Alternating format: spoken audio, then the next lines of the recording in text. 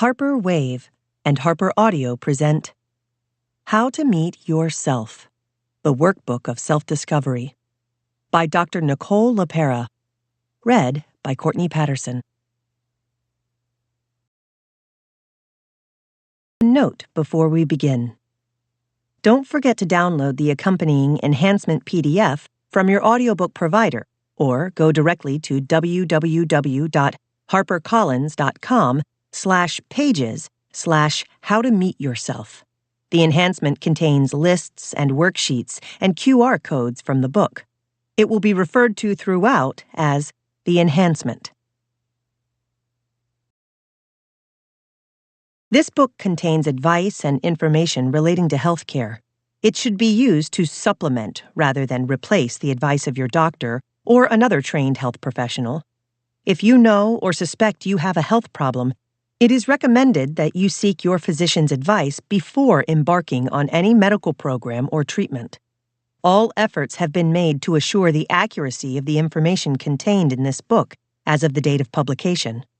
This publisher and the author disclaim liability for any medical outcomes that may occur as a result of applying the methods suggested in this book. This work is dedicated to Jacob Weekland, whose divine guidance helped channel the creation of these pages, all of which were brought forth in the weeks and months following his physical passing. Jake, you are so loved, and your presence is so felt. Introduction. Welcome to the beginning of a life-changing journey that has the potential to transform you at your very core. You've picked this book up for a reason. You may have sensed that something needs to shift in your life, and you're not alone in this feeling. If you're like most of us, you're probably stuck on autopilot, reliving the same habits day after day. You might know what you want to do differently, but just can't seem to change. Or you may feel unsure of where to even start. The reality is, most of who you are and what you do is determined by your past, not by your conscious choices today. This book is going to change that. An empowering shift happens when we learn that we live most of our lives on autopilot, and that we can awaken our consciousness to create new, healthy habits. By objectively and compassionately observing the physical, mental, and emotional patterns that fill our days and create our current selves, we can more clearly see what we do not want to carry into the future. Some people describe this shift as a sudden awakening or an aha moment. For others, this realization comes slowly and makes more and more sense over time. That's what is so beautiful about this journey. It will happen in different ways and will mean different things to different people. It will be uniquely yours. For some readers, it may be the first time in years or decades you've put your focus and attention on yourself. That choice will have a profound impact on your life. I've yet to meet a human who is fully aware of all the patterns that hold them back. We are all blind to parts of ourselves we are not yet willing or ready to face. Sometimes we are so focused on a particular issue that we don't even notice the different ways we ourselves play a role in perpetuating these difficulties. Only by understanding our habits are we able to change them to create space for a life of chosen purpose, compassion, and fulfillment. I created this workbook to serve as your guiding light, showing you a clear path to the truth of who you actually are. In my first book, How to Do the Work, I shared my manifesto on how to understand and heal from the dysfunctional patterns that hold us back from living up to our fullest potential. I wrote about reparenting, trauma bonds, nervous system regulation, and the inner child. I received feedback from thousands of readers who all shared a hunger for more information. Many wanted to go deeper, to learn more about themselves, and to develop tools to help them continue to explore and grow. Many looked for guidance on how to actually practice self-observation or self-witnessing to help identify the different subconscious habits that were keeping them stuck. After all, we have to be conscious of our dysfunctional patterns before we can set out to change them. This workbook is the answer to those requests, with exercises throughout that provide a complete toolbox for fully witnessing and reconnecting with your authentic self. While doing the work and applying the practices in this workbook, you will begin to become aware of the different habits you may have been repeating since childhood. Our earliest childhood experiences are imprinted deep within us. As we grow older, it is these earliest experiences that we unconsciously recreate. If we didn't feel safe or have our needs consistently met by our caregivers as children, we can become stuck in painful cycles as adults. The journey you are about to take in this workbook will allow you to see yourself from a new perspective, unlocking layers of self-awareness that will open you up to a new way of living. The exercises throughout will help you fully witness yourself without judgment and release the patterns in your life that are holding you back or keeping you stuck. I know all about feeling stuck.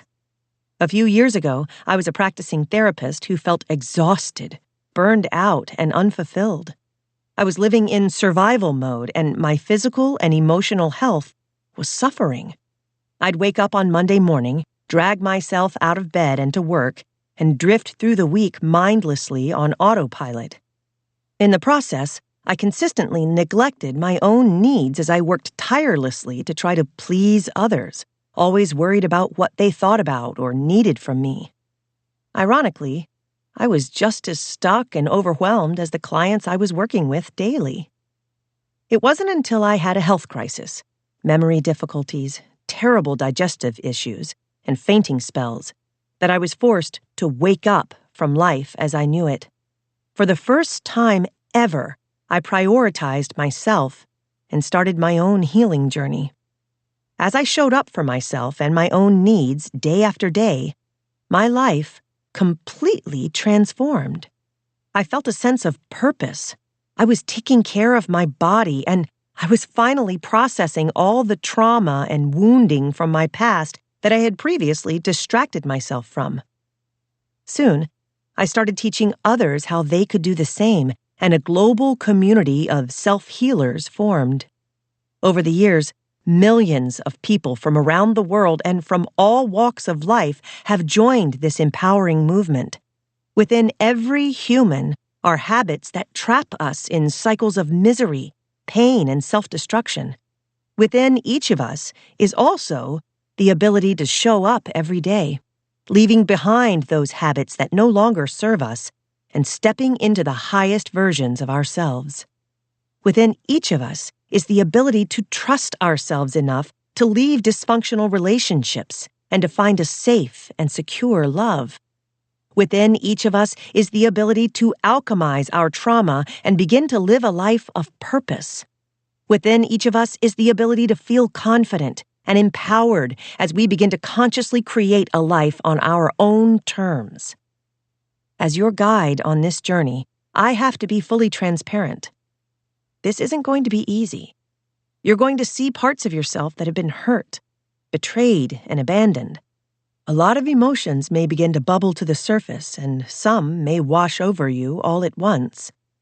If you're new to inner work, some of the concepts in this book might be things you've never thought about or talked about with friends or family. That's okay. At some point, we are all new to this. And everyone goes through the feelings of doubt and fear, so you are not alone.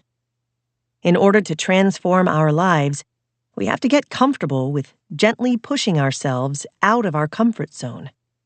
Our comfort zone is what's familiar to us, and on this journey, you'll learn that what's familiar isn't always aligned with what is best for us. The more we show ourselves that it's safe to leave the familiar, what we know, the more we open ourselves up to the growth and expansion that are always available to us in any new moment. I designed this book to be completely self-guided. It can be used at your own pace, and all of the exercises can be completed wherever you feel most comfortable. If you need to take breaks, take them. There really is no wrong or right way to do this work. You're more than welcome to bring these exercises into therapy, share them with friends, or complete them with a partner who wants to begin their own journey. It's important to feel total agency to choose what is best for you. Recovering our power to choose is foundational for each of us. I believe a new paradigm is coming to mental health, one that assures us that there is nothing inherently wrong with any of us. The truth is, you are resilient, capable, and possess limitless potential, and through this work, you're going to become an active participant in accessing those capabilities. In this book, I've laid the foundation, and you will become the builder of your future, even if it might be hard for you to envision right now. It's okay if you can't make out the details. All you need at this moment is the belief that you can change. Everything else will come with time and practice. Thousands of people from every walk of life have created profound transformation with the foundational tools that are presented in this book. And now, you can too. Now, take a deep breath, and let's begin. How to get started. Begin with the intention setting exercise. This exercise sets the tone for this journey. It's important to take the time to complete it. Commit the time.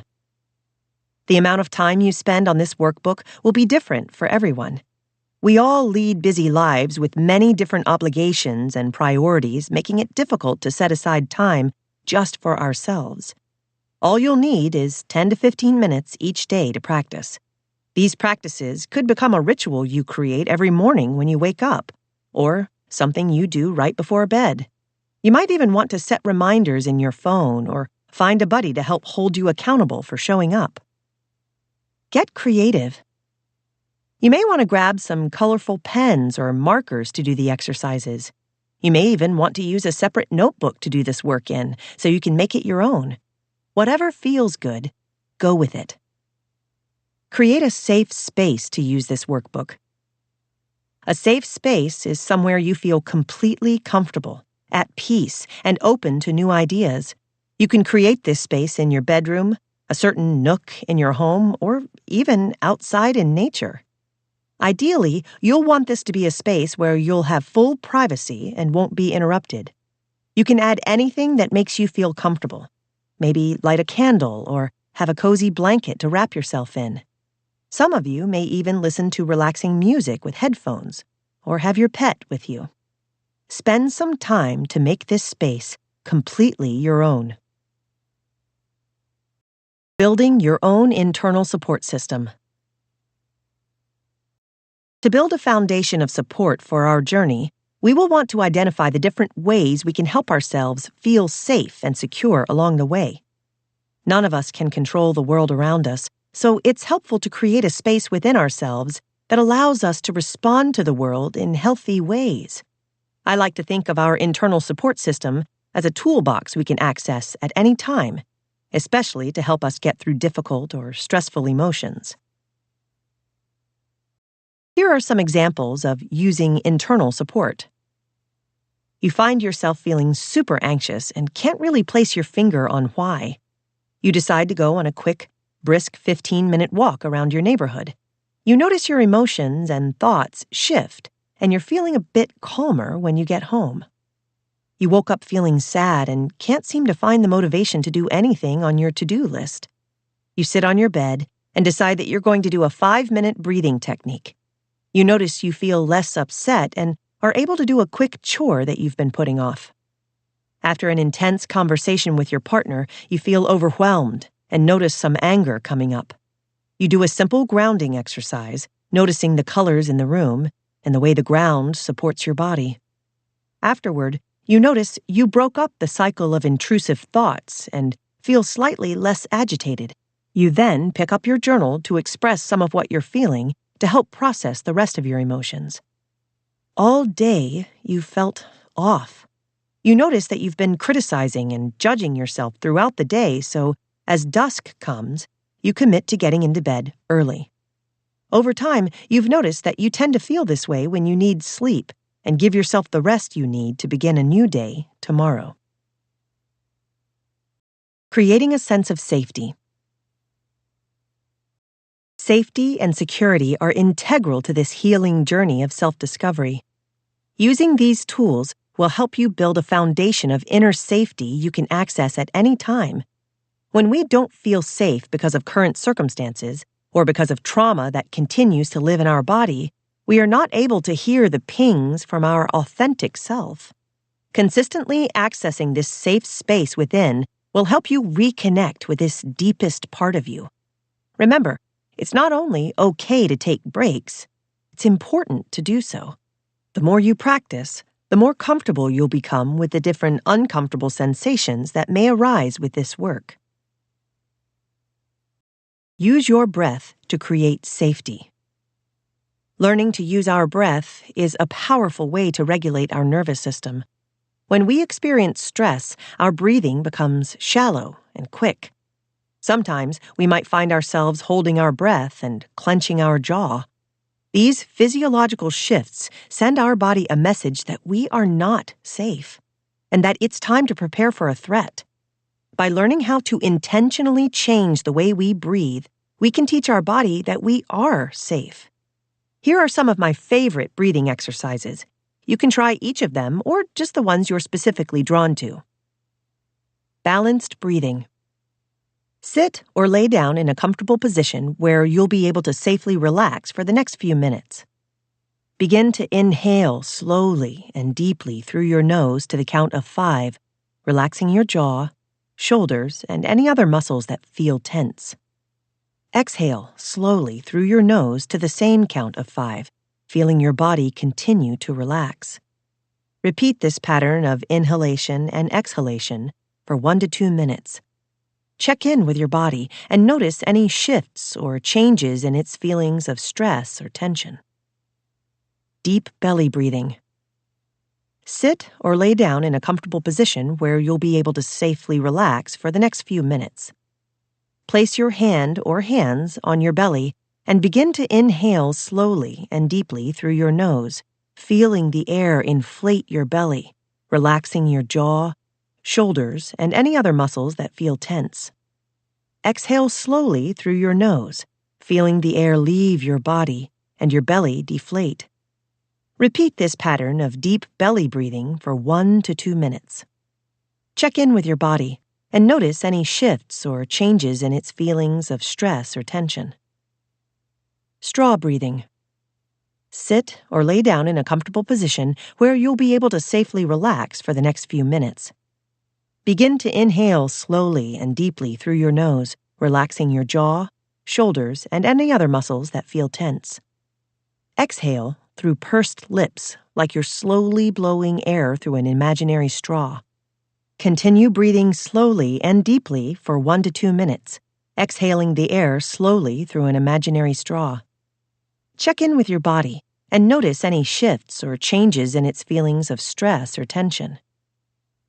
4-7-8 breathing. Sit or lay down in a comfortable position where you'll be able to safely relax for the next few minutes. Begin to inhale slowly and deeply through your nose for 4 seconds. Hold your breath for 7 seconds, and then exhale for 8 seconds, relaxing your jaw, shoulders, and any other muscles that feel tense. Repeat this pattern of 4-7-8 breathing for 1 to 2 minutes. Check in with your body and notice any shifts or changes in its feelings of stress or tension. Box breathing. Sit or lay down in a comfortable position where you'll be able to safely relax for the next few minutes. Begin to inhale slowly and deeply through your nose for 4 seconds. Hold your breath for 4 seconds, and then exhale for 4 seconds. Wait 4 seconds before your next inhalation. Repeat this pattern of box breathing for 1 to 2 minutes. Check in with your body and notice any shifts or changes in its feelings of stress or tension. Alternate nostril breathing. Sit or lay down in a comfortable position where you'll be able to safely relax for the next few minutes. Gently close your right nostril with your right thumb and inhale slowly and deeply through the left nostril. Then close the left nostril with your right finger and release your thumb, exhaling slowly through the right nostril. With the right nostril open, inhale slowly and deeply, then close it with your right thumb, exhaling slowly through your left nostril. Once your exhalation is complete, inhale through the left and begin the cycle again, repeating this pattern of alternate nostril breathing for 1 to 2 minutes. Check in with your body and notice any shifts or changes in its feelings of stress or tension. Check in with your senses.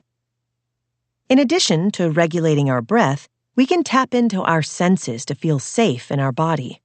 Activating our senses helps us more fully focus our attention on the present moment, calming our body's stress response by helping us feel grounded, safe, and secure. Take a moment to reconnect with your sensory environment by asking yourself the following questions. What do I hear right now? What do I see? What do I taste? What do I feel touching my body or skin? What do I smell? Create a sensory experience. Using your senses helps to ground you or to shift your attention away from your thinking mind to what's happening in your body or in your surroundings. This can be incredibly helpful when your thoughts are causing stress or emotional overwhelm. Using this list, pick one activity to practice this sensory grounding exercise.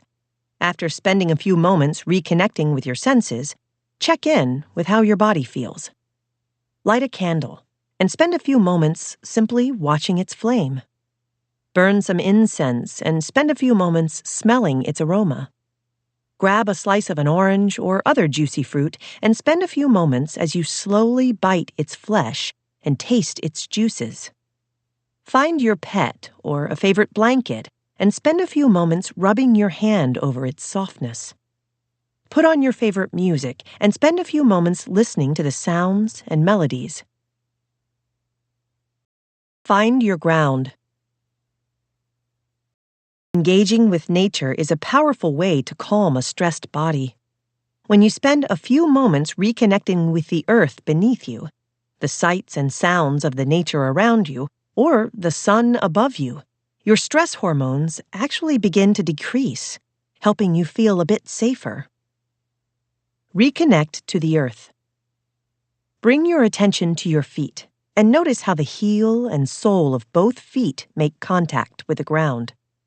Take your shoes off, if possible, for extra contact with the earth. Spend 2 to 5 minutes just feeling the ground underneath you. Surround yourself with nature by sitting in a garden or a local park, or visiting your plants and spend 2 to 5 minutes fully experiencing the nature around you. Stand in the sunshine and focus your attention on the feeling of its warmth on your skin. Nature heals. Research consistently shows that being surrounded by nature for as little as 20 minutes can lower stress hormones. Even being in the sun for a few minutes can help increase serotonin and dopamine, chemicals that play a role in our feelings of well-being. Find the nearest park, hiking trail, or even a spot in your backyard, or sit outside on the next sunny day and notice the effects of spending this time outdoors. Visualize safety and relaxation. Take a seat or lay down in a comfortable space where you can safely relax and won't be interrupted. Close your eyes, if it feels safe to do so, and focus your attention on your breathing. Begin to picture a white, glowing light around your heart. As you continue to breathe deeply, imagine the white light becoming stronger and feel your heart softening and opening at the same time. As you begin to feel more relaxed, envision the white light filling the entire area of your chest and repeat aloud or silently to yourself, "My heart is safe. I am safe. I am open and free." Set your intention. Now that you have a set of tools to help you find safety and security, it's a good idea to begin practicing these exercises as consistently as possible. Developing strong inner resources will help you continue to build the foundation of security needed for your journey toward your authentic self. For your pathway forward to appear, you must now get clear on where you are going. You do that by setting an intention. Before you set an intention, it's helpful to understand what an intention is. An intention is a purpose or goal that you've chosen to experience. It's an awareness of our state of consciousness and the forethought that allows us to become active participants in the way we show up in our life. In the following intention-setting exercise found on the enhancement, the purpose or goal that you are choosing to pursue is the embodiment of your future and best self, your authentic self. To become your authentic self and live the life you want to live, you need to begin to explore who that person is and what that desired life looks like for you. You will want to spend time imagining what it feels like to be that person. The more detailed the vision and intention, the more powerful the result. Being intentional means taking consistent action, and the activities offered throughout this workbook will help you determine what that looks like for you. Everyone's intention will be specific to them because we each have our own unique essence and purpose in the world.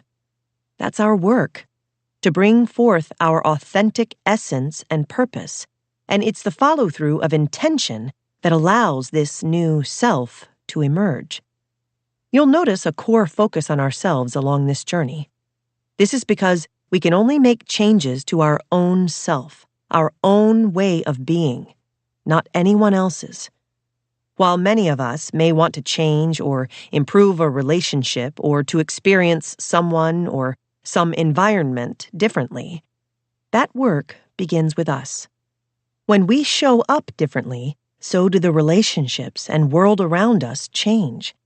When we change ourselves, we change our world. Though it is very common to do so, the exercise found on the enhancement is not a space to critique or judge your current self and environment. This is purely a space to close your eyes and imagine what it may look and feel like to actually be that highest version of yourself, to live their life, to be in their environment. It may be challenging to call to mind the details of what this desired version of you looks like, and those details may change over time. That's okay, and it's perfectly normal. You can, and should, instead, try to always focus on how it feels within your body when imagining this future you. Let's begin. 1. Find a space where you can take a few moments to sit or lie safely and comfortably without interruption. Close your eyes if you feel safe to do so. 2. Take a moment to envision the future you currently want for yourself in as much detail as you can. Imagine what it's like to live this future life. Imagine what you're doing, where you are, how you feel, who you're with. Use the prompts at the end of this section, which can also be found in the enhancement, to help bring the details of this vision into your own mind. Practice focusing your attention on how your body feels as you begin to mentally and emotionally embody this future life. 3. Write down the details. There are no right or wrong responses here. We are simply imagining and letting our creativity flow. Remember to tune in to your body and how you feel physically while asking these questions. For example, you might want to practice embodying feelings of energy, lightheartedness, or ease in your body. When envisioning your future self, how do you feel? What are you doing? What are you thinking? Who are you spending time with? Where and with whom are you living?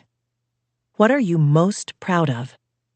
What do you do for work or to financially support yourself? How do you feel in your relationships with romantic partners, friends, business associates, etc.? What self-care routines do you have?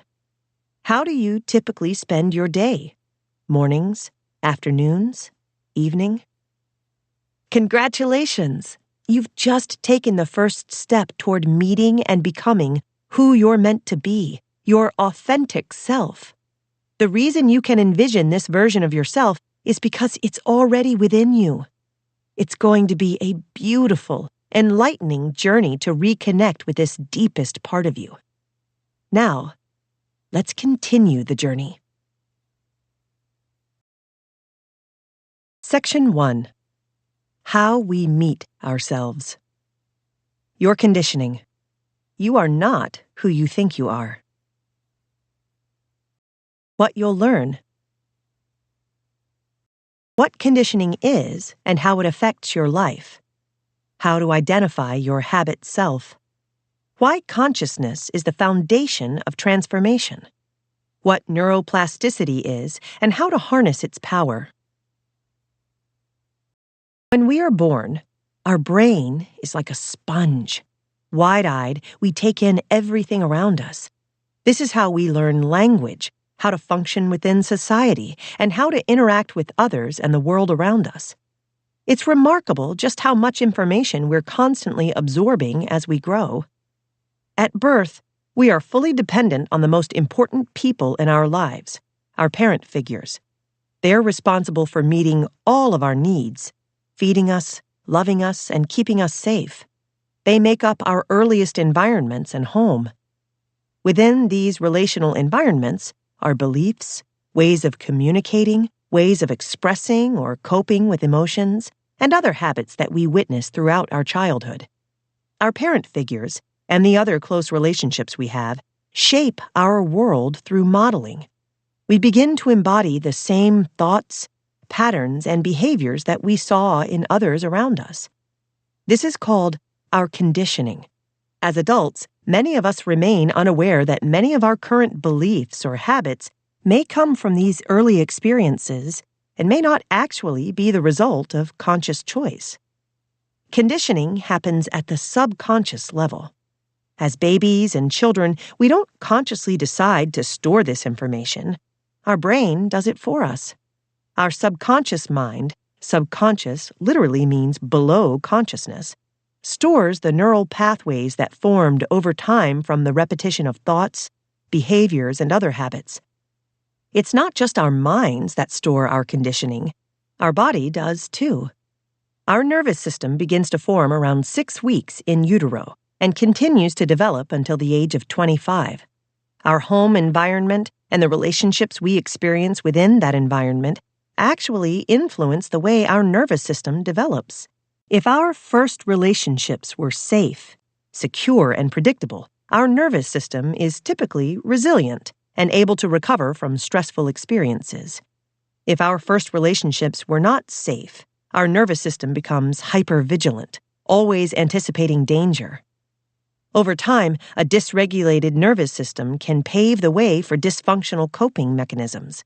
Substance use, reactivity, self-sabotage, excessive working, insecurity, or an inability to trust ourselves and others, and disconnection.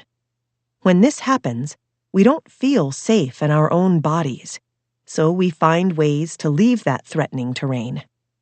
The most common way people leave their bodies is through a process called dissociation, where our bodies are physically present, but we are mentally gone somewhere else. People describe this experience as feeling haziness, confusion, or getting lost in thought or distracting behaviors, often losing large chunks of time. These days, many of us do this daily when we scroll endlessly on our phones, disconnecting from our body and wondering where our time goes. Dissociation was my learned way of coping, and is a reason that, as an adult, I actually have very few childhood memories. Escaping my body was a safe way to protect myself from experiences that felt too overwhelming for me as a child. Like me, you may discover on this journey that you have beliefs, coping styles, and behaviors you continue to repeat, even though they no longer serve you. None of us could choose the habits modeled to us in childhood, and it is unhelpful to think about them as bad or good. They are simply information we picked up in our earliest years, from adults who were doing the best they could with the level of awareness and tools they had modeled to them in the environments and circumstances in which they lived. Thankfully, now, as an adult, you have the profound ability to witness your conditioning and make space for new choices that are more in alignment with who you actually want to be and who you actually are at your core. Meet your habit self. Our habit self is formed through our conditioning, or repeated past experiences. Our habits are biologically imprinted into our brain and our nervous system and include the different ways we take care of our physical body, navigate our emotions, express ourselves, relate to others, and behave in our communities and environments. All of these reactions are likely based on our childhood perception of what we needed to do or how we needed to be in order to feel approved of, safe, and loved. Because we were completely dependent on others to care for us, staying connected to those around us was necessary for our survival. This left us no choice but to adapt to the world around us. And so we did. Some of us grew up with an overbearing parent figure who monitored us closely, how we dressed, what we thought, or how we acted. Since being ourselves wasn't accepted or allowed in childhood, we may continue to be who we think other people want us to be, or might develop a habit of looking to others to figure out how to behave. Some of us grew up in a home where a parent figure yelled and frightened us when they were upset. In adulthood, we might develop a habit of micromanaging other people's feelings to avoid upsetting anyone or being on the receiving end of similar explosive behavior. Alternatively, we may hide parts of who we are, fearing we will be punished or shamed, as we once were, if we show them to others. When we've had an emotionally distant parent figure who didn't or couldn't connect with us to guide us through our difficult childhood emotions, we may develop a habit of keeping ourselves distant, disconnected, or distracted in our relationships. We don't do this because we want to hurt others. We do this because we are afraid of feeling rejected, abandoned, or ignored as we did in childhood. In order to cope, we continue to keep a distance from people because we don't want to experience that pain again. At the same time, we deeply crave emotional closeness, which causes us to be at conflict within ourselves. As many of us know far too well, some of our habitual patterns can cause us harm. How often have you snapped at a partner or yelled at your child about a minor inconvenience, then quickly recoiled in shock at your reactivity? Or how often have you told yourself you're going to change something and within a few days, you're back to the same behavior? Identifying with these examples means you're human. These patterns of reactivity and unhelpful habits are not who you are and are instead a product of what you experienced. For most of us, our earliest habits and patterns were based primarily on satisfying other people's needs, not our own. So we continue to live our lives for other people well into adulthood. Chronic people-pleasing becomes a coping mechanism, and over time we end up feeling resentful and unfulfilled. At the same time, we may not even know what our needs are, so we remain understandably unable to meet them. For many of us, this cycle is almost entirely unconscious, occurring outside of our awareness. To break this habit of sleepwalking through life, we are now going to learn how to become conscious so that we can see these patterns and wake up to a new way of living. When we are conscious, we are more aware of what we think, how we feel, and how we behave. Becoming conscious or aware in the present moment will allow us to make choices beyond our habit self to rediscover who we really are. We can learn to identify and understand our needs, creating space for us to practice new ways of meeting these needs, rather than continuing to rely on the habits that are stored in our brains. Like many of you, I spent years living as a chameleon, doing things for external validation, or because I felt obligated to put others before myself. Learning how to become conscious has allowed me to break those habits and learn how to connect to my intuitive voice within in order to meet my own needs. Consciousness. Pause for a minute and close your eyes. As you close your eyes, pay attention to the thoughts that come up. Witness the sensations that arise in your body. Notice how your feet feel on the floor or how this workbook feels in your hands. Maybe you notice feelings of frustration or boredom. Maybe you immediately think of the chores you have to do. Congratulations! You've just experienced consciousness, the act of becoming aware of your thoughts, feelings, and bodily sensations. At its simplest, consciousness is awareness of our internal and external experience. Many of us believe we are the voice within our mind or our thoughts. We are so attached or lost in those thoughts that we are actually unconscious to the rest of our life experience. Hearing this, some of you may wonder who you are if you are not your thoughts. You are the thinker of the thoughts, the human being able to access conscious awareness to observe your own thoughts. You are not the thoughts themselves. When we are not conscious, it's like we're sleepwalking through life in a state where things just happen to us. This state of reactivity is not only disempowering, it also results in many of us, understandably, feeling like victims of our circumstances. Living a conscious life allows us to experience life in the present moment. It allows us to actually begin to choose how we respond to our experiences and to the life around us. It's in the consciousness of the present moment that we find the ability to create and transform both ourselves and our world. Of course, we won't always be conscious, and that's okay. It can be almost impossible to be conscious all of the time, especially at the beginning of this practice. The goal is to understand how to utilize consciousness to zoom out to a wider view of ourselves and our life experience. On the enhancement is a foundational practice called the Daily Consciousness Check-In. Within my global healing community, the Self-Healer Circle, each member begins with this practice, and the results are incredible. This is the pathway to awakening to the truth of who we actually are. Daily Consciousness Check-In. Now that we understand the concept of consciousness, we can begin to apply this practice in our lives using a tool called the Daily Consciousness Check-In. Most of us spend the majority of our time in our heads, largely unaware of what's happening in or around us. In order to become truly aware of ourselves and our habits, we need to take a moment to disconnect from the stream of endless thoughts running through our minds all day, every day. Taking note of what you're paying most attention to will help you become more aware of yourself and your surroundings. This exercise will help you become conscious of how often your subconscious autopilot, or your habit self, is calling the shots. When we're not conscious, our autopilot is making our choices for us. When you witness how much this is the case, you can understand why you are not necessarily who you think you are.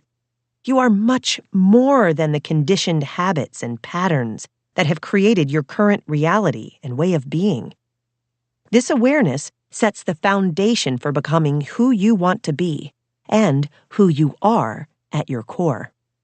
To awaken consciousness and increase self-awareness, try practicing the following consciousness check-in. Set an intention to create 3 moments throughout your day when you can pause and check in with just 2 things: what you're doing and where your attention is at that moment. To help you remember and follow through, set an alarm or reminder on your phone for the morning, afternoon, and evening. When your alarm goes off, notice and ask yourself the following: what am I doing? Where is my attention/what am I paying attention to? If I'm lost in thought, what am I thinking? Using the space on the enhancement or the notebook that you've chosen, write down your answers to both questions each time your alarm goes off. Practice this from a space of self-compassion and curiosity, without judgment. Notice yourself. Are you fully immersed in what you're doing at the moment the alarm sounds? Whether it's washing dishes, watching TV, or talking with a loved one, are you fully engaged in the present moment?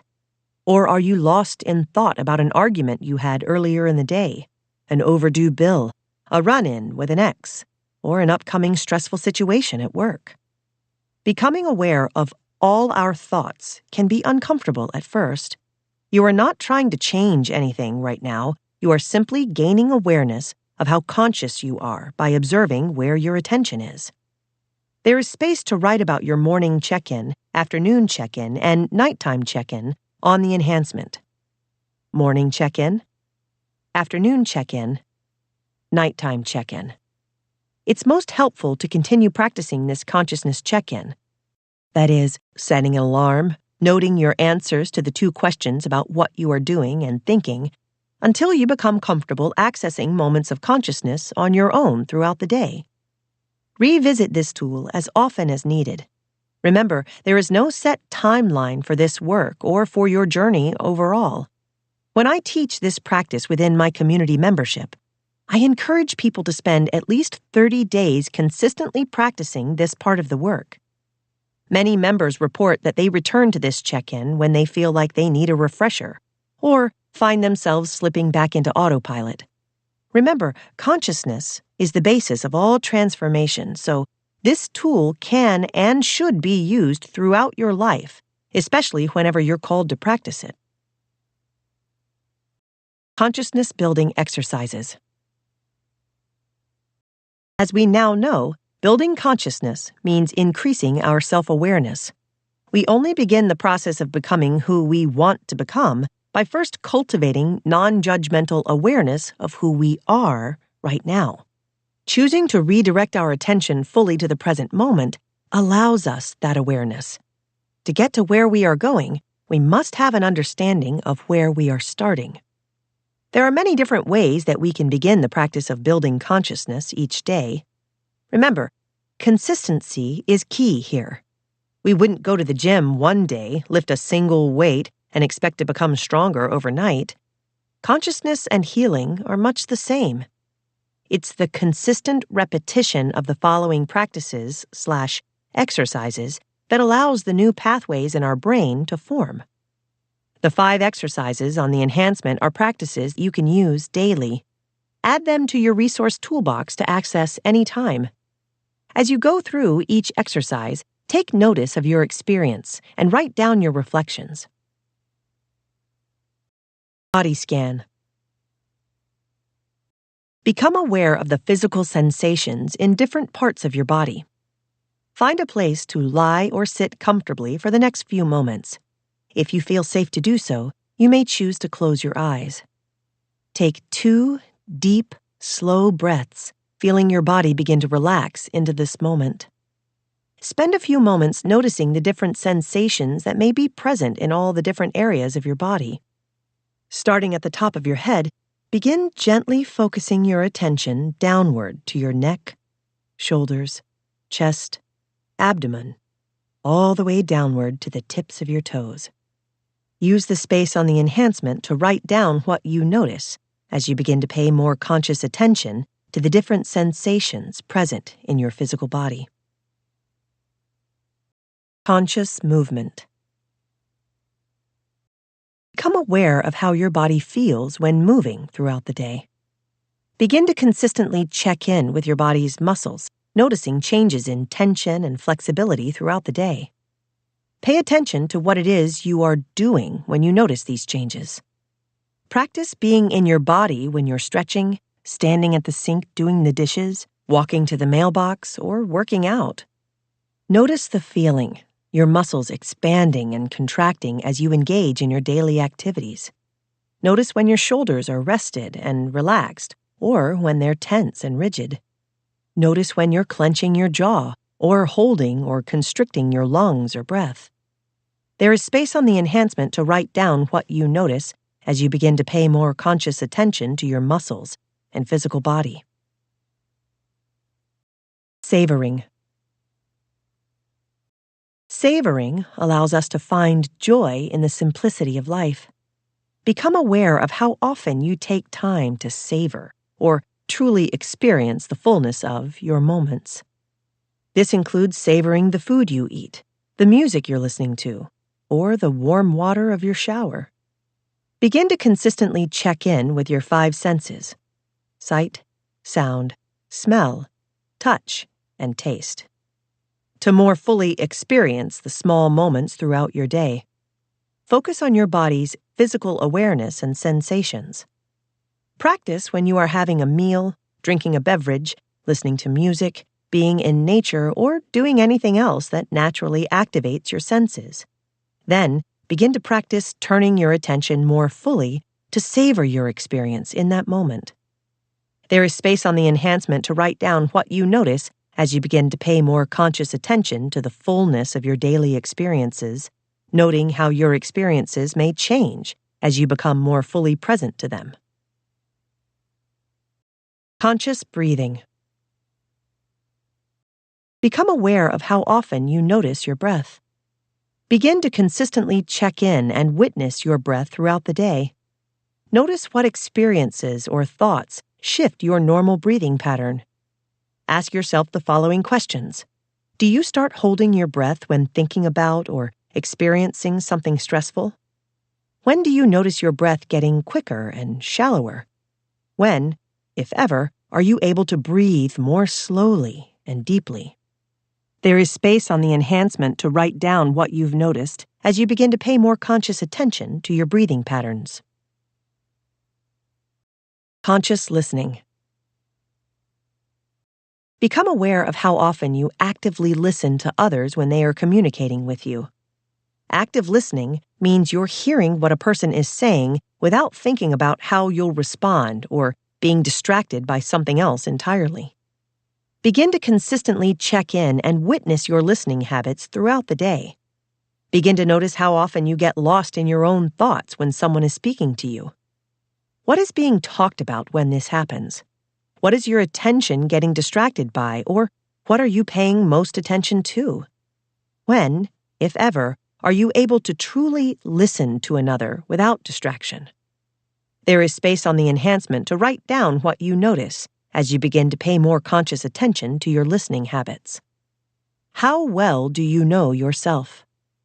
As you prepare for your journey of self-discovery, it's helpful to have a benchmark for where you are beginning. Give yourself a few moments to take the quiz found on the enhancement. This quiz will help assess your current level of self-awareness and will be visited again to get a sense of how far you have come in discovering, uncovering, and embodying your true, authentic self. Remember to be compassionate with yourself. This is simply your starting point. The neuroscience of change. Though our habit self can keep us stuck in old patterns that may not reflect our true self, the good news is that repeating the past doesn't have to be our destiny. The brain is not a static, inflexible organ, but can change throughout the course of our lives, a quality known as neuroplasticity. In 1968, neuroscientist Bruce McEwen discovered that although stress changes the structure of the brain and can even cause shrinkage in certain areas, this impact was not always permanent. In fact, as he revealed, our brain has the ability to continually rewire itself by creating new neural connections, or synapses, over time. This finding proved for the first time that the adult brain was plastic or changeable, contrary to prior belief that it operated more like a computer with a set program. Our brain is constantly rewiring itself by strengthening the frequently used synapses and neural networks and pruning or eliminating the ones used less often. The thoughts and actions we repeat over and over each day make some synapses stronger, while other synapses weaken, leaving most adults with about half the neural connections they had in childhood. Think about your own life. You've likely thought the same thoughts, recycled the same feelings, and continued the same behaviors countless times. By doing this, you've created pathways within your brain that have resulted in your present-day neurological structure. This neurological structure influences how you experience everything in your life. Thankfully, we have influence over our brain and its neural development, and we can engage in daily, intentional practices to improve our brain's ability to grow new neural connections. Keep these 3 things in mind on your journey. 1. New neural pathways are created through consistent, daily repetition. 2. Learning something new or trying something new is the best way to harness neuroplasticity. You've already done that by embarking on this journey. 3. As you create new neural pathways, there will be mental resistance, a natural discomfort we all feel around change. You might feel frustrated, want to procrastinate, or lack motivation to start or continue on. This is a natural part of the transformation process that we all face. The work is to just keep showing up. Before we move on to the next exercise, it's helpful to understand the mental resistance you'll naturally experience along your journey.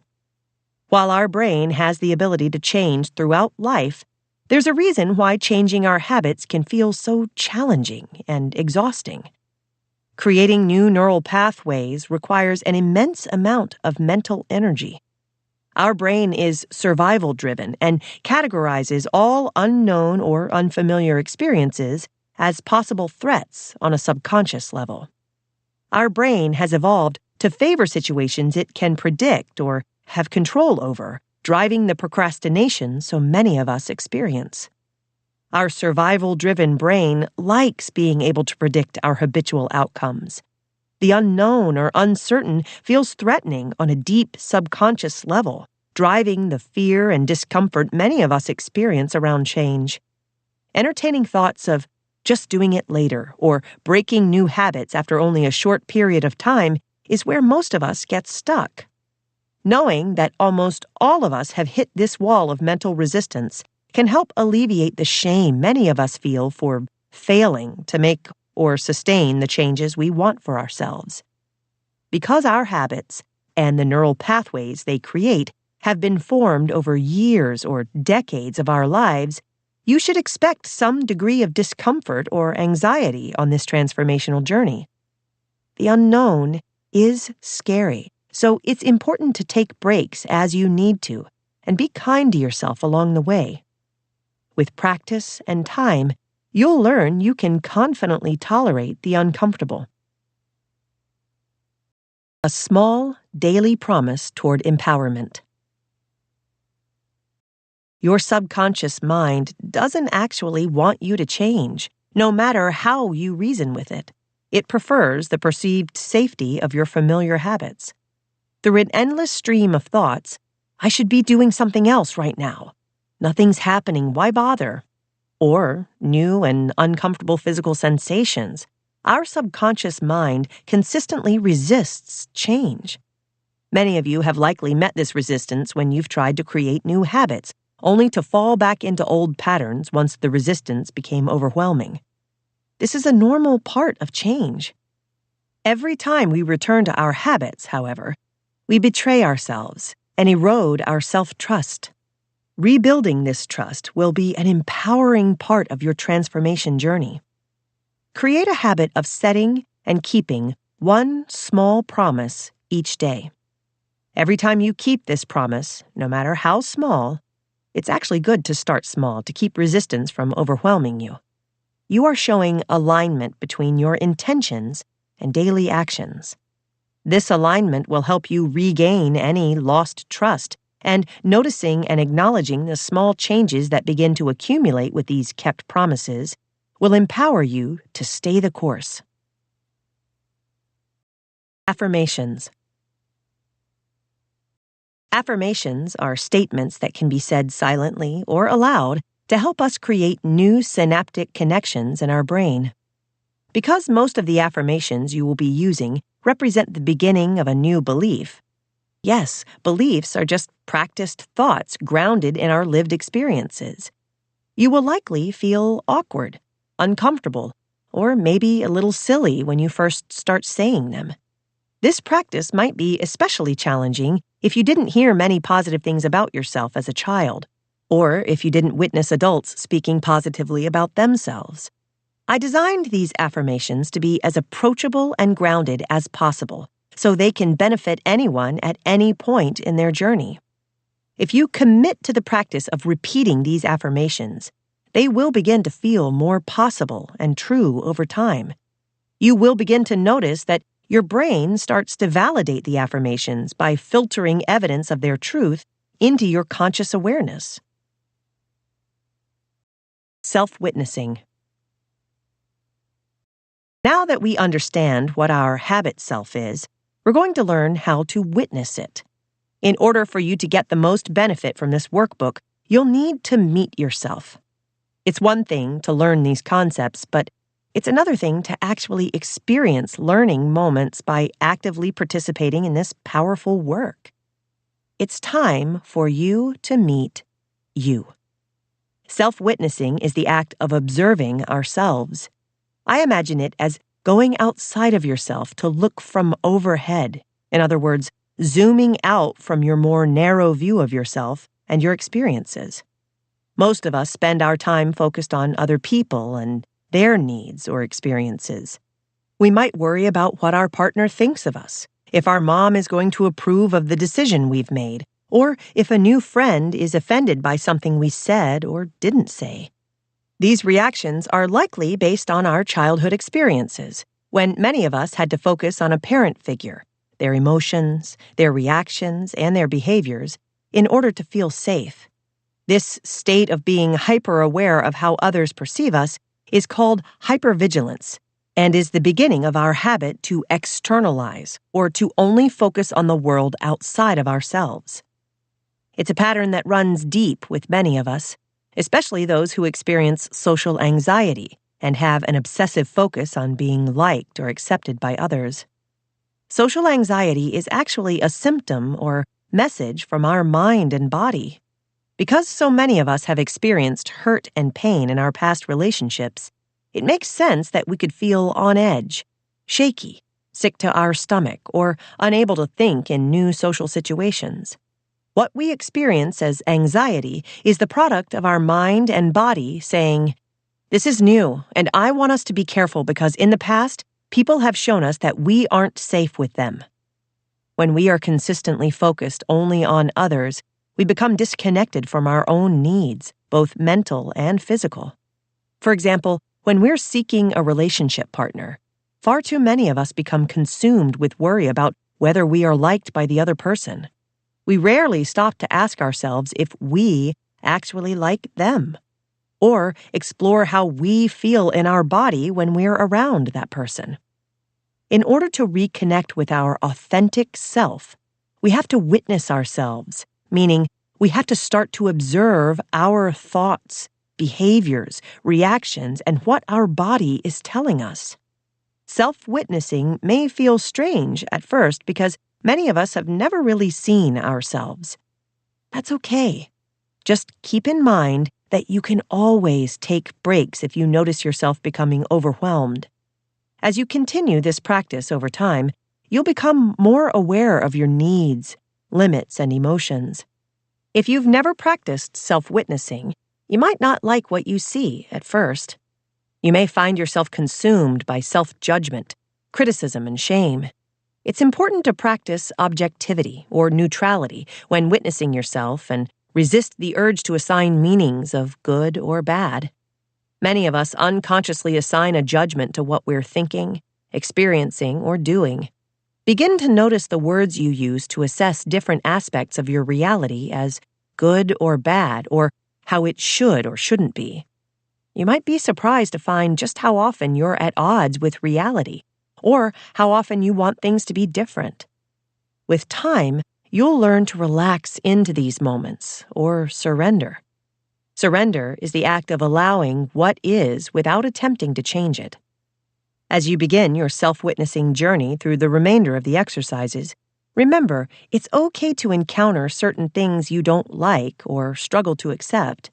There are many times that I still struggle to accept parts of myself or things I experience. This is part of being human. Whatever you observe yourself noticing, thinking, or feeling is completely okay. There is a difference between incessant self-analysis, which is often critical, and self-witnessing. The goal of self-witnessing is to learn how to see ourselves clearly and in a way that is neutral, compassionate, and accepting. Keep this in mind as we continue onward to the next stop on our journey, witnessing our habit self. How to use affirmations. Repetition is key in creating new neural pathways, so you want to repeat these affirmations at least one time each day. This should take no more than 1 or 2 minutes. You can write these statements down in a journal or put them on a sticky note inside your bedroom, on your refrigerator, or in your car, any place where you might see them throughout the day. Breathe deeply and, as you speak, try to sense in your body what these affirmations would feel like if they were true. With practice, you'll get more comfortable doing this. Affirmations for self-transformation. Every day I am learning more about who I actually am. I am growing every day. I am a powerful creator of my own life experience, and I can choose how I respond to the world around me. I am safe. I am worthy of love and acceptance, and I choose to give this to myself every day. I appreciate myself and everything that makes me unique. I have gifts within me that are slowly starting to reveal themselves. My life has meaning and purpose. I forgive myself.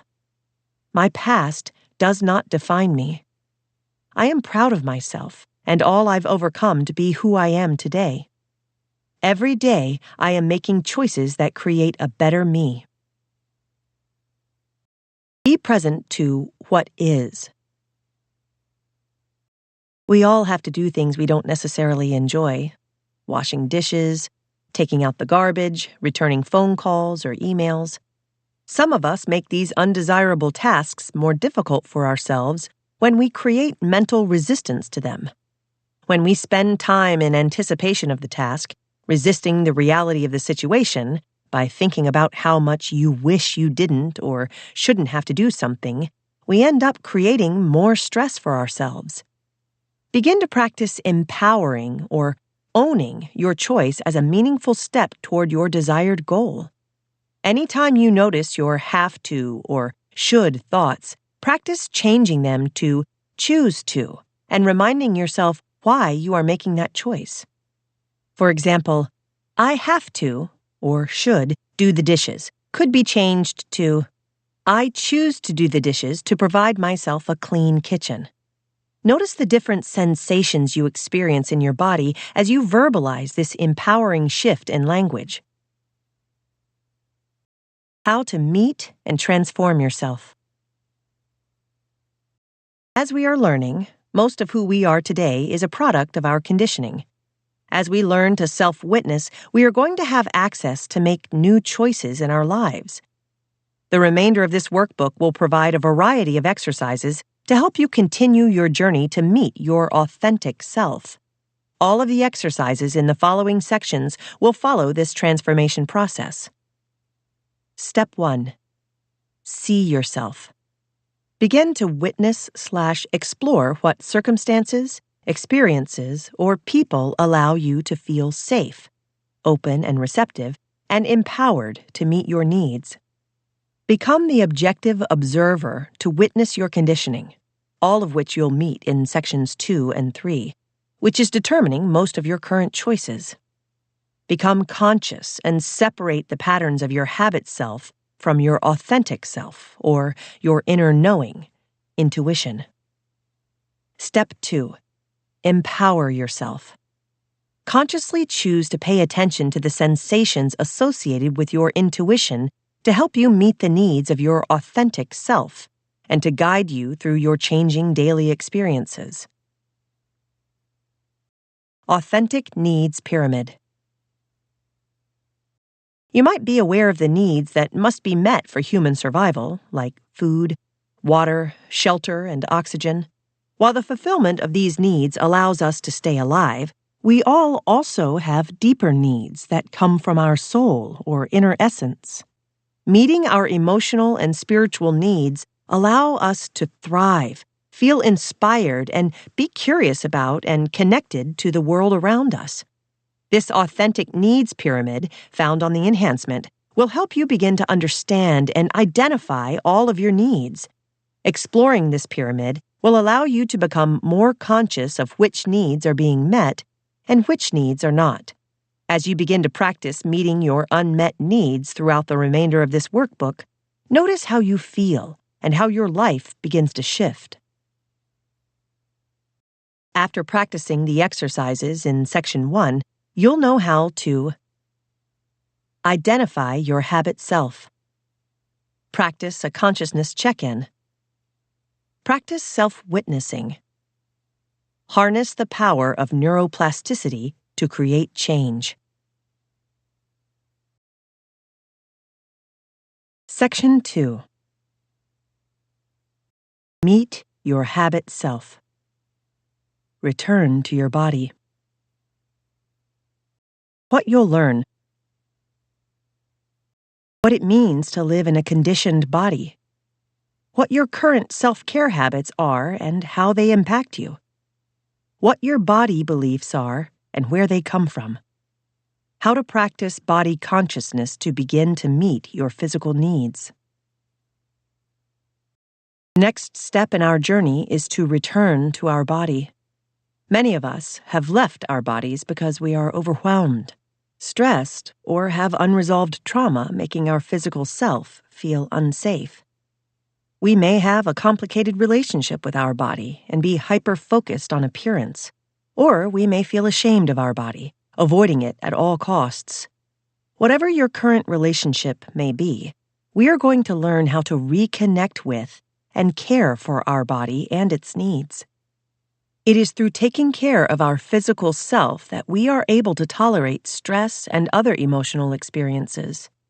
If you've been disconnected from your body for a long time, many of your physical needs have probably gone unmet. As you learn how to identify and meet those needs, you will create a safe, home base to return to after any upsetting experience. When our physical needs are met, our body sends a message to our brain that we can relax within the present moment because we are safe. Similarly, our body is constantly sending messages to let us know when its needs are not being met. As you engage with the exercises in this part of the workbook, you will begin to witness your body sending you these signals. You may notice a grumbling stomach when you're hungry, sore muscles when you are tired, emotionally upset or stressed, or quickened breathing when you are worried, anxious, or excited. This is all important information your body is offering you, and when you are connected to it, you can hear its messages and respond to its needs. As you complete this section of the workbook, you're going to become more and more attuned to these subtle messages. This is a sign you're headed in the right direction. Of course, not all of us are privileged to live in a world that allows us to easily meet our needs. Many of us live in unsafe environments, don't have access to resources that support our well-being, have inflexible working hours, care for children or elders, or contend with other priorities that require much of our attention.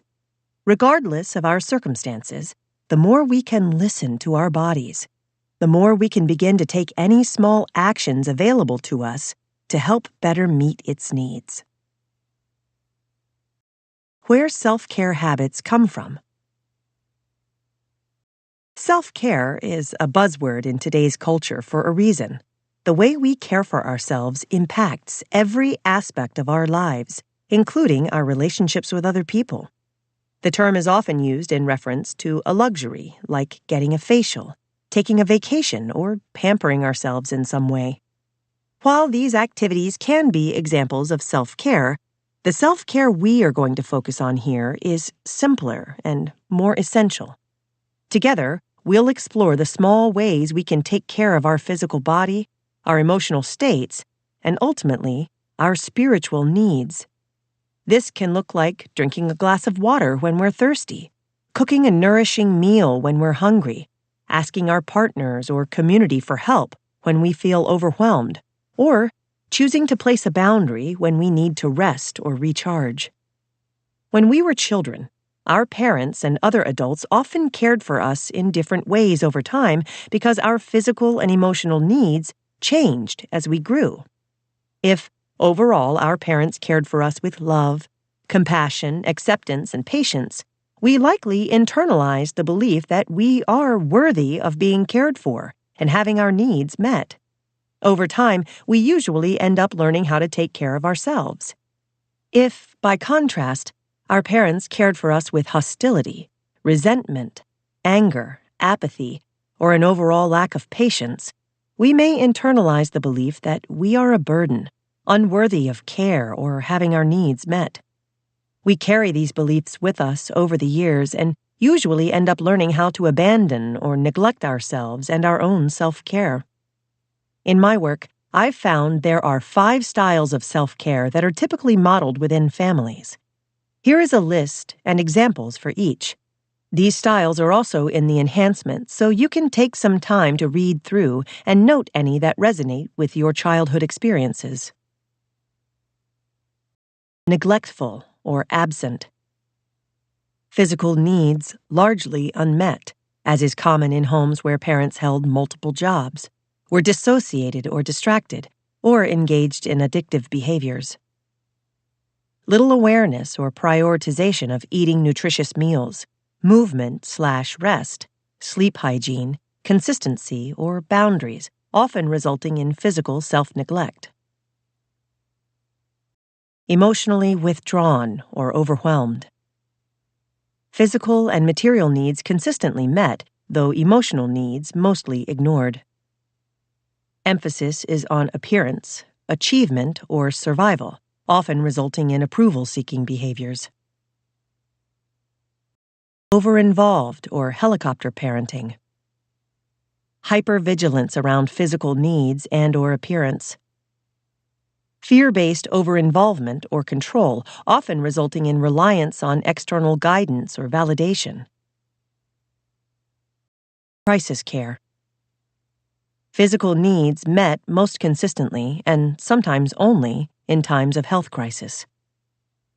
Closeness and connection felt through sickness or crisis, as is common in homes with chronic health issues or addictive behaviors, often resulting in emotional need entanglement, or confusing another's needs for our own, or attempts to get emotional needs met through acts of physical care. Violating or abusive. Physical need for safety actively violated or weaponized, as is common in households where active physical, verbal, or sexual abuse is present. Emphasis on survival only with overall neglect of other needs, emotional or spiritual. Once you've gained awareness of the style of self-care you experienced in childhood and have reflected on how your parent figures cared for themselves, you can begin to better understand your current self-care habits and establish new, more supportive ways of caring for yourself. Your conditioned body. Just as our minds have been conditioned, so have our bodies. Our body typically operates on autopilot, eating, moving/resting, and sleeping based on a routine we usually don't even have to think about. Thankfully, unconscious processes take care of our digestion, breathing, metabolism, hormonal balance, and the various other processes that keep us alive. Starting in childhood, we witness and begin to repeat self-care habits that eventually get stored within both our minds and bodies.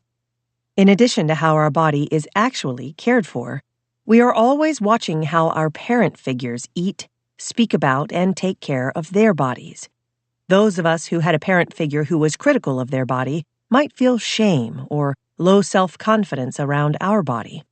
Others who had a parent who was always dieting or depriving themselves of food may adopt these same habits, believing that losing weight will make them good enough or worthy of love and acceptance. These messages can be further reinforced through media messaging that has historically depicted thin bodies as more beautiful or desirable than other bodies. Sometimes the messages we received about our bodies were far more direct. Many of our parents consistently commented on our physical appearance, restricted our diets, or compared our bodies to those of siblings, cousins, classmates, or friends. The message we receive as children led us to form the beliefs that my body isn't good enough, my body isn't lovable, or other bodies are more worthy of love and acceptance. I need to look like them so that my body can also be worthy of love and acceptance. Aside from comments on the physical size of bodies, it's also important to acknowledge other types of body shaming. Growing up, many of us rarely saw diversity in skin color, ethnicity presented in television, media, and movies. This lack of representation has a deep impact, sending us the subconscious message that there is a specific version of who is acceptable, attractive, or desirable in our society. Thankfully, we are beginning to see a shift in these practices, with a greater representation of diverse bodies in mainstream media. This is an incredibly important step in helping marginalized people access a deeper level of body acceptance, though there is still much work to be done. Contrary to the messaging we receive from media, entertainment, and within our families, our body isn't what makes us lovable or unlovable. There is actually no such thing as a universal version of attractiveness for all humans. We are unique beings with a wide variety of body types, all of which are beautiful and worthy, regardless of what messages we have internalized.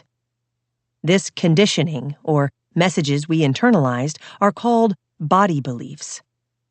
Most of our body beliefs are subconscious, meaning we aren't even aware we have them, yet they impact our relationship with our body, our behaviors, and our self-worth.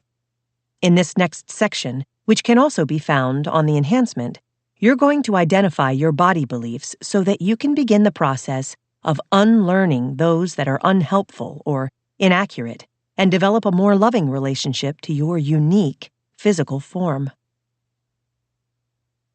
Your inherited body beliefs. How did your parent figures or other caregivers care for their own bodies? How did your parent figures or other caregivers talk about their own bodies? How did your parent figures or other caregivers talk about your body? When you were young, do you have a memory of admiring a person's beauty or a specific body type? If so, what did this person look like?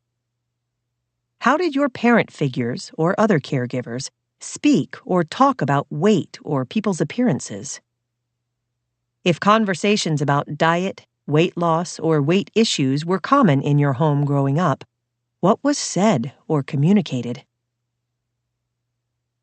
I want to pause and acknowledge that uncovering body beliefs can bring up a lot of emotional pain or conflicted feelings. You may have heard the people you love speak about their own bodies or your body in a negative or hurtful way. You may need to take a break or allow yourself some space to process these emotions. In order to create a healthier relationship with our body, we have to release some old emotions we have carried. And I want to applaud you for having the courage to do this. I know firsthand that it's not easy, and as someone who's learning a better relationship with my body, I will remind you, it's a lifelong journey. Now that we have identified some of our inherited beliefs, we can move on to exploring how we think about and feel in our body. How do you feel in your body? Body image is the mental picture you have of your body that is impacted by the body beliefs you inherited. The way you think and feel about your body shapes how you see yourself when you look in a mirror or at a picture, and how you imagine others see you. Healthy body image is about accepting your unique body, whatever its shape or size, and being comfortable in your own skin. It allows you to live presently in your body, as opposed to constantly worrying about what others are thinking or how they are experiencing your physical self. There has been a recent movement toward body positivity, or embracing and loving your body as it is, which is a beautiful thing. I also want to suggest that it's completely okay if you don't love every part, or any part, of your body. Your feelings are going to change, grow, and shift as you continue through this process. The practice is to be okay with however you feel. The following prompts can be found in your enhancement, but take some time now to begin to explore. What do you currently think about your body? How do you currently feel about your body? What do you imagine others think and feel about your body? What parts of your body do you love or appreciate? How often and under what circumstances, or when, are you tempted to compare your body to others? How often and under what circumstances, or when, do you find yourself commenting on other people's bodies? For example, those of friends, strangers, people in TV/movies. What is it that you're usually commenting on? When you look at yourself getting dressed or in the mirror, what kind of thoughts do you have? How often and under what circumstances, or when, do you scrutinize your appearance or make self-deprecating comments like, "I look terrible, I look like a mess," or "Ignore how terrible I look"? What do you say to or about yourself? How often and under what circumstances, or when, do you buy clothes or try to hide parts of your body? What parts of your body do you try to hide? How often and under what circumstances, or when, do you avoid situations where part of your body might be exposed and seen by others? For example, canceling plans that involve wearing a swimsuit, or avoid situations where you and your body are seen in general. How often and under what circumstances, or when, do you change your appearance or clothing choices based on feedback from others or the media? How often and under what circumstances, or when, do you refuse to buy certain clothes for your body? For example, only allowing yourself to buy clothes when you're the right size. How often and under what circumstances, or when, are you comfortable with your partner or partners, or people you're sexually intimate with, seeing your body? How often and under what circumstances, or when, do you use food or weight as a way to punish or reward yourself? For example, not buying clothes if you aren't the right size, restricting food, self-shaming if your weight fluctuates, etc. How often and under what circumstances, or when, do you use starvation techniques, pills, or extreme dieting in order to have a certain type of body? Your body language speaks. After gaining an awareness of what you think and feel about your body, let's begin to explore how your body itself may be both reflecting and impacting your self-image.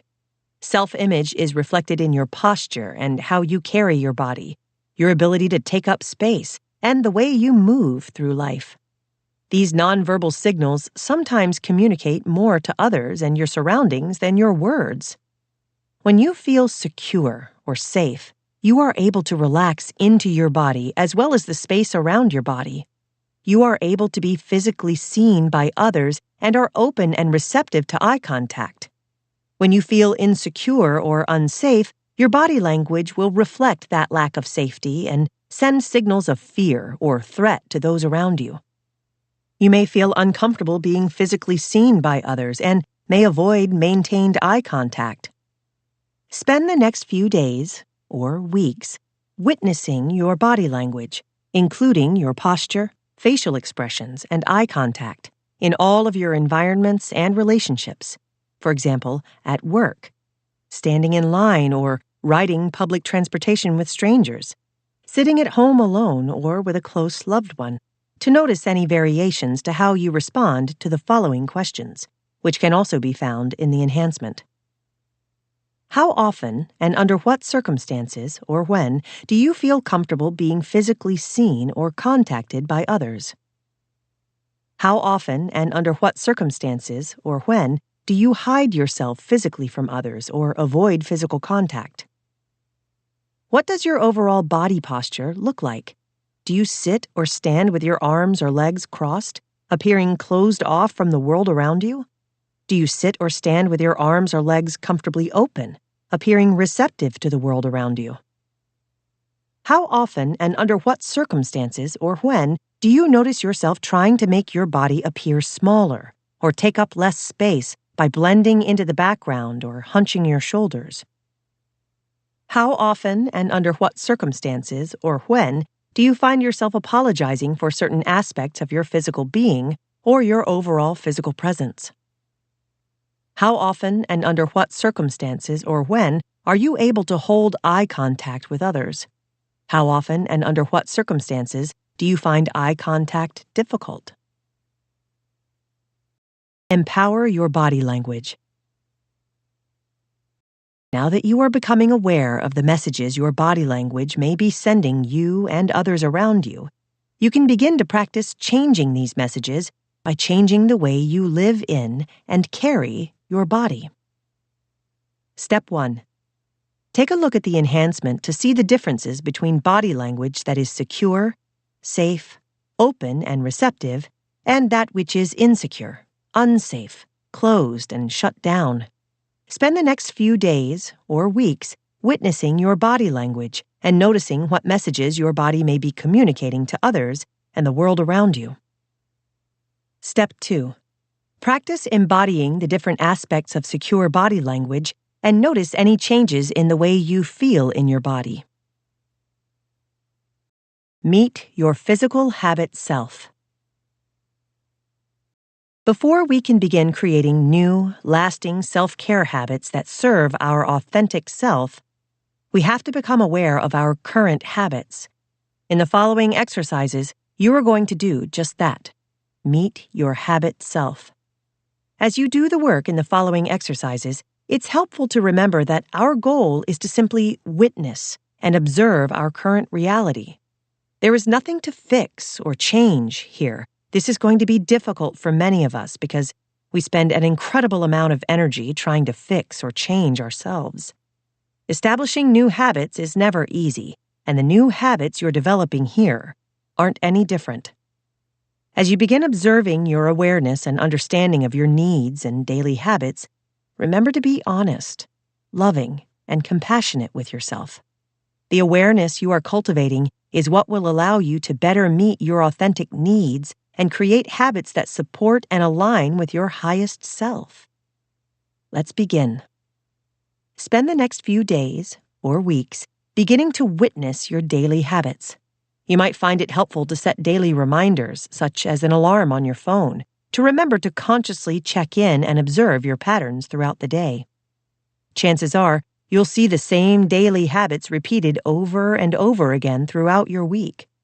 Begin to take notice of patterns. Write down your findings and reflections in the space on the enhancement or in your chosen notebook. When you first wake up, witness and note the first things you do after you wake up. This may take practice. Observe your first thoughts, feelings, and actions if you're able to identify them. Morning routine. You might be surprised to know everyone has a morning routine. Most of us just aren't conscious of what that routine is. Witness and note the typical steps you take to get yourself ready for the day. These habits may include washing, eating, dressing, and any other activities you would consider part of your transition from sleeping to the day. Eating routine. Witness and note the typical steps you take to obtain and consume your meals. When do you eat? For example, at a certain time of day, when others are eating? What do you eat and how do you decide? Do you have rules about what you can, or can't, or should, or shouldn't eat?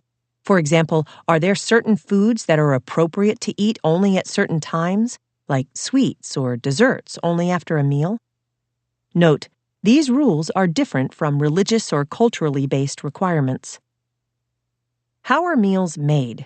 For example, do you cook at home? Eat out? Where do you eat? Do you always sit at a table, eat while on the go or commuting? Do you have a particular approach to eating?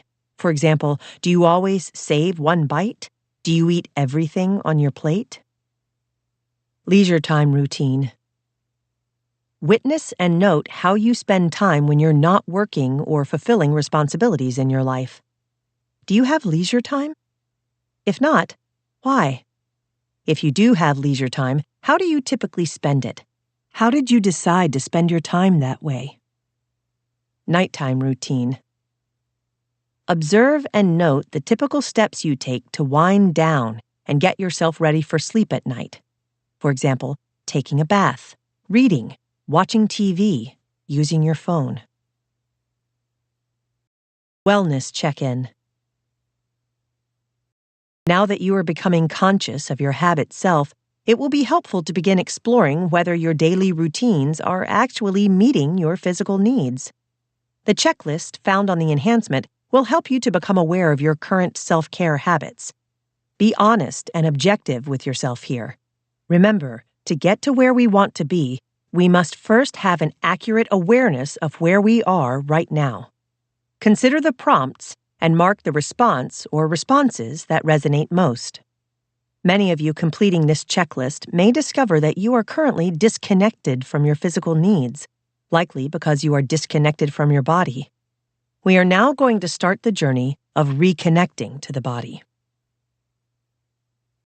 Body consciousness. Trauma body.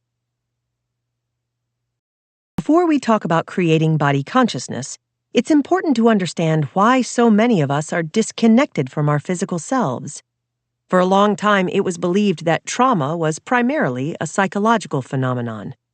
Research on post-traumatic stress disorder, PTSD, focused mainly on the mental symptoms of trauma, including flashbacks, nightmares, or intrusive thoughts after a traumatic event. Under the framework of PTSD, trauma is understood as the result of enduring terrifying and life-threatening experiences such as war, severe abuse, or sexual assault. The new research of polyvagal theory, founded by the neuroscientist and psychiatrist Dr. Stephen Porges, illustrates how trauma affects our bodies right alongside our minds. Under this framework, trauma itself is no longer defined solely by the type of event we experience, but instead as the impact, specifically to our nervous systems, that results from being overwhelmed and undersupported in the face of all types of overwhelming experiences. Our ability to tolerate stress and other challenges depends on the function of our nervous system and, in particular, the function of a nerve called the vagus nerve. Our vagus nerve runs from our brain to all of our organs, facilitating communication between all parts of our body.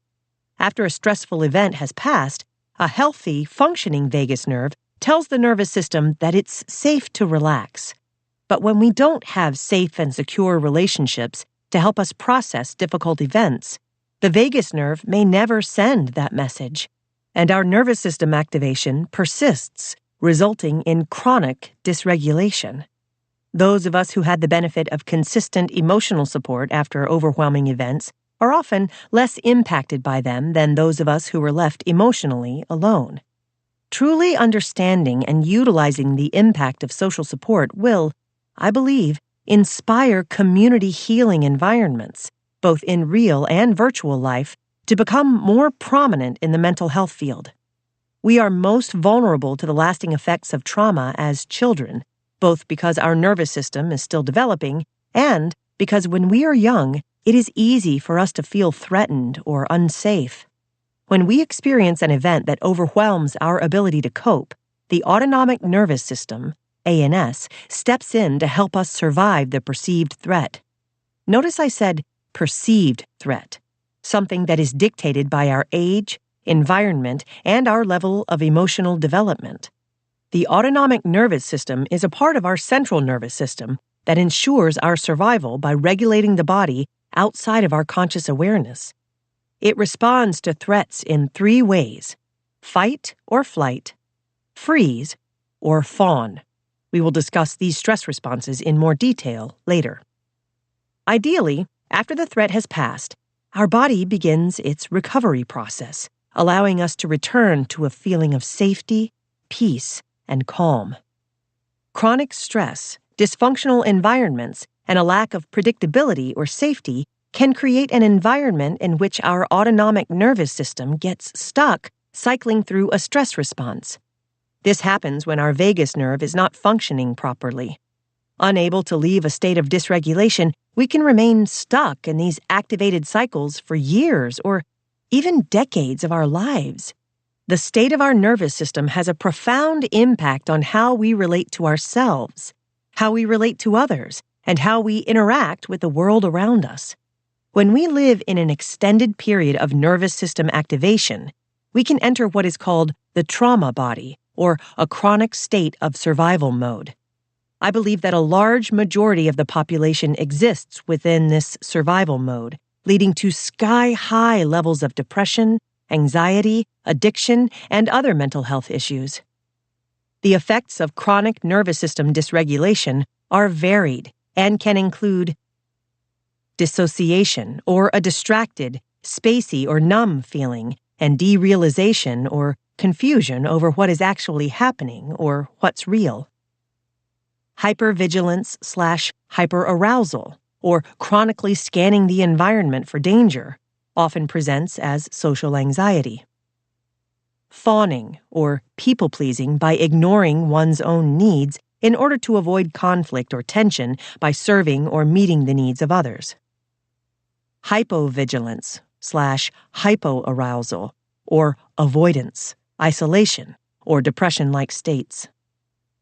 In each of these reactions, our body is sending us a clear message. I do not feel safe.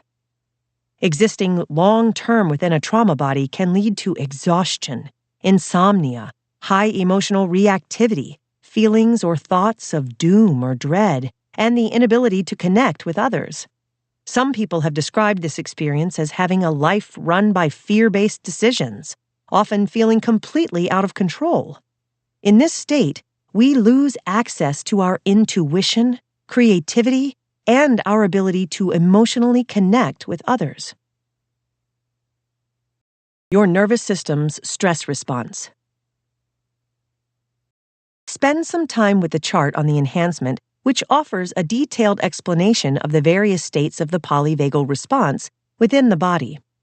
As you read through, consider what response or responses you notice most frequently in your body.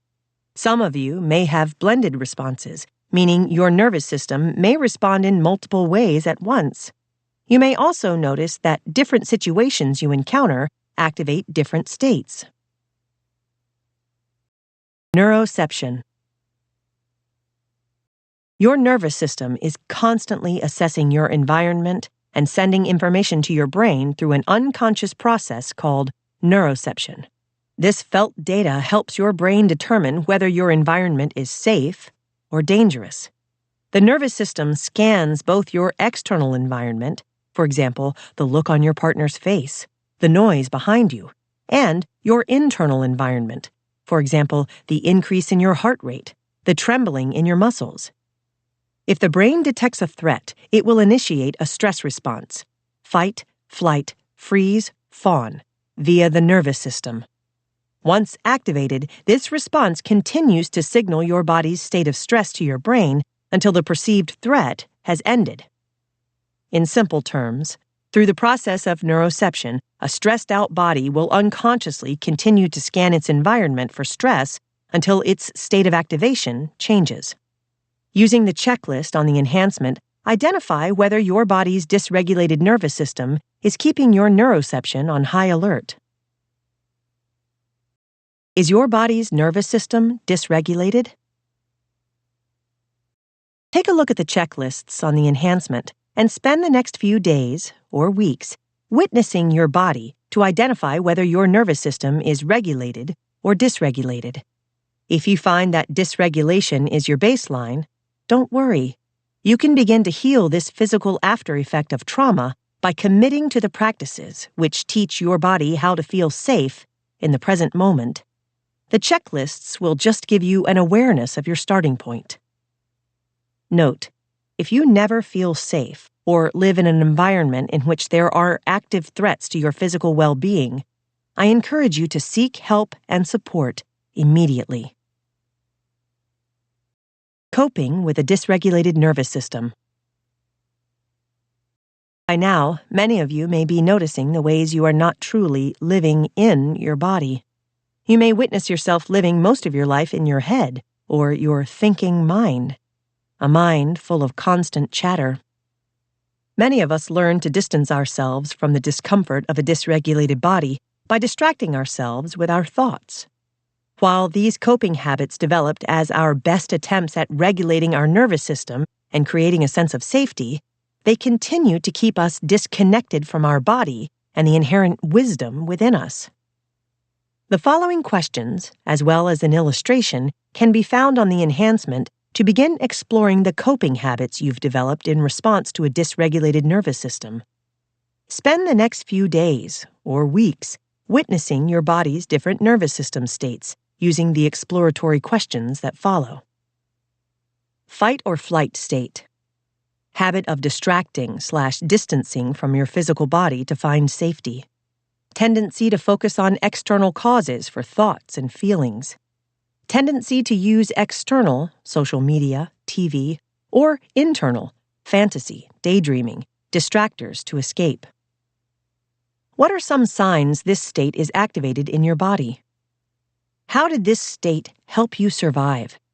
How and when does it continue to be helpful? How is this state making life difficult for you?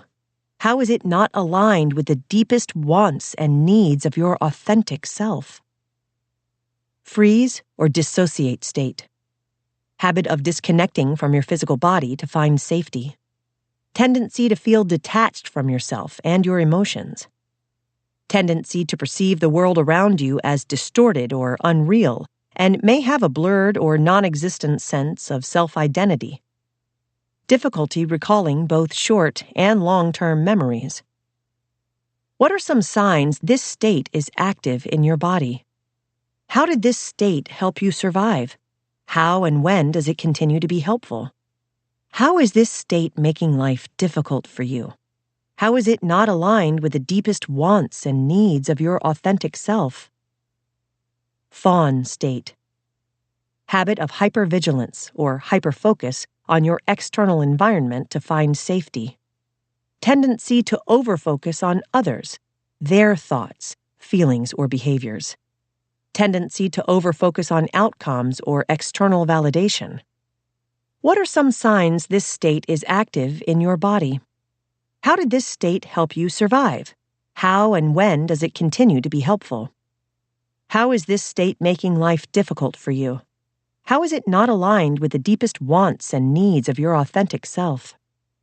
Now that you have gained a better understanding of your nervous system responses or states, spend the next few days or weeks witnessing yourself and begin to explore your coping habits using the following questions.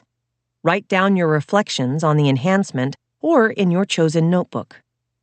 How often and under what circumstances or when do you tend to distract yourself by picking up your phone to scroll, turning on the TV, or keeping yourself endlessly busy with tasks? How often and under what circumstances or when do you tend to consume food or other substances? How often and under what circumstances or when do you find yourself checking out entirely, unsure of where your attention even is? How often and under what circumstances or when do you tend to distract yourself by thinking about the past, replaying events that have already happened, or worrying about the future, imagining what could happen or all of the things you could be doing? How often and under what circumstances or when do you find yourself imagining things as different than they actually are? How often and under what circumstances or when do you find yourself worrying about other people's needs or experiences? How often and under what circumstances or when do you find yourself focusing more on the outcome of activities instead of appreciating or engaging with the process of doing the activity? How to regulate your nervous system. Create safety in your body. If you're like me, you're learning that your body has existed in a dysregulated state for a long time.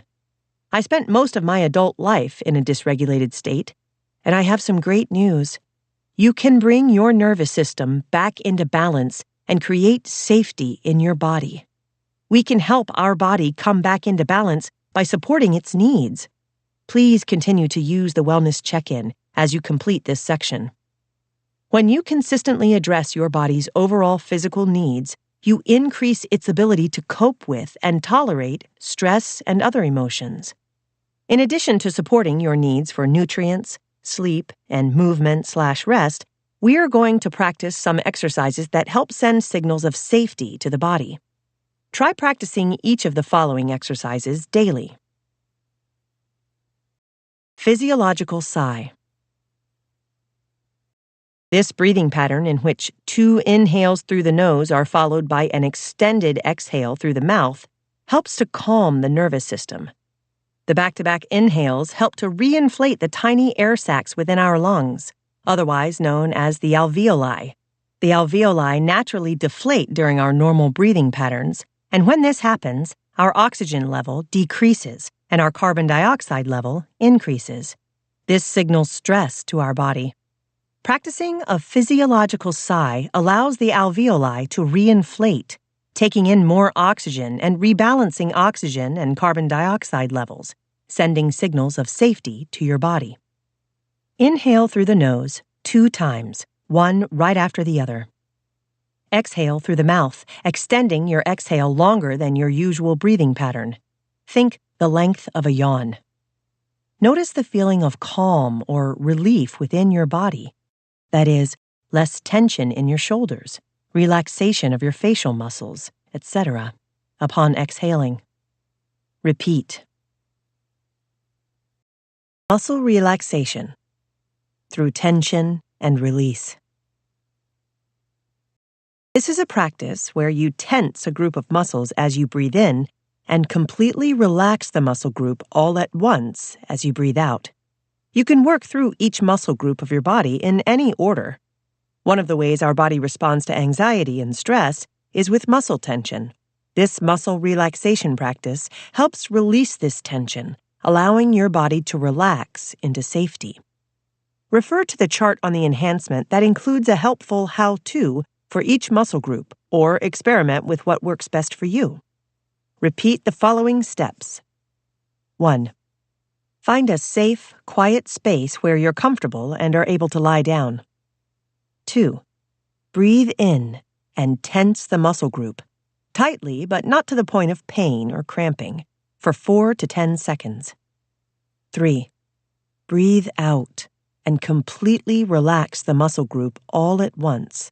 Do not relax it gradually. 4. Relax for 10 to 20 seconds before moving on to the next muscle group. Notice the difference between how the muscles feel when they are tense and how they feel when they are relaxed. 5. Repeat steps 1 through 3 on the next muscle group until you have worked through every muscle group. Forehead around eyes and nose, cheeks and jaw. Scrunch your face by closing your eyes and lips tightly. Bring your forehead and lips into an exaggerated frown. Clench your jaw. Shoulders, neck, upper back. Shrug your shoulders tightly up to your ears and touch your chin to your chest. Wrists, forearms, hands. Clench your fists tightly into a ball, curling your wrists inward to create tension in your forearms. Chest, stomach. Tightly curl your upper body inward, like you are in the fetal position, tightening the muscles in your chest and stomach. Hips, glutes, upper thighs. Tightly clench the muscles in your glutes, hips, and upper thighs. Quadriceps. Lower legs, feet. Tightly clench the muscles in your calves and feet, maybe bending your toes to create a ball-like shape with your feet. Expanded range of eye motion. Our eyes send messages to our brain, letting it know if our body is safe or unsafe. When we feel stressed or unsafe, Our focus narrows as we scan our environment looking for the possible threat. Our eyes may even begin to make quick, rapid darting movements in this threat state. When we expand our range of sight and gently scan the horizon line or a point farther out in distance, our brain receives the message that we are safe enough to do so. Here's an exercise you can use to signal to your brain that your body is safe. 1. Find a safe, quiet space where you're able to sit or stand comfortably. 2. Focus on your 2 pointer fingers. Extend your arms directly out in front of you, keeping your head straight forward and your eyes focused on your fingertips. 3. Focus your eyes on your left fingertip. 4. Keeping your head straight and immobile, move your left finger in a diagonal motion up to the left and back to center, following it with your eyes only. 5. Repeat this practice, head straight, following your left finger with your eyes, as you now move it directly out to the left, middle, and back to center. 6. Repeat once more, now following your left finger as you move it in a diagonal motion down to the left and back to center. 7. Now switch to your right hand and repeat steps 4 through 6 on the right side, moving your finger up to right, diagonal, out to the right, middle, and down to the right, diagonal. 8. Notice how your body feels. Do you feel calmer or more at peace? The greater the range of eye motion we have, the safer our body feels. Are your phone habits stressing you out? Many of you spend most, if not all, of your days engaged with some type of technological device, a computer, phone, or tablet. Looking at these small, illuminated screens for too long is not only unnatural to humans, who have evolved with more access to expanded visual cues like the horizon line, but it can also activate a stress response. Just staring at these devices stresses the body, and the content you may consume can have its own impact. Begin to notice how you feel after using your phone or other devices for an extended period of time. Practice taking breaks from this narrowed visual focus to allow your eyes to expand their focus into the outer limits of your field of vision, known as the periphery, or what's above, below, and to either side of you. Simply look up and away from your phone into the distance every few minutes to stimulate a calming effect in your nervous system. Self-soothing touch. Gentle, soothing touch activates the vagus nerve, helping us feel calm, comforted, and safe. Like being cuddled, this physical gesture of warmth and care soothes distressed emotions and provides a feeling of physical security. Find a place to lie or sit comfortably for the next few moments. If you feel safe to do so, you may choose to close your eyes. Gently place both hands on your chest, over your heart. Notice the feeling of warmth and gentle pressure of your hands, feeling your own touch upon your body. Take 2 or 3 deep inhales, feeling the natural rise and fall of your chest as you breathe in and out. Feel the energy between your hands and heart as you move your hands in a small circular direction over your heart. Notice the warmth and the energy swirling beneath your hands. Imagine a golden light swirling around your heart space beneath your hands. Remain here for a few breaths, noticing the sensations in your body. You may stay here for as long as you'd like. Bilateral brain stimulation. Bilateral stimulation refers to practices that activate the 2 hemispheres, or right and left sides, of the brain, using visual, auditory, or tactile stimuli. This stimulation helps decrease our body's physiological arousal and stress response, resulting in a feeling of calm and increased attentional flexibility, less preoccupation with stress-inducing thoughts. There are 3 ways to stimulate bilateral brain communication. 1. Visual or eye movement. Follow a moving object back and forth across your perceptual field. Grab a pen or pencil, or any other item, and hold it with an outstretched arm directly in front of your chest. Focus your eyes on the tip of the item as you begin to move it slowly to the left and right of your visual field, following its movements without turning your head by moving only your eyes. 2. Auditory or sound stimulation. Listening to specific binaural or solfeggio audio tones can stimulate our brain in calming ways. Both binaural beats and solfeggio frequencies can be found online, for example, Google, YouTube, etc., or through different music apps, for example, Spotify, Apple Music, etc. Each will have different effects, for example, sleep, focus, creativity, etc., and can be used throughout the day accordingly to stimulate your desired brain state. Binaural beats. An auditory phenomenon is created by our brain when we listen to two tones with slightly different frequencies in each ear at the same time when listening through a headset/headphones. The binaural beat is the third, or combined, tone that is then perceived by the brain. These beats have been found to decrease feelings of stress, anxiety, or other physiological arousal and can even synchronize our brain waves when used consistently over time. Solfeggio frequencies.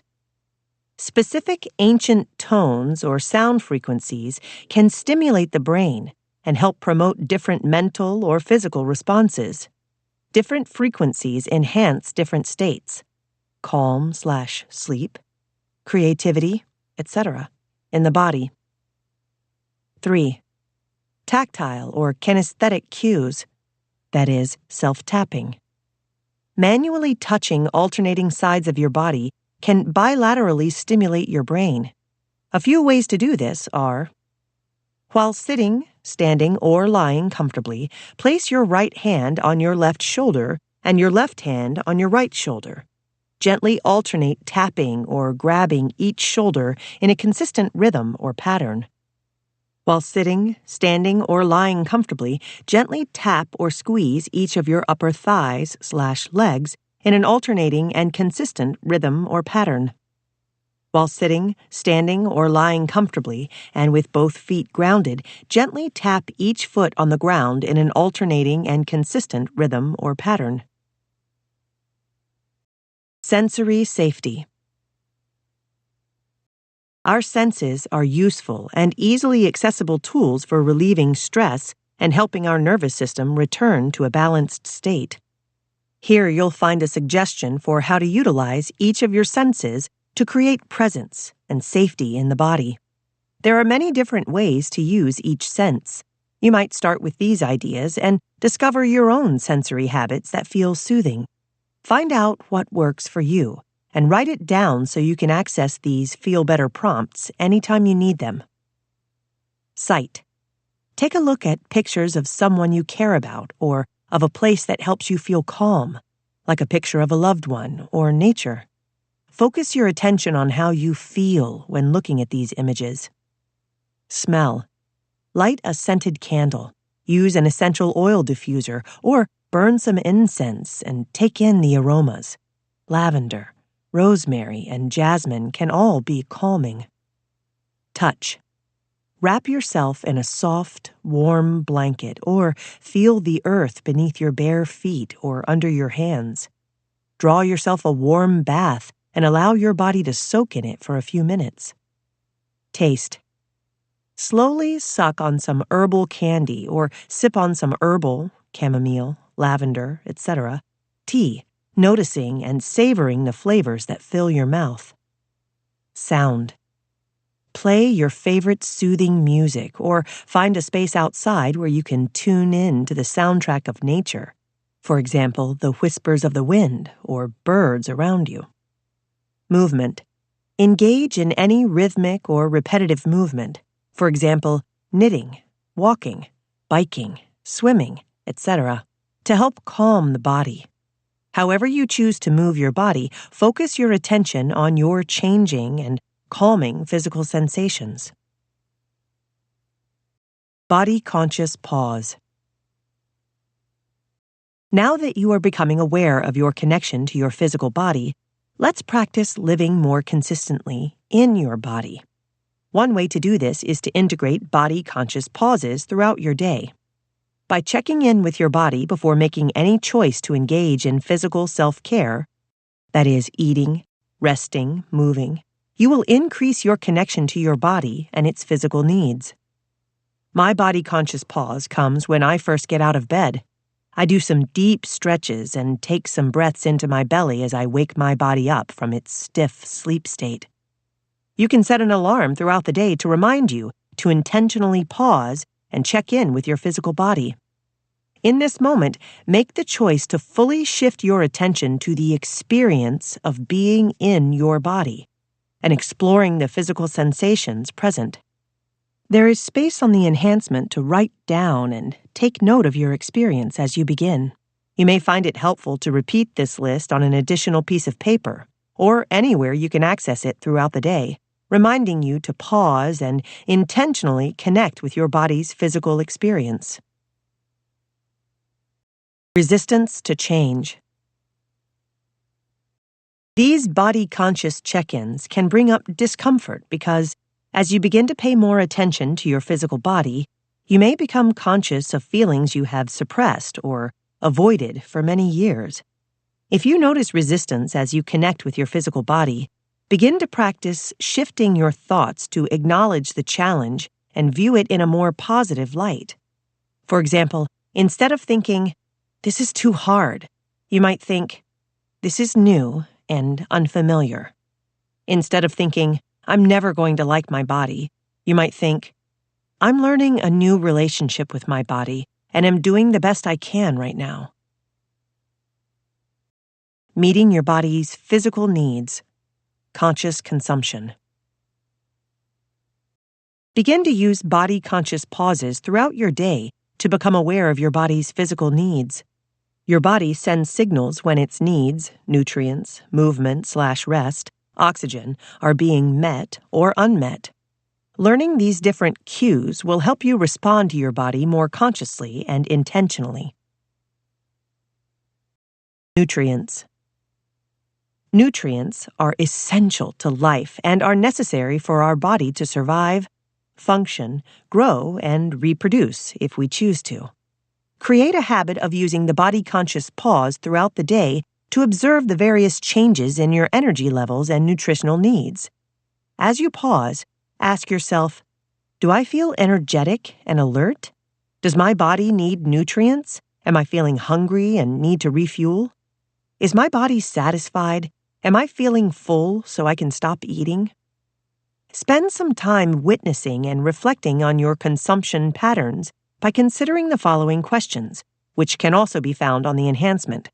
Remember, the goal is simply to be a curious, objective, and honest witness to yourself. How do you decide when you'll eat? A particular time of day? That is, when it's lunch or dinner time? When your stomach feels hungry? As a distraction from uncomfortable emotions? How conscious are you when you eat? Do you actively choose what you'll consume or eat whatever's available or offered? Are you present to how your food tastes when you're eating it? Do you stop often to check in with your body while you're eating to notice if it's becoming full or satisfied? Do you stop to check in and notice how your body feels after you eat? Physical versus emotional hunger. Many of us eat for reasons other than our body's actual hunger level or its need for nutrients. As you begin to witness your eating habits, you may notice, like I did, that you eat or focus on food as a way to soothe or distract yourself from uncomfortable emotions. Take a look at the chart on the enhancement and begin to consider the various reasons why you choose to eat. Conscious Eating Journal. Keeping a journal of your food choices and your feelings in relation to them, why you choose a certain food and how it makes you feel, can be a helpful tool in witnessing your eating habits. On the enhancement, you will find a blank Conscious Eating Journal template that you can print out or transcribe into your notebook. Spend the next few days or weeks noting how you feel when you eat. Note, this exercise is intended to be an objective practice of witnessing why and how you eat, not a practice to log calories or judge food choices. If you have a history of dysfunctional eating and wish to modify or skip this exercise, please feel free to do so. As you assess your hunger and fullness in your journal on a scale of 1 to 5, keep in mind the following guidelines. Hunger. 1. Starving, dizzy, lightheaded. 2. No energy, possibly feeling irritable, emptiness in stomach, and a strong urge to eat. 3. Little energy, starting to feel emptiness in stomach and an urge to eat. 4. Energized and little urge to eat. 5. No urge to eat. Satiety or fullness. 1. Just starting to feel satisfied. 2. Fully satisfied. 3. May be able to eat a few more bites, but don't need food for fuel. 4. Starting to feel discomfort from fullness. Body feels too full and physically uncomfortable. Conscious eating practice. If, like most of us, you begin to witness that you are not fully conscious and are feeling distracted or rushed when you eat, it will be helpful to begin the following practice. Set a daily intention to spend a conscious moment with your body, assessing its nutritional needs before you eat, asking what it wants, and stopping often throughout your consumption to continue assessing its satiation or fullness. Set a daily intention to practice pausing a moment before you eat to visualize the ingredients that are a part of your meal, noting how your body feels as you picture each ingredient. Set a daily intention to practice eating more consciously by paying attention to how the food feels and tastes as you chew it. Savor the different tastes and textures. Set a daily intention to practice pausing throughout a meal to check in with your body, to begin to notice its different signs of satisfaction or fullness. Movement/rest. Movement and rest are essential to allow our body, including our brain, to replenish and repair. Create a habit of using the body-conscious pause consistently throughout your day to explore your body's energetic needs. Energy level. Overall, is your body's energy feeling full and expansive? Do you have the necessary resources to cope with your day, including any stress or other emotions you may encounter? Overall, is your body's energy feeling depleted? Do you need to rest a bit to recharge? Overall, is your body's energy feeling nervous or agitated? Do you need to move a bit to release some tension? Do you pay attention to your body's energy throughout the day, noticing its shifts and changes? What typically causes noticeable shifts or changes in your body's energy? How does your body's energy feel when you are thinking about the past, the future, the present? Energy flow. Overall, does your energy feel balanced, flowing through your body? Do any areas of your body feel constricted, tense, or agitated, your muscles or joints? Do you need to do some stretching or other releasing activity? Do any areas of your body feel exhausted or achy, your legs or feet? Do you need to do a calming activity like taking an Epsom salt bath or laying down? Do you pay attention to your body's energy flow throughout the day, noticing any shifts and changes in its overall state? Conscious movement practice. If, like most of us, you notice that you're not fully conscious of your body's energetic needs, begin to set a daily intention to practice connecting with your body to assess its energetic resources and its needs for movement or rest. Set a daily intention to practice connecting with your body when moving to witness changes in your energy. That is, noticing when your energy feels depleted, replenished, shifted, or released. Body energy and stress. Your body consists of energy and matter. For example, cells, organs, muscles, fascia, helping create your experience of physically moving through the world. Fascia, or the elastic connective tissue that runs throughout your body, plays an important role in how you navigate the world. Tight fascia not only constricts physical energy and movement, causing chronic aches in the body, joints, or head, it also sends signals of stress to the brain. Repetitive movements or overuse, a lack of overall activity. For example, caused by sitting or standing for long periods, poor posture, and stress all lead to tension and pain in our bodies and minds.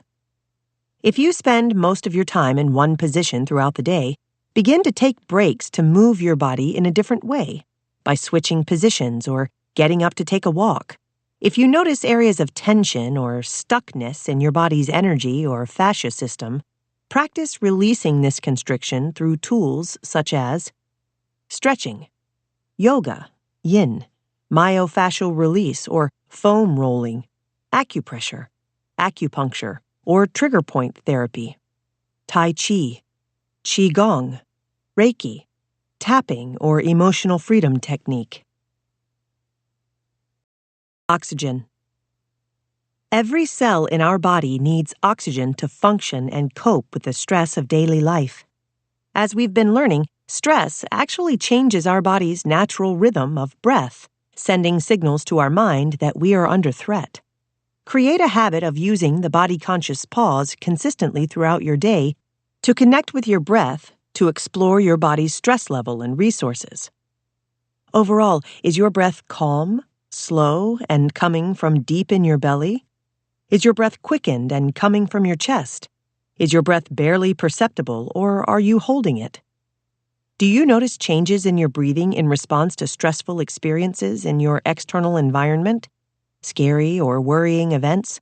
Or internal environment? Stressful thoughts about the past, present, or future? Conscious breathing practice.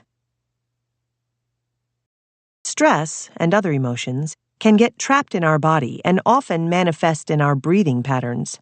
Begin to practice taking a conscious moment with your body to assess its current stress level and to use your breath to regulate when needed. Set a daily intention to practice connecting with your breath to assess your body's current stress level by noticing where your breath feels restricted or stuck. Set a daily intention to notice how your breathing changes in response to different experiences. For example, watching or reading the news, social media, etc. And begin to limit attention to stressful or activating content. Set a daily intention to begin to practice slow, deep breaths to regulate your nervous system when you notice activation, quickened, shallow, or constricted breathing. Body gratitude practice. As you are working through these exercises, you are hopefully becoming more aware of how you speak about, think about, and treat your physical body. You may begin to witness just how often you criticize, shame, or compare your body to others. Each of our bodies is a living miracle that manages our digestion, breathing, and heartbeat without a conscious thought. Yet few of us appreciate all of the hard work our bodies do to support us every day. Body appreciation is the act of consciously focusing on our physical bodies with emotion of gratitude. The following body appreciation exercise offers a powerful way to reconnect to your body. Of course, difficult emotions are going to arise. Some of you may even feel like you want to stop or like you're going to cry. For many of you, this may be the first and only time you've ever showed your body appreciation, and that can feel intense. Practice allowing any feelings or thoughts to surface without judgment. When you witness any internal criticism of your body, remember, this voice isn't you. Practice seeing these critical moments as an opportunity for you to begin to change very old habits by learning to speak to yourself in new, healthy ways. Let's begin. Body appreciation visualization. 1. Find a comfortable and safe place to sit or lie for a few minutes and allow your body to settle into the present moment. If you feel safe to do so, you may choose to close your eyes to limit external distractions and help you focus on your internal world of sensations. 2. Take 3 deep breaths, feeling your belly expand with air as you relax into the peace of the sensation. 3. Bring your attention to the top of your head and neck. Spend a moment or two sensing this area of your body that carries your brain. Notice your mind feels wise, containing all of your life's experiences. Take a moment to thank your brain for the wisdom it stores. 4. Bring your attention to your chest. Spend a moment or two sensing this area of your body that carries your heart. Notice your heart feels open to receiving and giving love, allowing you to connect with the world around you. Take a moment to thank your heart for the wisdom it stores. 5. Bring your attention to your stomach and hips.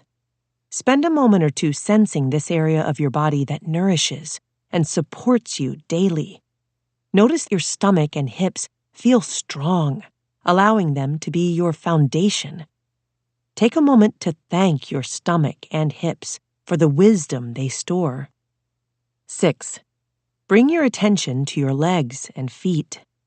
Spend a moment or two sensing this area of your body that moves you around daily. Notice your legs feel powerful and flexible, allowing you to journey about your life. Take a moment to thank your legs and feet for the wisdom they store. Power of belief.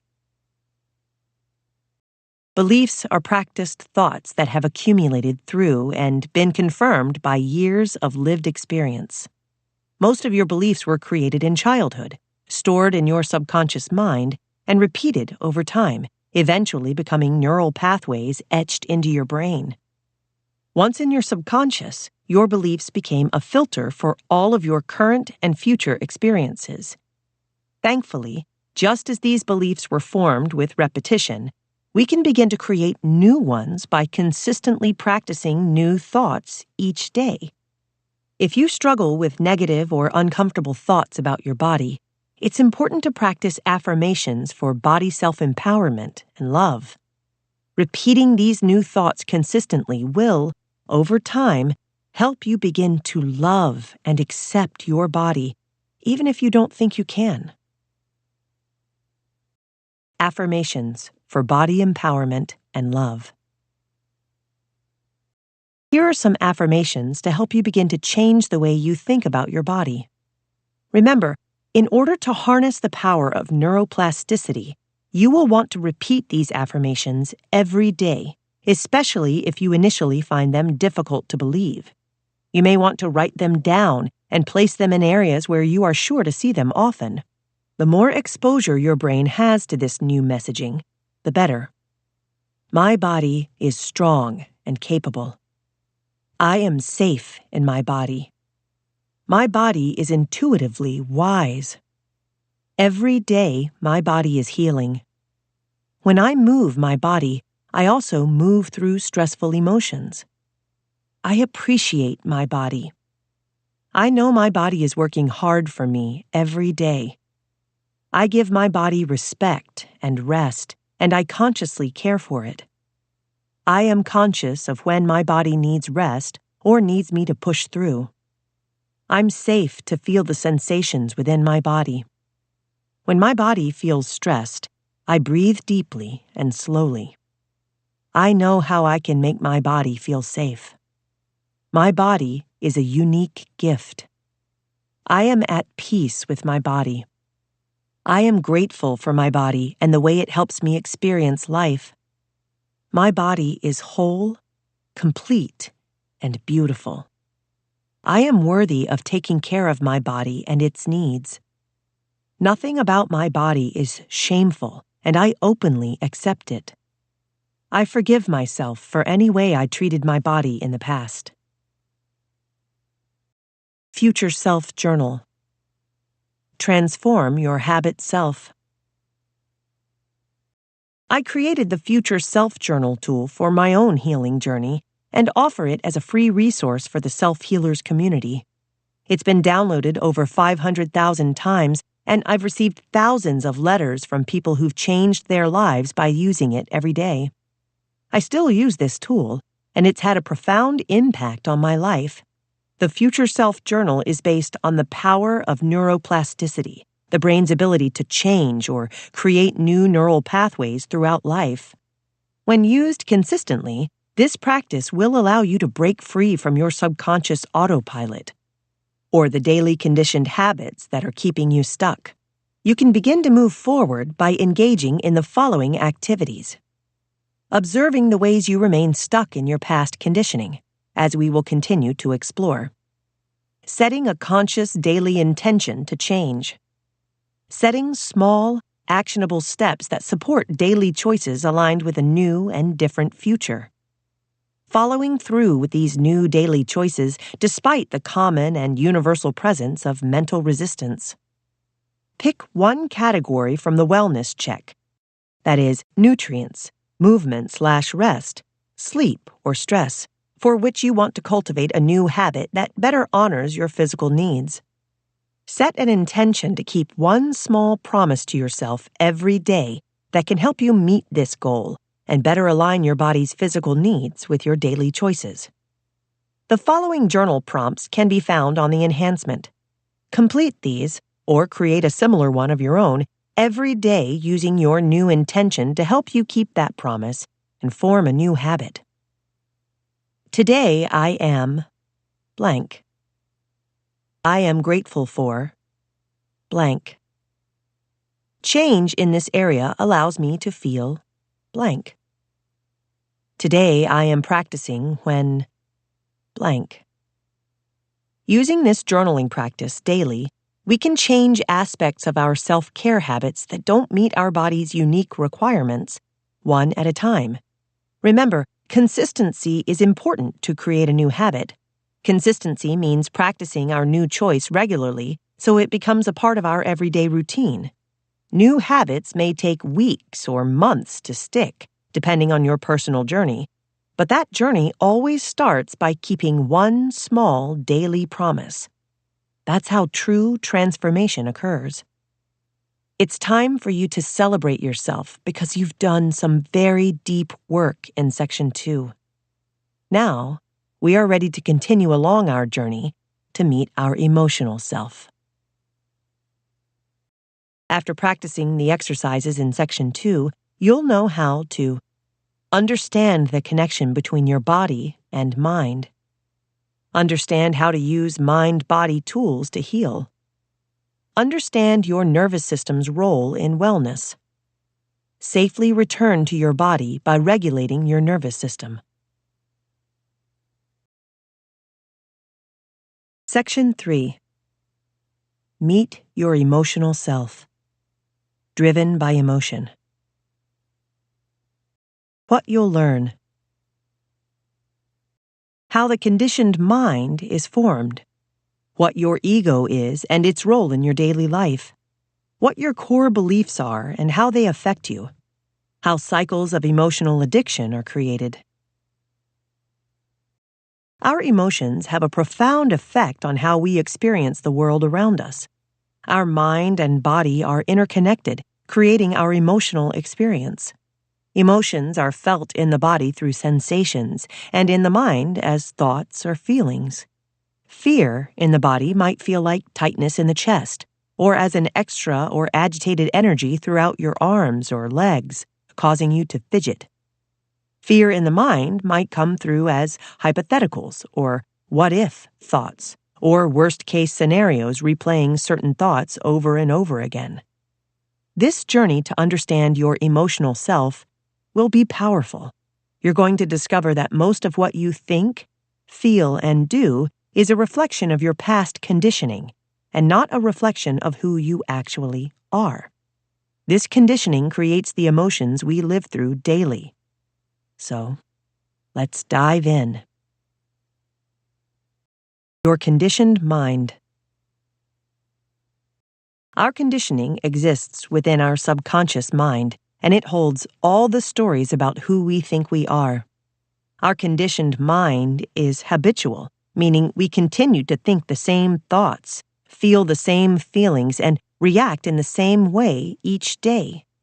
As you will remember from our discussion of neuroplasticity, the more we continue these patterns, the more we fire the same neural networks in the brain. Over time, we fired these neural networks so frequently they became cemented or habitual, resulting in the autopilot that runs our conditioned mind. The conditioned mind impacts how we view ourselves and others. Beginning at birth, when our brain was still developing, everything we heard and saw was being absorbed into our subconscious. As we soaked in the world around us, we were learning social cues, language, and lots of other information. As children, we didn't have the mental or emotional maturity or ability to fully make sense of our world. We were in a developmental state called egocentrism, where we personalized everything we experienced. What we or others did meant something about who we are. Those of us who had a parent figure with a very demanding job or who engaged in addictive behaviors and therefore wasn't able to spend time with us may have internalized a belief that they are not worthy of getting that parent's time or attention.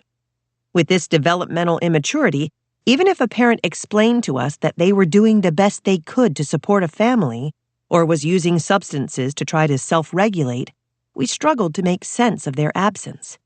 Those of us who had a parent figure who was harsh, critical, or who consistently fell into cycles of rage may have formed a belief that we were bad and deserving of punishment.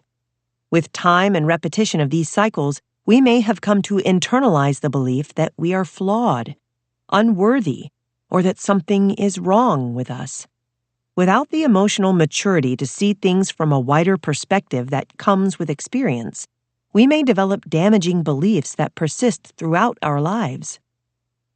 I can assure you that nothing is wrong with you. In fact, you might not yet be aware of many of your most beautiful aspects. You've made a powerful choice to unlearn the beliefs that you've inherited to learn the truth of who you are. Your ego protects your conditioned mind. Our mind constantly creates meaning to make sense of the world around us. For example, if we meet someone we are interested in and we don't immediately hear from them, we might assume that they're not interested in us. Or if we are passed up for a job opportunity, we might assume that it's because the employers think we're an unqualified imposter. The more frequently we make these assumptions or assign these meanings to our experiences, the more these interpretations form into a cohesive narrative or storyline that accompanies us throughout life. These stories make up our ego. We will go into more detail on this shortly. Or simply, the story of us. Based on the sum of our lived experiences, our ego solidifies into our idea of who we think we are. Our ego then continues to filter information into our consciousness that matches the beliefs of our conditioned mind. If our conditioned mind believes that we are not worthy, our ego will filter all our experiences through that belief. That means that any time we begin to explore a new relationship, for example, despite any perceived chemistry, our thoughts may begin to race with concerns. Did I say something wrong? Did I insult them? Did I talk too much about X? When we don't hear back from them. These ego stories, or assigned meaning to our experiences, are examples of the different ways our mind tries its best to navigate uncertainty. Uncertainty feels unsafe to the mind. Our conditioned mind relies on the certainty of known and previously confirmed beliefs. I'm not worthy of my parents' time or attention, in order to help us feel safe. You might be asking yourself, why would my ego create and maintain a story that's hurtful? The answer is, a hurtful why will always be more appealing than an uncertain reality. You have likely noticed that people rarely, if ever, respond to questions they don't know the answer to with, I don't know, and instead usually reason their way through an answer. The human mind craves certainty and drives our ego to work tirelessly to confirm and reinforce the stories we've repeated since we were young. The beliefs that live in our subconscious mind affect our physical experience, too. As we focus on the emotional feeling of rejection for not being good enough, our nervous system responds to this perceived threat, and our hearts may begin to race. Our breath may quicken, and our muscles may tense. The longer our nervous system stays dysregulated, the more our mind and body begin to react to each other, and the emotional and physical discomfort that results can feel overwhelming. We may cope with this discomfort in ways we later regret, like obsessively monitoring social media accounts or dating apps. For many of us, this physiological cycle leads to emotional addiction, which we will discuss in more detail later. Meet your emotional self. We have so many beliefs, we could never be aware of them all. They're stored within our subconscious mind, and most of those beliefs were formed before we were consciously able to choose them. We inherited them as children from the people that were closest to us, our parent figures and close family, school systems, childhood friendships, community members, religious and cultural institutions, and media. These are called our core beliefs, and our brain works consistently to confirm them, ultimately creating the reality we experience every day. Our ego is highly protective of our core beliefs, and when these beliefs are challenged, it often responds with emotional reactivity. For many of us, this results in us yelling in defense of our beliefs when we hear from someone who disagrees, or completely avoiding interacting with others who hold different beliefs. Because our ego associates our beliefs with our identity, even a relatively minor challenge can trigger a full-body nervous system response. To put it simply, beliefs that challenge our identity feel like a threat to who we are. This is why it's critical to understand that we are not our beliefs. Through curiosity, openness, and a willingness to communicate with those who challenge us, we can begin to identify the beliefs that actually align with our true values. Your mind's filter. Every day, your brain is bombarded with stimulation from the environment around you. Because you would become overwhelmed tending to all of this information, a part of your brain called the reticular activating system, RAS, unconsciously filters out all unnecessary information so that only the important stuff gets through. A quick example of the RAS at work is hearing your name spoken by people at the table next to you in a crowded, noisy room. Your beliefs are one of the common filters used by your RAS to determine what's meaningful to you. Your subconscious uses the RAS to confirm its most deeply held beliefs, even if they no longer align for you. What this means is that if you secretly think you're an imposter at your job, you will only see more instances to confirm that belief in your daily work life. Begin to consciously identify and witness the most commonly held beliefs using the exploratory questions that follow in the following exercise, which can also be found in the enhancement. What are your core beliefs? This exercise will help you explore and identify the different core beliefs that may be living in your subconscious mind. Some of our core beliefs are grounded in experiences that were difficult, challenging, and/or painful. These uncomfortable or difficult experiences and the emotions they bring up are not new. They've rested deep in your subconscious until now. This act of consciously exploring and witnessing your core beliefs will lift the veil to painful past experiences that your mind has worked to bury. It's necessary to remain objective and compassionate with yourself as you go through these exercises. Race and ethnicity. What comes to mind when you think about race and ethnicity? How connected are you to your race or ethnicity? What beliefs do you carry about those who look similar to you? What beliefs do you carry about those who don't look like you? Religion or spirituality. What comes to mind when you think about religion or spirituality? What are your predominant views on religion? What does your connection, or non-connection, to a higher power, for example, God, higher power, source, the universe, mean for you? Relationships. What comes to mind when you think about relationships and their purpose? What comes to mind when you think about different roles in relationships? What do you think your role should be in relationships? Gender. What comes to mind when you think about gender and what it means to you? What roles do you think you should take on given your gender? What gender roles did you see your parents take on? Feelings. Are there certain feelings you think are okay to express? Are there certain feelings you think are not okay to express? Money. What comes to mind when you think about money? What does money mean to you? What have you been told about money? Vocation/purpose.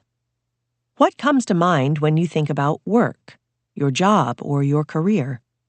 How, if at all, do you think your deeper passion or purpose is connected to your idea of work or your work experience? Worldview. What do you think about the world?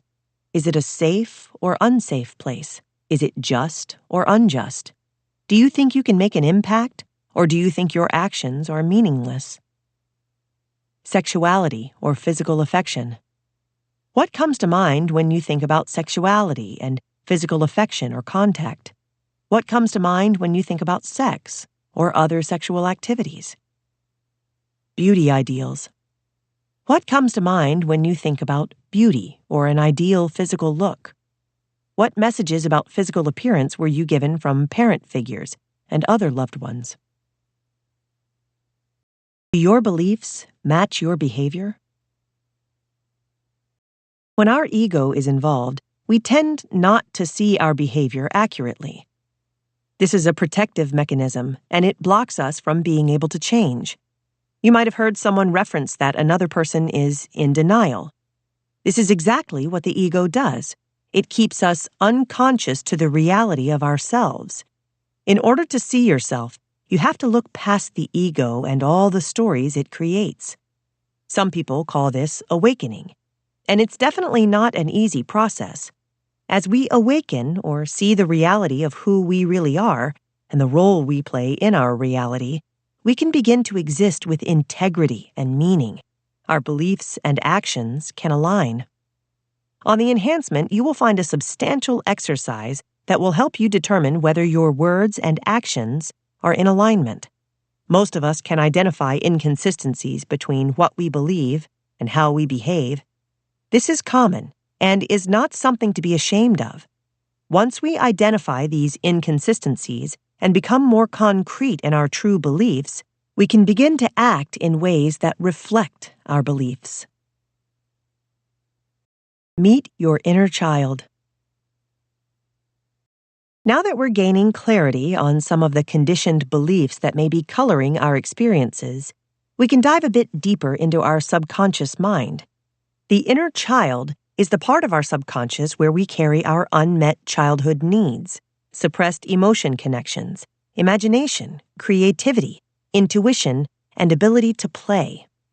It is also where we carry the wounding from shameful and traumatizing past experiences. Almost all of us have experienced shameful or overwhelming events, or many events, in childhood that have created deep wounds. As we've grown into adults, those wounds don't just disappear, they're carried by our inner child. It's these wounds, or unresolved emotional experiences, that created and continue to contribute to many of our subconscious behaviors today. Our inner child needs to be seen, heard, and acknowledged, to simply be who they are.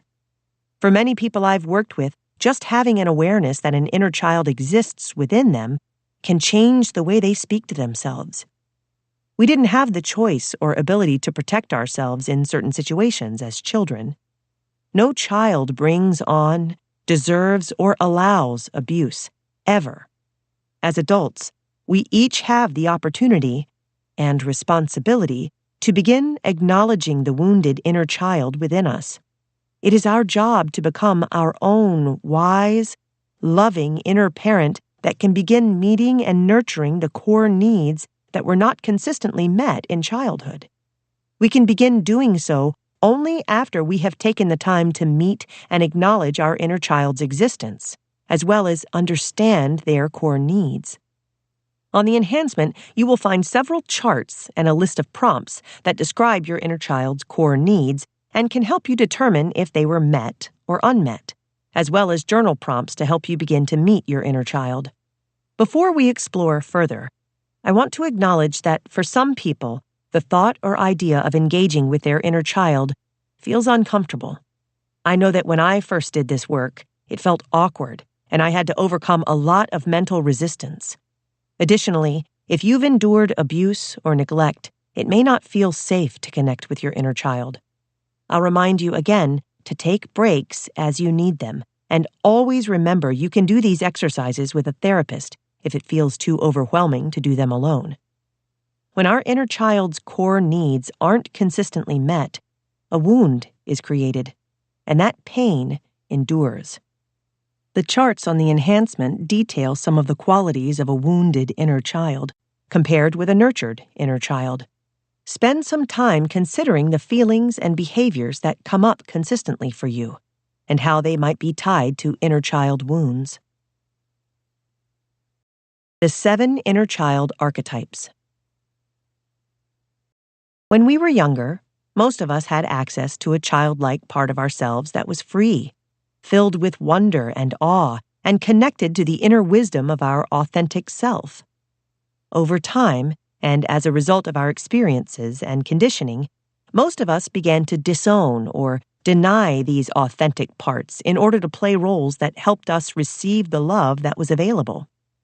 The following list details the common inner child archetypes that reflect various inner child patterns. Read through the descriptions and spend some time witnessing your inner child's conditioned roles.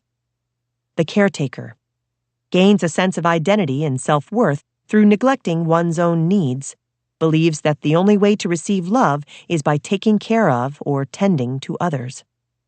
The overachiever feels seen, heard, and valued through success and achievement, uses external validation as a way to cope with low self-worth, believes that the only way to receive love is through performance.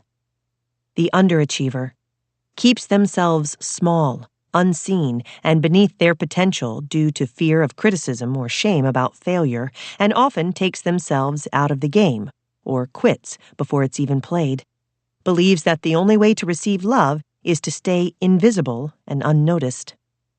The rescuer/protector views others as helpless, incapable, and dependent, and derives their love and self-worth from being in a position of power by attempting to rescue others around them in times of need, believes that the only way to receive love is to take away others' problems. The life of the party presents as happy, cheerful, or comedic, and never shows pain, weakness, or vulnerability, believes that the only way to receive love is to make sure that they and those around them are happy. The yes person drops everything and neglects their needs in the service of all the wants and needs of others. Like the caretaker, they were often modeled self-sacrifice, believes that the only way to receive love is to be selfless. The hero worshiper constantly looks to a person or guru to follow, much like in childhood when a parent figure or other caretaker was perceived as superhuman, without faults, believes that the only way to receive love is to reject their own needs, desires, and intuition, and views others as a model for learning how to live. Write a letter to your inner child. Neuroscience has proven that writing down your thoughts by hand strengthens cognitive skills and supports neuroplasticity. Over time, the building of these neural pathways allows us to rewire our thoughts, feelings, behaviors, and reactions.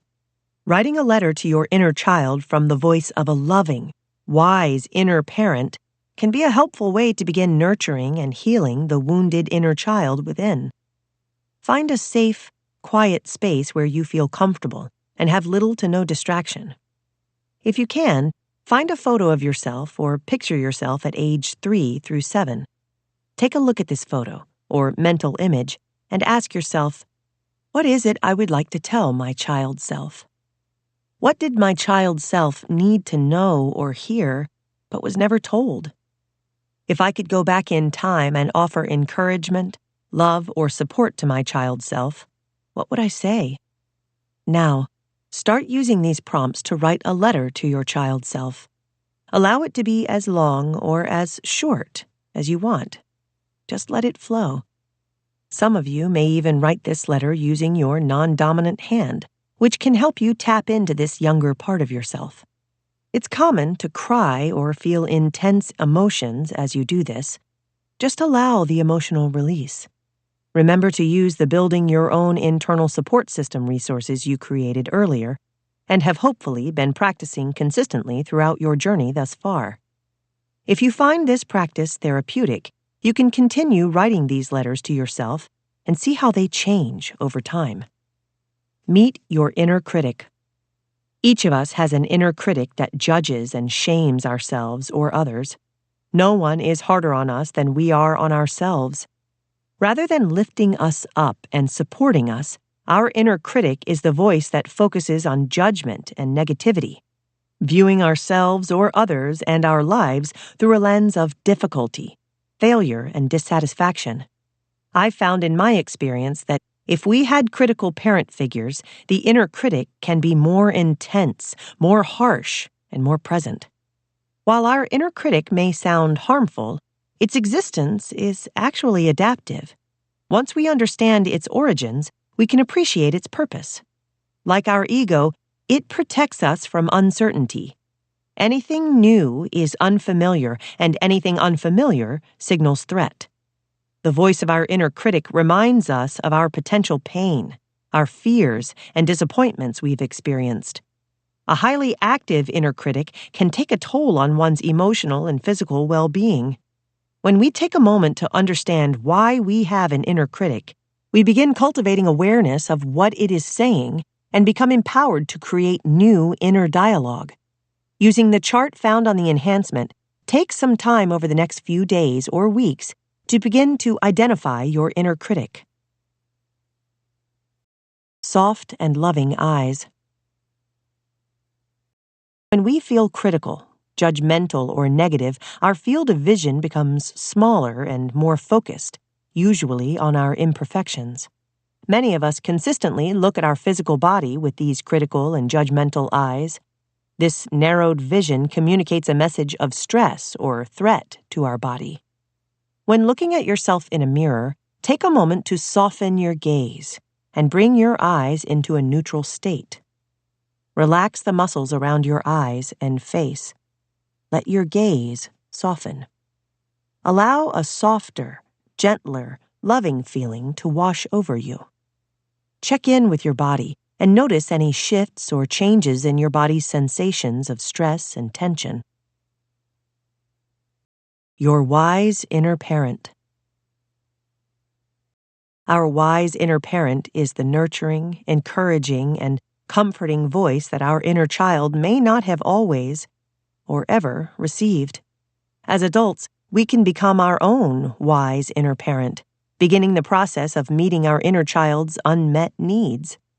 Use the table found on the enhancement as reference in discovering how your wise inner parent would speak to your inner child.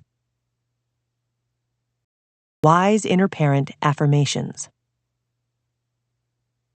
Our wise inner parent is always within us. We just might not know how to access them. We can begin to create an ongoing dialogue with our wise inner parent by practicing the following affirmations. By consistently using these affirmations, we can begin to lay down new neural pathways that we can access the next time our inner child needs some support. I recently used one of these affirmations when I was running late for an appointment. Sitting in the car, judging myself for being late, I could feel my body begin to tense as my heart started racing. My inability to control the traffic around me was increasing my stress and making me feel more anxious. Remembering that my inner child was likely also feeling scared in that moment, I took a deep breath and said, You are safe. I felt calmer after offering this support to myself, rather than being in a cycle of self-shame. Here are some affirmations to use to begin to access your own wise inner parent. You are safe, and I'm going to take care of you now. You are worthy of love and belonging. You are lovable just as you are without performing or achieving. It's okay to ask for what you need and want. You can feel any way you want to feel. There is no such thing as wrong or right emotions. Your needs matter. You are worthy and have unique gifts waiting to be expressed. You are allowed to take the time to feel your feelings. Making mistakes is a natural part of life, and you can learn from them. You are allowed to not know all of the answers. You can play and explore just because you want to. You are allowed to say no to the people, places, and things that don't serve you. You deserve to take the time for self-care. Reparenting your inner child. Reparenting is the process of actually learning how to meet the needs of your inner child that were not met in childhood. It is the practice of becoming your own wise inner parent through daily self-care and observation, giving ourselves the nurture we may not have received in childhood. You'll know you need reparenting if you have a habit of self-betrayal or not keeping your word to yourself. You hold low self-worth. You have dysfunctional relationship dynamics. You hold a chronic fear of criticism. You have issues setting and holding boundaries. You have a lack of understanding of your own needs, wants, desires, and passions. The 4 pillars of reparenting. Loving discipline. As children, many of us were not taught simple, helpful, healthy habits and rituals. We can begin to cultivate loving discipline by keeping small promises to ourselves, developing daily rituals/routines, saying no to things that do not serve us, holding boundaries even when they are uncomfortable, disconnecting and spending time in self-reflection, clearly stating our needs in objective, non-judgmental language. Self-care. As children, many of us were not taught the value of sleep, movement/rest, nutrients, and connection to nature. We can cultivate this self-care by going to bed a bit earlier than usual, cooking/eating a home-cooked meal, meditating for 5 minutes or longer, moving our body for 5 minutes or longer, journaling, spending time in and connecting with nature, allowing the sun to touch our skin, reaching out to and connecting with someone we love. Joy. As children, many of us were not taught the value of joy in spontaneity, imagination, creativity, play, and pure presence. We can cultivate this joy by dancing or singing freely, doing something unplanned, finding a new hobby or interest, listening to our favorite music, complimenting a stranger, doing something we absolutely loved as a child, connecting with friends and loved ones. Emotional regulation. As children, many of us were not taught the value or practice of having emotional awareness. We can begin cultivating emotional regulation by observing how emotions feel in our body, noticing what causes our nervous system responses to activate, witnessing emotional responses without judgment, allowing any and all emotions to pass through us while simply observing, practicing intentional breathing, co-regulating with a loved one or pet, cold therapy. Meet your ego. Ego work. The ego tends to get a bad rap. Some people see the ego as a negative quality or a character flaw. But as you've learned, every human has an ego, or the part of the mind that holds the identity of who we believe we are, who we believe others are, and what we believe about the world, it's helpful to think of our ego as a collection of the stories that we've inherited from childhood. While many people villainize the ego, it is a necessary part of the human psyche that helps make sense of who we are as we experience life. It's when we are unaware of the ego that it can drive our life experiences and cause problems. What we actually want to do is soften or integrate the ego, allowing us to witness it and make conscious choices beyond its instinctive reactions. Most of us are unconscious of our ego and don't even know it exists. Picture this. You get into your car, and instead of sitting in the driver's seat, you sit in the passenger seat, blindfolded. In the driver's seat is your ego driving as fast as it wants, taking you wherever it chooses. This is how many people live their lives. What we want to do is take off our blindfold and get back into the driver's seat. We want our ego to sit next to us as a passenger on our journey. From time to time, our ego will pop up, typically when we are most afraid, and try to gain control of the steering wheel. Because we are aware of this, and we commit to practicing ego work, we simply see the ego and guide it gently back to its seat.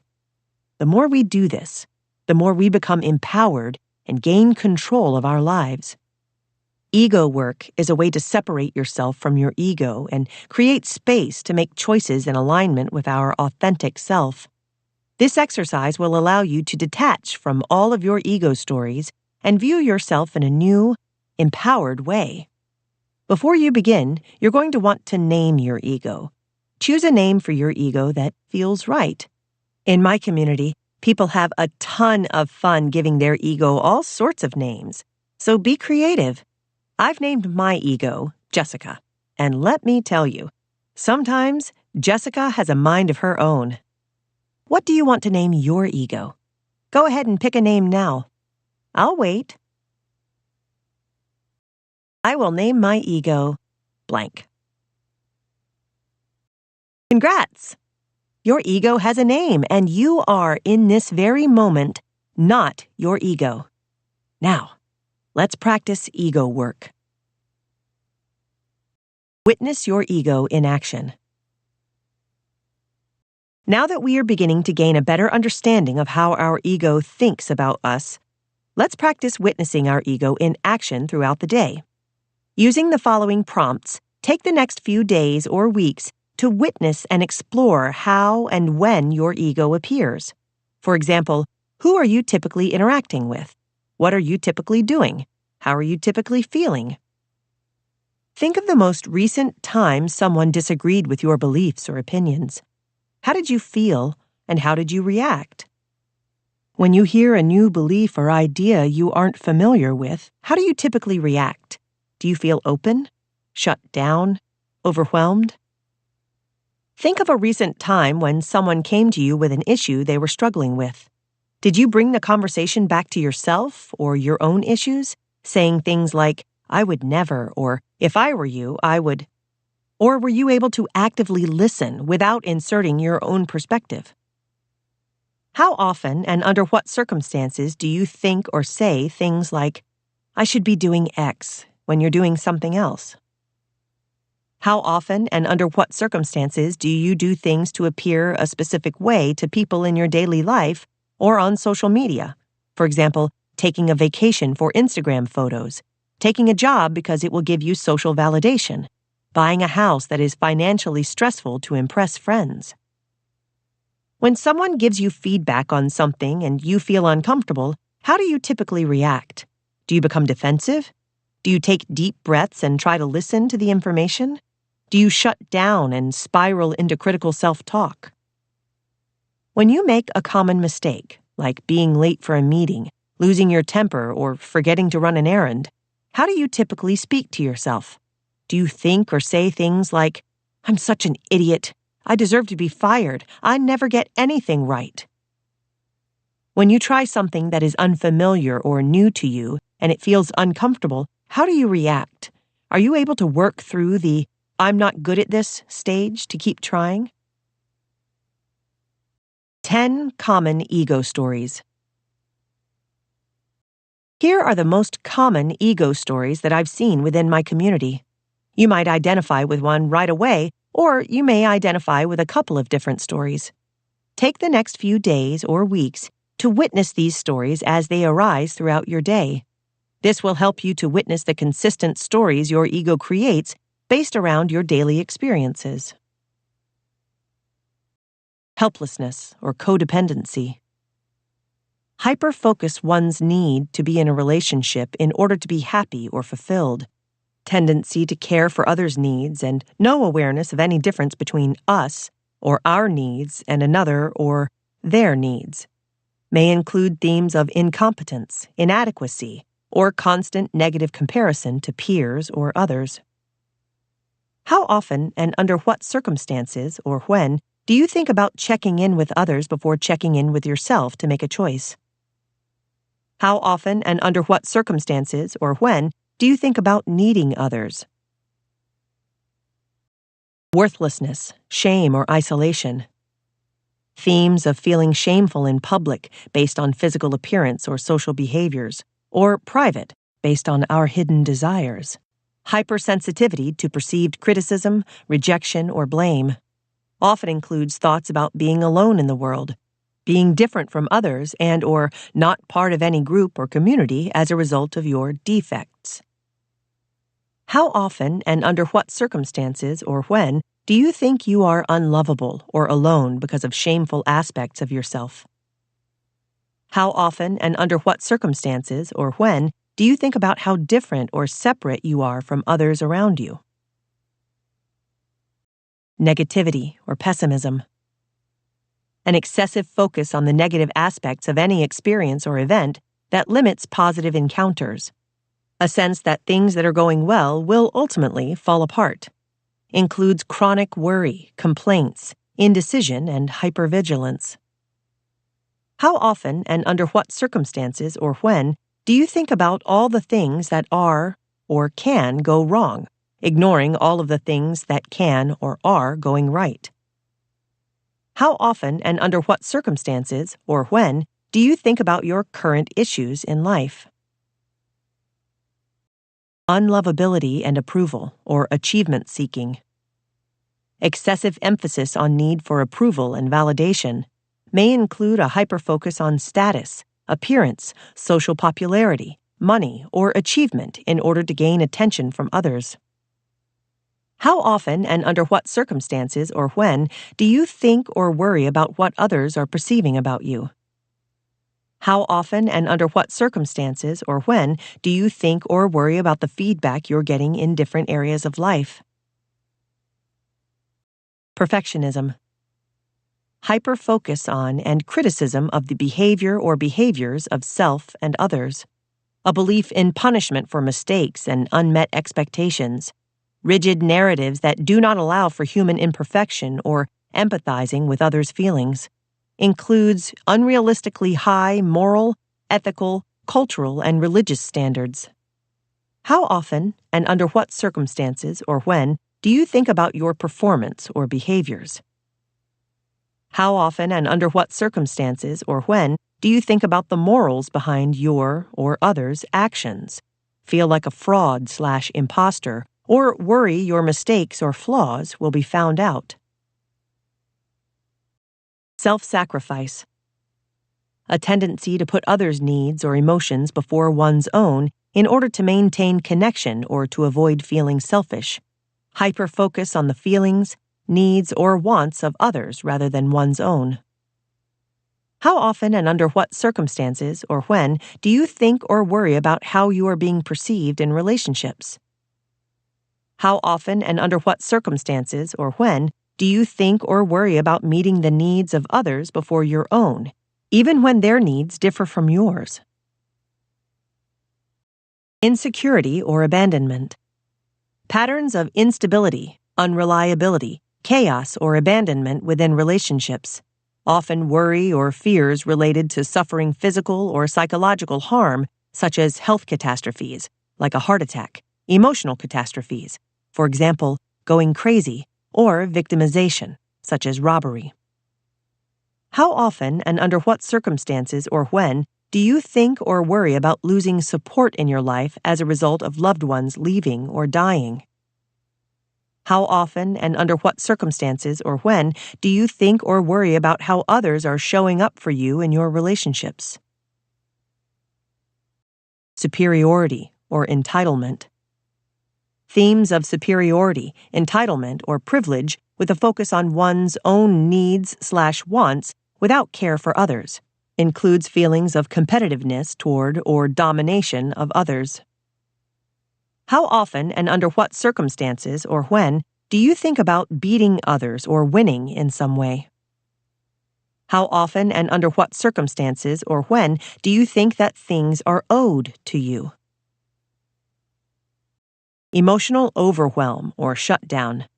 Tendency to think or worry about one's emotions or about controlling one's emotions. Can include hyperfocus on another's perceived reaction to any or all of your emotional communications. How often and under what circumstances or when do you think or worry about being emotionally out of control? How often and under what circumstances or when do you struggle to express your thoughts out of concern for how others will react? Exploitation or violation. Patterns of hurt, abuse, humiliation, manipulation, or cheating can include thoughts or worries around trust or security or connection with others. How often and under what circumstances or when do you think or worry about not getting your needs met due to another's intentional or unintentional choices? How often and under what circumstances or when do you think about the different ways people hurt you throughout your life? Meet your shadow. Your shadow self is the part of you that you have denied or repressed since childhood. When we are children, we get all sorts of messaging from people we love about what parts of ourselves are good and what parts of ourselves are bad. Many of us have felt validated when we heard praise from parent figures who said things like, "You're such a good and polite kid for doing X, Y, or Z," or "Don't be X, Y, or Z. Share your toys." As you've learned, when we are children, we don't have discernment about what to take personally and what not to take personally. Everything is taken literally and directly. If someone we love very much, whom our survival depends on, tells us that we are doing something bad or wrong, we may come to believe we are bad or wrong. For example, we might express more of our caretaking side because we have learned that part of us is good. We may also deny our own wants or desires, believing it is selfish to keep anything or want something just for ourselves. All of this happens subconsciously, based on the messages we received. Sometimes these messages are more direct, especially for those of us who were punished for having certain needs or certain emotions. For many of us, being punished for wanting a lot of attention, for crying too much, or for being dramatic is the beginning of adopting a persona or false self to please people around us. Our shadow self doesn't only consist of the negative things about ourselves, it can also hold many positive traits that aren't socially rewarded or seen by others. Many of us are born into homes that put a lot of pressure on academic performance, with hopes that this focus will result in more opportunity and a better life. Often our inherent abilities and talents that do not fit into this path are overlooked. Many of us who, as children, loved artistic expression like drawing or singing might have found these passions ignored, or may have been told to stop messing around or wasting time when we expressed ourselves in those ways. Sadly, many of our shadow selves include creative talents that were not socially rewarded or were dismissed completely. When we aren't aware of our shadow self, we tend to project it onto other people. We are quick to judge others and use labels, for example, arrogant, entitled, greedy. You'll notice that the traits you project onto others tend to be patterns that you see in other people consistently. It may surprise some of you to hear that these traits are also within yourself, which is why you see them in others. Sometimes we may even identify ourselves as better than those people, or we may virtue signal when we're around them to cope with the internal conflict of not accepting those aspects of ourselves. The truth is that all of us contain messy, broken, hurt, selfish, and jealous parts, and this doesn't make us bad. The more we accept all parts of ourselves, the more we can accept all parts of others. We can be just as quick to project good traits onto others. We may even hero worship or see some people as larger than life or perfect. The reality is, even the people we admire have flaws, insecurities, and qualities that cause them to feel shame. It's also important to understand the good traits that we admire and see within others are also within ourselves, which is why we see them in others. It's only through doing the inner work that we can begin to actually see the good we overlook. Like our ego, our shadow self is ultimately looking to be integrated, or simply, to be seen, acknowledged, and honored so that we can become complete. In other words, so that we can be our whole, fully expressed, authentic self. Many parts of you have been dismissed or subjectively seen as bad by people based on their opinions. In our shadow self lie the creative, beautiful parts of ourselves, as well as the parts we're afraid of. For example, the vengeful parts, the jealous parts, the fearful parts, and all of the sometimes scary thoughts that come with them. Meeting our shadow self is meeting our true humanity, and we can all learn to love it.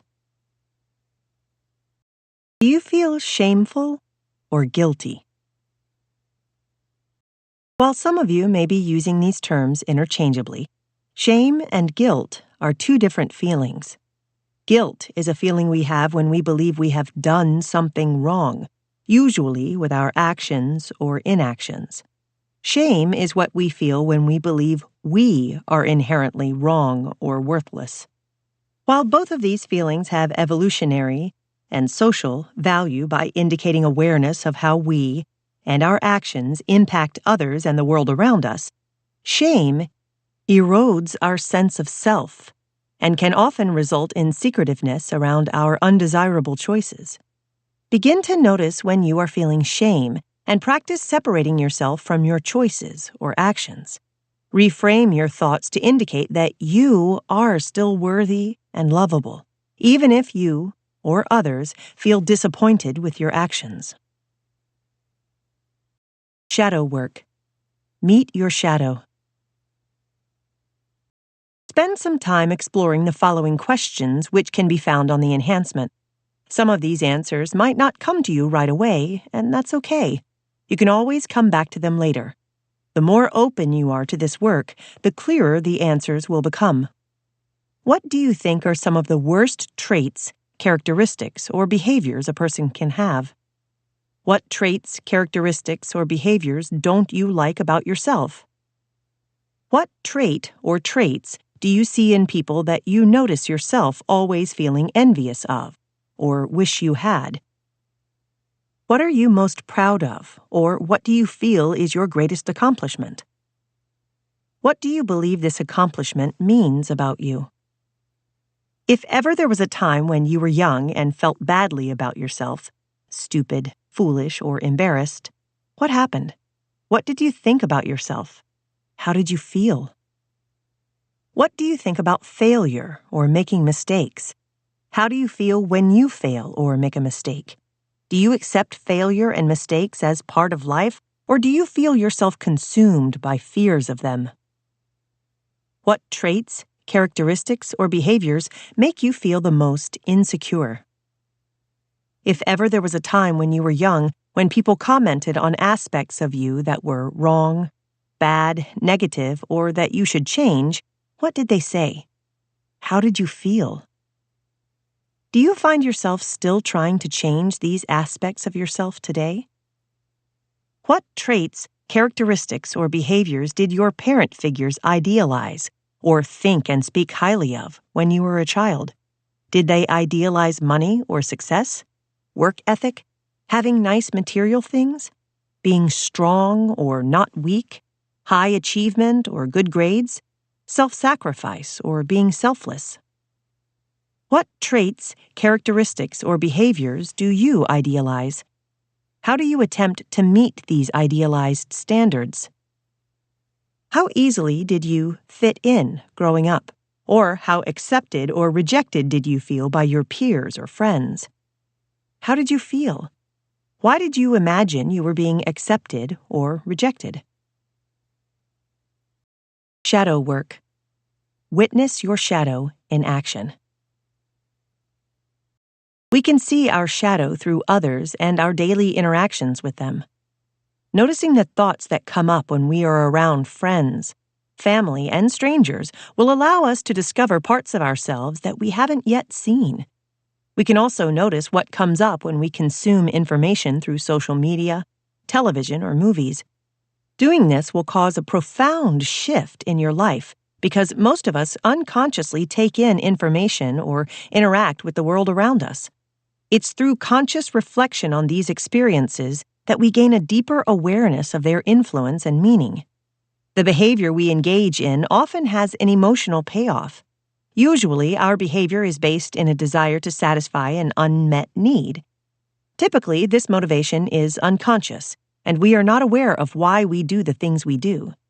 In this exercise, which can also be found on the enhancement, we are going to work on becoming conscious of our unconscious motives. I mostly consume content about blank, and the emotional payoff I get is feeling blank. In my closest relationships, we usually are bonding over blank, and the emotional payoff is feeling blank. When I post on social media, I'm usually posting things about blank, and the emotional payoff is feeling blank. When I am alone, I usually think about blank, and the emotional payoff is feeling blank. When I talk negatively about someone, I'm usually talking about blank, and the emotional payoff is feeling blank. Now, let's look at your answers. You'll probably notice a pattern. Are you feeling justified, angry, morally superior, or less than others? None of these feelings are wrong or bad. We all have them. Once we get past judging ourselves, we can take a kinder look at why we are acting as we are. Why might I be engaging in these patterns? What is it about myself that I may be struggling to accept, love, or acknowledge? Expand your limits. Limiting beliefs are inherited in childhood and practiced throughout adulthood. Limiting beliefs can keep us stuck, repeating cycles without us even being aware of them.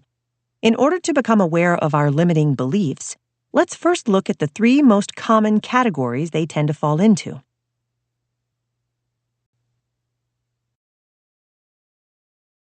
Three types of limiting beliefs. 1. Limiting beliefs about who you are. These are beliefs about yourself that make you feel as if there are things you cannot do because something is wrong with or missing within you. Common limiting beliefs about yourself include, some things are out of my reach, and there is something inherently wrong or different about me. 2. Limiting beliefs about other people. These are beliefs about people that create a sense of powerlessness for ourselves. Common limiting beliefs about others include, people are always out to get me, no one will ever love me, and I can't ask others for help. 3. Limiting beliefs about the world. These are beliefs about the world around you that impact your ability to reach your goals or aspirations. Common limiting beliefs about the world include, there is not enough for me to have what I want, and there is not enough time to do what I want. Limiting belief checklist. Let's consider the limiting belief checklist.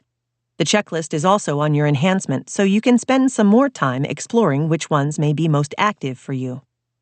I am only worthy of love if I am taking care of someone. My achievements define my success. People are always out to hurt me. I believe I have no control over the outcome of my life. My self-worth is defined by what I achieve.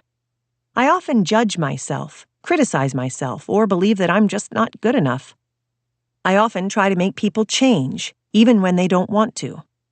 I feel powerless to change my life. I believe that I'm lacking what it takes to heal or transform my life. Now that you've uncovered some of your limiting beliefs, you will want to begin to unlearn them. We all have limiting beliefs, usually many of them, and our first step in unlearning is to recognize that our beliefs are just practiced thoughts and are not necessarily true. When working on releasing limiting beliefs, we don't want to judge ourselves for them or try to talk ourselves out of them. This can actually make the beliefs stronger. We want to create new, empowering belief reframes. Through empowering belief reframes, we can begin to adopt new beliefs that tell a different story than the one we have been repeating about ourselves, other people, and the world around us. When we practice these reframes, you'll notice that they do two things. 1. They acknowledge what is out of our control. Remember, things happen to us that we have zero control over for reasons we cannot or may never understand. 2. They acknowledge what we do have control over. In most situations, there is something that we can control, including the meaning we assign to our experience, our reaction to it, or how we speak about it. Empowering belief reframes. Pick a consistent limiting belief from the limiting belief checklist, or after witnessing one of your own, to begin to reframe. Limiting belief. People are always out to hurt me. Root of belief or past experience. The way my dad treated me. Empowering reframe or what I do have control over. The way I treat myself. Here are some examples of how to use empowering reframes to change old limiting beliefs. I didn't have control over my root of belief or past experience, and I do have control over what I can do now. I didn't have control over the way my dad treated me, and I do have control over how I treat myself. I didn't have control over how I felt when I made that mistake, and I do have control over being kind to myself after making the mistake. I didn't have control over how my mom talked about my body when I was growing up, and I do have control over how I speak about my body today. Now you will want to begin to practice this on your own. I didn't have control over blank, and I do have control over blank. I didn't have control over blank, and I do have control over blank. I didn't have control over blank, and I do have control over blank. I didn't have control over blank, and I do have control over blank. Your biased brain. Your survival and evolution have benefited from your brain's habit of prioritizing negative stimuli around you. Noticing and attending to any possible threat in your surroundings as quickly as possible has allowed you to move out of harm's way. This is called the negativity bias, and it is something all human brains share. We filter the world through a lens that is attuned to threat. Begin to witness your limiting beliefs using the limiting belief checklist to explore how they may be impacting your daily perceptions, keeping both your body and mind stuck in its old habits. Using the empowering belief reframes exercise, practice new, more empowering thoughts to change your core mindset, beliefs, and ultimately, daily actions. Meet your emotions.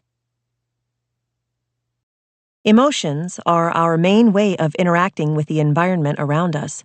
They are evolutionarily designed signals to help us identify what's most important to safely navigate our surroundings.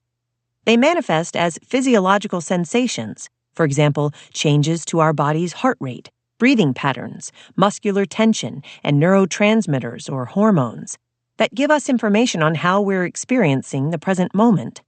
Are we in an unsafe situation? Do we have a need that's currently unmet? While emotions are associated with bodily reactions that include nervous system activation, neurotransmitters, and hormones, feelings are the conscious experience of these physiological reactions.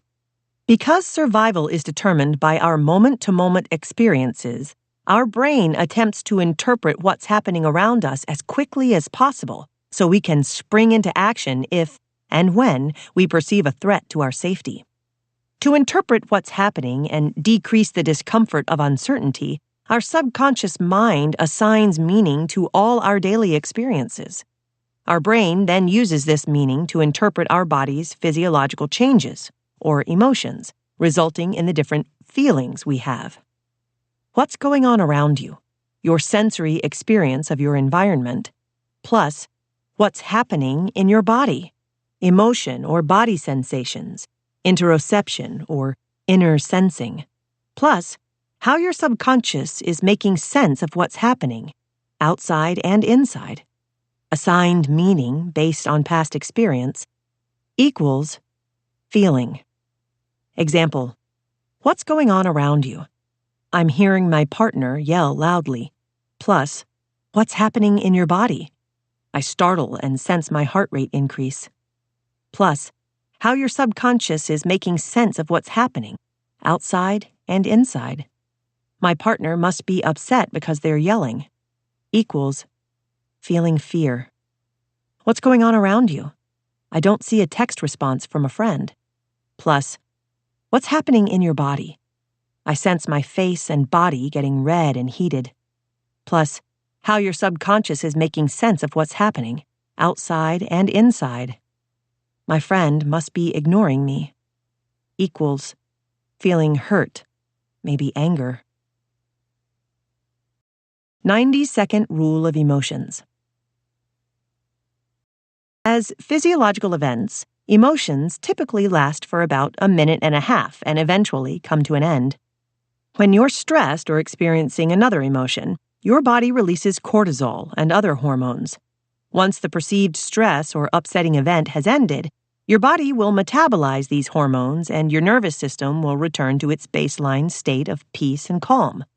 Your body actually wants to return to this state as quickly as possible. This can only happen if your mind doesn't get in the way, as it does for many.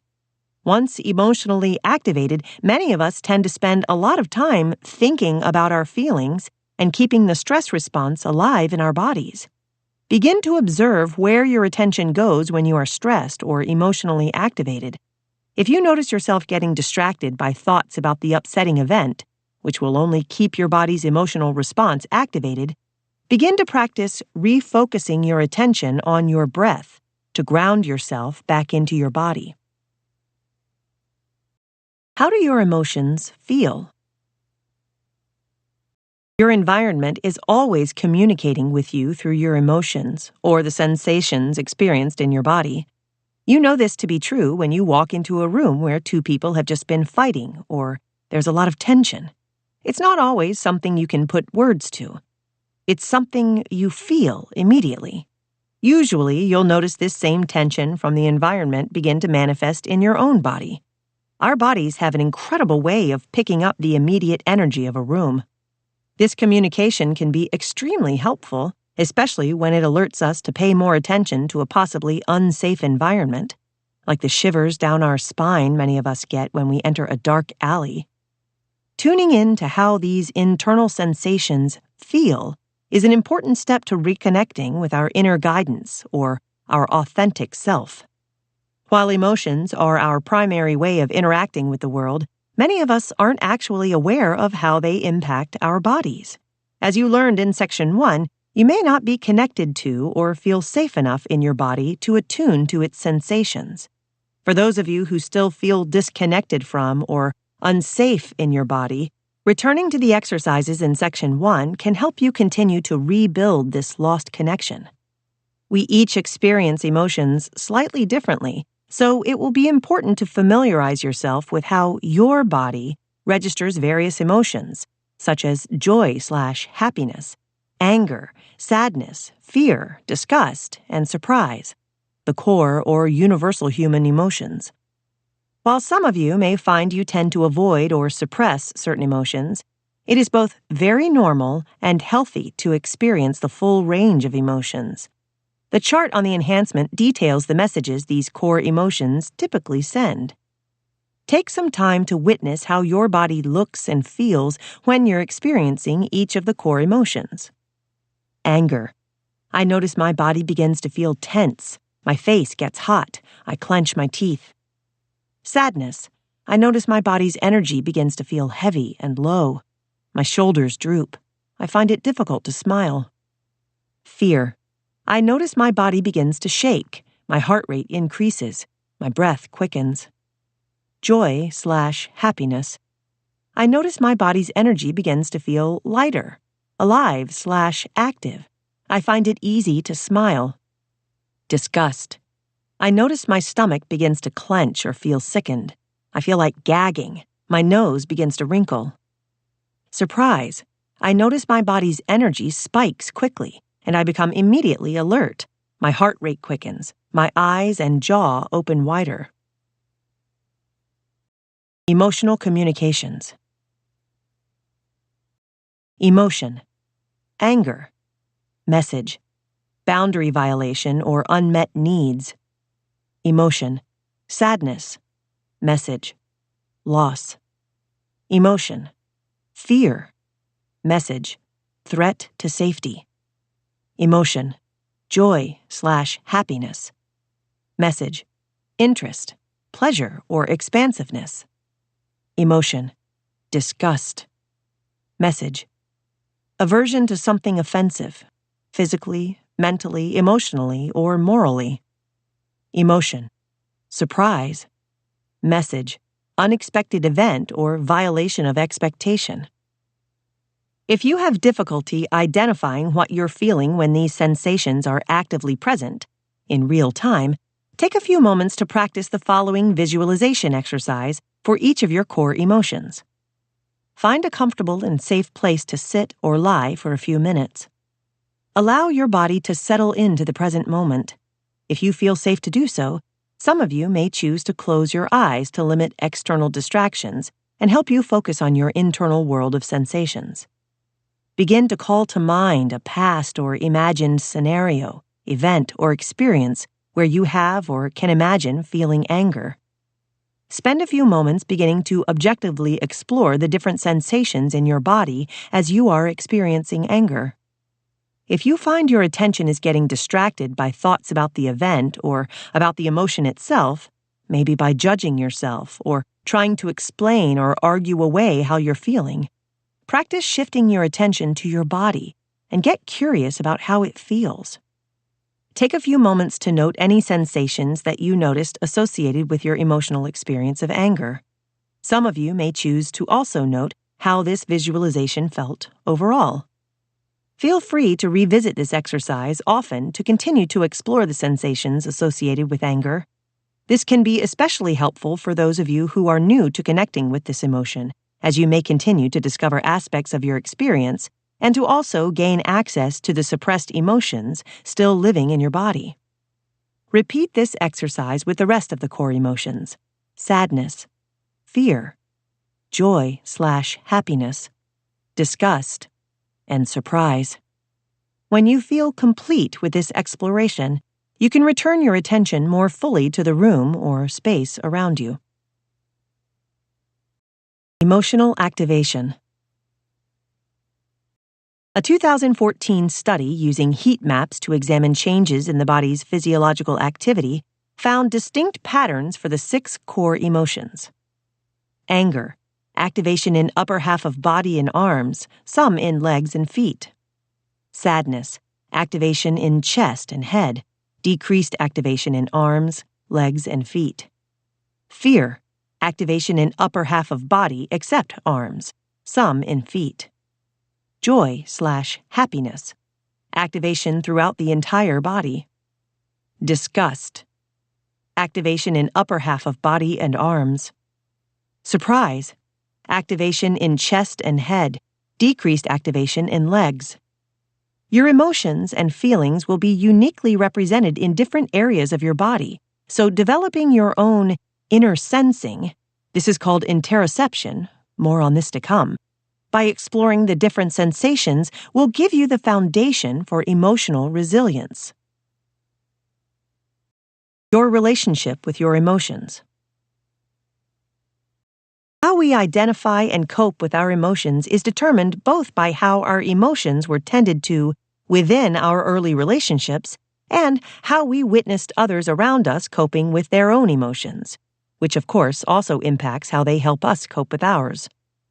In childhood, We are often overwhelmed by the responses of our nervous system and related emotions in our body. Because our brain and nervous system are wired to connect, we rely on others to help us regulate our body and mind through the act of co-regulation. If we were around others who were attuned to our emotions and who were able to help us regulate when needed, we likely felt safe enough to continue to be open to all of our emotional experiences. If our parents were overwhelmed by their own emotions and were not able to attune or pay attention to our needs, we likely shut down or closed ourselves off from some or all of our emotions. When a baby or young child falls down and hurts themselves, they immediately begin crying. They're experiencing pain while also experiencing fear because something scary just happened that they weren't prepared for. The crying signals to the mother that her baby needs to be soothed. Babies cannot soothe their own emotions. They need an adult to show them how. Many children were raised in homes where a parent couldn't soothe their emotions. If this was the case for you, you might struggle to know what you're actually feeling or how to calm yourself down when upset. By learning to understand, process, and release your emotions, you'll feel more confident and in control of your own life. Using the prompts, which can also be found on the enhancement, take a few moments to begin to explore the different childhood messages you may have received from your earliest relationships. In childhood, were emotions, including I love yous, expressed directly in the home? If so, how were the different emotions expressed? Did you feel safe to express the whole range of your emotions in your home? Or were certain emotions avoided entirely?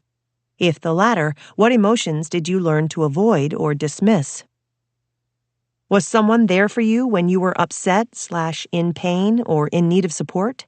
Or did you feel alone, shamed, or ignored/dismissed when you were upset/in pain or in need of support? Where or when may you have learned to stop yourself from expressing your emotions? Do you remember a time when you decided to stop talking to people about how you felt?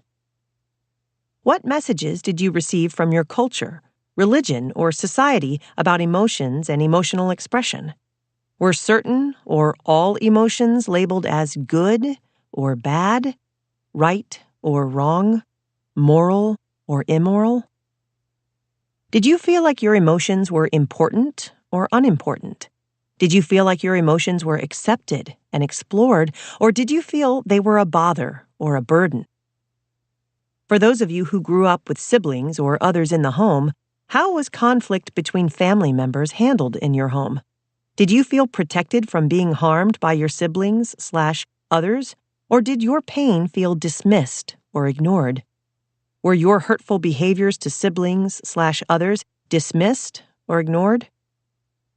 Did your family micromanage or try to control each other's emotions by approaching them with constant nagging, worrying, or problem solving, removing the issue to remove the emotion? Did your parent figures use substances, alcohol, drugs, food, to cope with their emotions? Did your parent figures suppress or ignore their emotions in service of martyring themselves? Did you witness others taking responsibility for their emotions, or did they tend to blame their current circumstances? Did you hear things like, "You made me do it," or "I wouldn't have yelled if you didn't"? Take the next few days or weeks to now begin to explore the impact of these early experiences by witnessing your current emotions in adulthood. What is your current relationship with your emotions overall? Do you feel all of the core emotions? Happiness/joy, sadness, fear, anger, surprise, disgust? Do you shame yourself for any or all of your emotions? Do you deny or suppress any or all emotions? If so, which ones? Which emotions are you most comfortable experiencing? Which ones are you most uncomfortable with or most likely to attempt to avoid? How present are your emotions in your relationships? How often do you talk about or share them? How do you typically respond when people, strangers, friends, family, partners, ask how you are doing or feeling? What kind of feedback have you received from others about your emotions? Have people commented on how often you smile, or whether you frequently look upset or seem angry, sad, or stressed? Do you feel others interpret your emotions accurately or inaccurately? Your inner sensing. Even if you're unaware of or disconnected from your emotions, they are being used by your mind to create your experience of your environment, or your feelings/reactions. Through a process called interoception, your brain scans your bodily sensations to gauge how it's experiencing the world around you, namely, to meet its needs and keep you safe. Continue to practice reconnecting with your body using the daily feeling journal so you can become more present to all of the active emotions that may be impacting your experience of the current moment. Daily Feeling Journal. Using the body conscious pause practice, add a second check-in with your emotions. Doing so will help increase conscious awareness of your emotional experiences on a daily basis. You can refer to the feeling wheel on the enhancement if you need help identifying your emotions. The more clearly you understand how you really feel, the more empowered you will be to navigate these emotions in a different way. Emotion check-in. What sensations are currently present in my body? What am I doing or thinking during the event or experience that's occurring? What emotions or feelings may be present? How I Cope Journal. As adults, many of us cope with our emotions as we did in childhood. If we didn't learn healthy ways to relate to our emotions when we were young, we continue to throw tantrums, pull away or disconnect from others, or act out in passive-aggressive ways, like giving the silent treatment as punishment. While we might be aware that we do these things, many of us feel like we can't stop doing them because coping mechanisms are deeply ingrained patterns that are the result of nervous system dysregulation. Let's begin by witnessing our inner child's ways of coping by observing how we react in stressful or upsetting situations. Using the prompts associated with each example, write down your emotional reactions to any incidents that occurred recently, being as honest as you possibly can about what thoughts, feelings, and reactions you experienced at the time. In the upcoming weeks or months, if a similar incident occurs, continue to explore and jot down your reactive cycle. Over time, you'll likely start to notice similarities in how you react to emotionally charged situations. The more you witness yourself in times of stress or upsetting incidents, the better able you'll be to identify themes that reveal your inner child coping mechanisms. For some, this process takes weeks.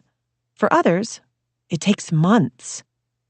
Becoming aware of your inner child reactions and related coping mechanisms will allow you to begin to change how you respond in emotionally charged moments.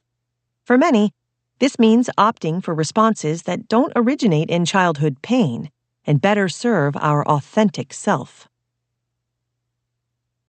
How I Cope with Trauma and Dysregulation. As you learned in Section 1, the long-term effects of trauma can hijack our ability to navigate and cope with our emotions. The forthcoming list details some of the common ways many of us learn to navigate emotionally overwhelming experiences in childhood. The more we repeat these trauma responses, the more habitual these coping mechanisms can become in adulthood. Avoidance, repression, or denial. The tendency to bury painful thoughts or feelings. If I don't talk about it, it doesn't exist. Idealization or fantasy. The tendency to exaggerate positive traits or experiences, real or imagined, rather than acknowledge objective reality. This can look like constant daydreaming about how things should be or how you'd like them to be, rather than acknowledging the reality of how they are. Intellectualization or rationalization. The tendency to avoid feelings by thinking or analyzing your experiences. I can think my way out of any challenge or problem. Projection or externalization. The tendency to assume what everyone else is thinking or feeling while denying your own similar thoughts or feelings. or the tendency to assign blame to the external world for your thoughts and feelings. You made me feel that way. Dissociation or shutdown, the tendency to separate from painful thoughts, feelings, or experiences. Substance use or other addictive behaviors, the tendency to rely on external means, such as food or other substances, to self-regulate through uncomfortable thoughts, feelings, and experiences. Fawning or people-pleasing, the tendency to pay attention solely or be hypervigilant to the needs of others and the external world. Spend some time witnessing your current emotional coping habits using the following prompts. How often and under what circumstances or when do you find yourself feeling numb or avoiding your emotions/feelings entirely? How often and under what circumstances or when do you find yourself lying or minimizing to others about how you're really feeling? How often and under what circumstances or when do you make yourself powerless to your experiences by making demands that others change or stop what they're doing so you can feel better? How often and under what circumstances or when do you blame others for your reactive behaviors, saying things like, "If you didn't, I wouldn't have. You made me"? How often and under what circumstances or when do you give others the silent treatment, withhold your love by acting mean or cold, or make passive-aggressive comments? How often and under what circumstances or when do you push away or deny your pain by turning to substances to try to feel better? How often and under what circumstances or when do you focus on work or achievement to push away your feelings or to feel better? How often and under what circumstances or when do you find yourself trying to explain away or rationalize your feelings? How often and under what circumstances or when do you find yourself imagining that things are different than they are as a way to avoid how you are feeling about your current circumstances? How often and under what circumstances or when do you find yourself worrying about what others are thinking or how others are feeling as opposed to focusing on how you feel? Feel your feelings. Now that we have begun to explore our habitual coping habits, we will want to create new ways to navigate our emotional experiences. When we feel comfortable actually feeling our feelings, we are less likely to need to act out or distract ourselves from feeling them. Step 1. Witness your feelings. We rely on our older coping strategies and allow our inner child to become reactive when our resources are low, and we can easily be overwhelmed with stress. While this is a completely normal response, our reactive behaviors are often not aligned with the needs and wants of our authentic self. We do this through first witnessing, accepting, and welcoming our current feelings and reactions without judgment. Your work here is to remain objective, loving, and kind to all parts of you. This is your access to creating a reality aligned with your authentic self. Stress ladder. Our bodies are always communicating with us. Using this tool, you can begin practicing this first step, witnessing, by learning and paying attention to your body's changing cues, indicating when its stress level begins to escalate. Over time, with consistent practice, this new awareness will help you understand when to pause, to take breaks, and to bring yourself back to safety. How to use this tool. Get familiar with the sample stress ladder, which is also on the enhancement, and use it for reference if you'd like as you get started. You may find that you relate to many or even all of these cues and their positioning on the stress ladder, or you may find that your body sends cues that are not listed. Sample stress ladder. 10 equals, I'm yelling and screaming at whoever is around.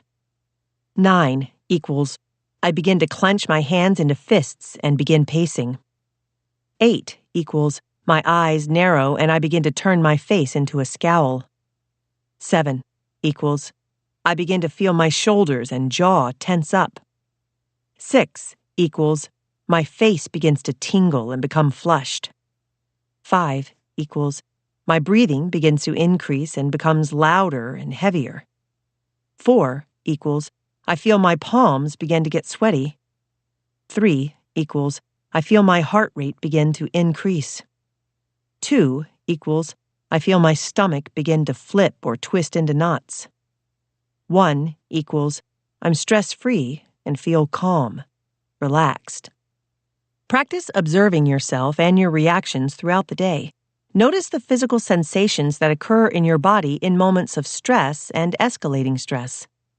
Where and how does overwhelm begin to show up in your body? How does stress show up in your body as it progresses? Begin to write down your observations on the blank stress ladder on the enhancement or copy them into your notebook. Remember, witnessing becomes easier with practice. Be kind to yourself as you begin and keep going. Refer back to the example for more guidance. Step 2. Accept and welcome your feelings.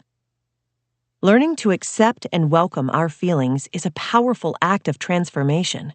If we were yelled at for crying, punished when we got angry, or told we were too sensitive, we adapted by detaching from those emotions altogether. Now, we are going to learn to allow whatever it is we are feeling, whenever it is we are feeling it. To help you begin accepting and welcoming your feelings, we're going to practice shifting our language or reframing our experiences. So many of us say things like, I am sad or I am angry, making that feeling or emotion the entirety of our experience. By doing this, many of us are keeping ourselves stuck in the feelings and repeated coping strategies and reactivity of the past. Instead, observe yourself and your emotional reactions throughout the day. Keep a running list of what feelings come up for you and write them down using the following reframe.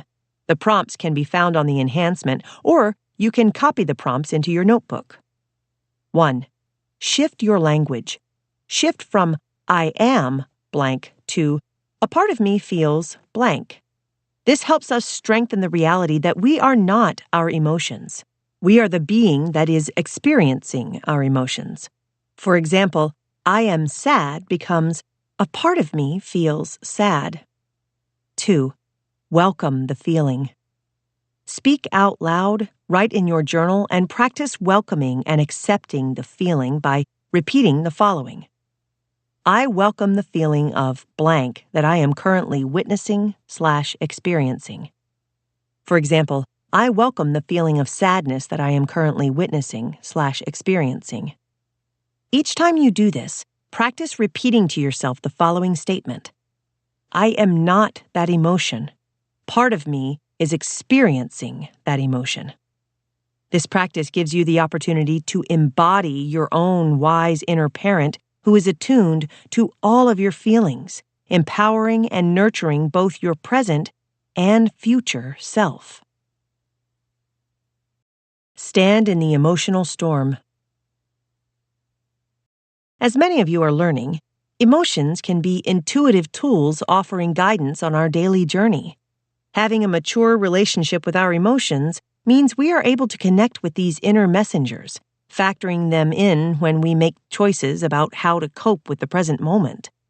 One of the key habits for emotional maturity is to cultivate equanimity, or the ability to stand in the middle of intense emotions with a sense of mental calmness and composure. It is the practice of being with your emotions without being victim to them, allowing them to cause overwhelm or harm to your body/mind, or reactive to them, allowing them to dictate your choices. Using the exercises that follow, begin to create a new equanimous relationship with your emotions by expanding your window of stress resilience so you can safely connect with these inner signals. Emotional resilience. Resilience is the ability to recover from stressful experiences. Life throws many obstacles in our path that we have little to no control over. It makes sense, then, that we would all benefit from learning how to develop resilience so that we can face challenges with more grace and acceptance.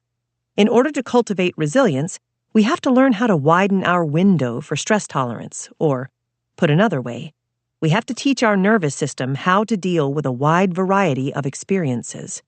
Those of us who have endured an overwhelming past experience, or trauma, typically have a very narrow window of tolerance.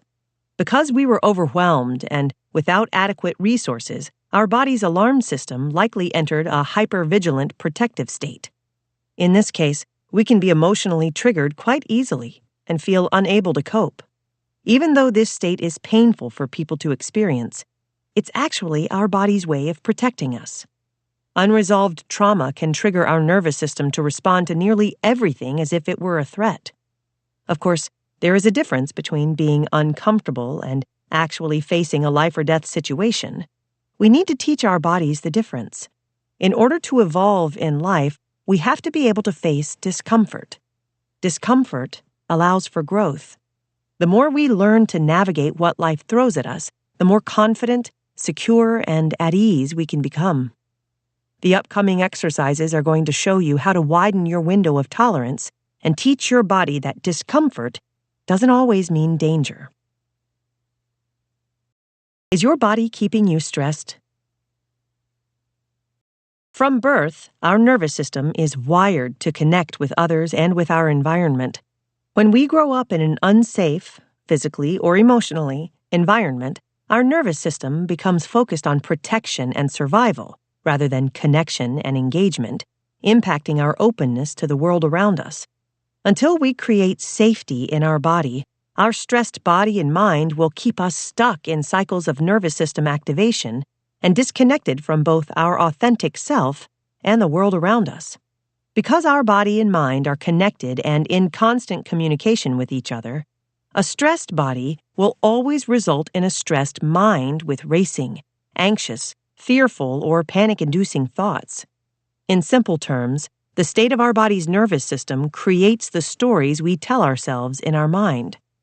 When your body is stressed, it sends a signal to your mind that your body is not safe. Your mind then responds to the signal by scanning its internal environment. You start thinking stressful thoughts, and external environment. You become hypervigilant to the world around you. If your body's energy is agitated or your nervous system is stressed out, your mind begins to race with stressful thoughts about the past or future. Using the following signs of nervous system activation, spend the next few days or weeks beginning to witness your body's reaction to stress. Its posture and energy flow are a product of the state of your nervous system. Reflect on how this state then affects your attention, or presence, and experiences in the current moment. Fight. Squared-off shoulders and puffed-out chest, flexed muscles, increased rate and volume of speech, fidgety or spastic movement. Flight.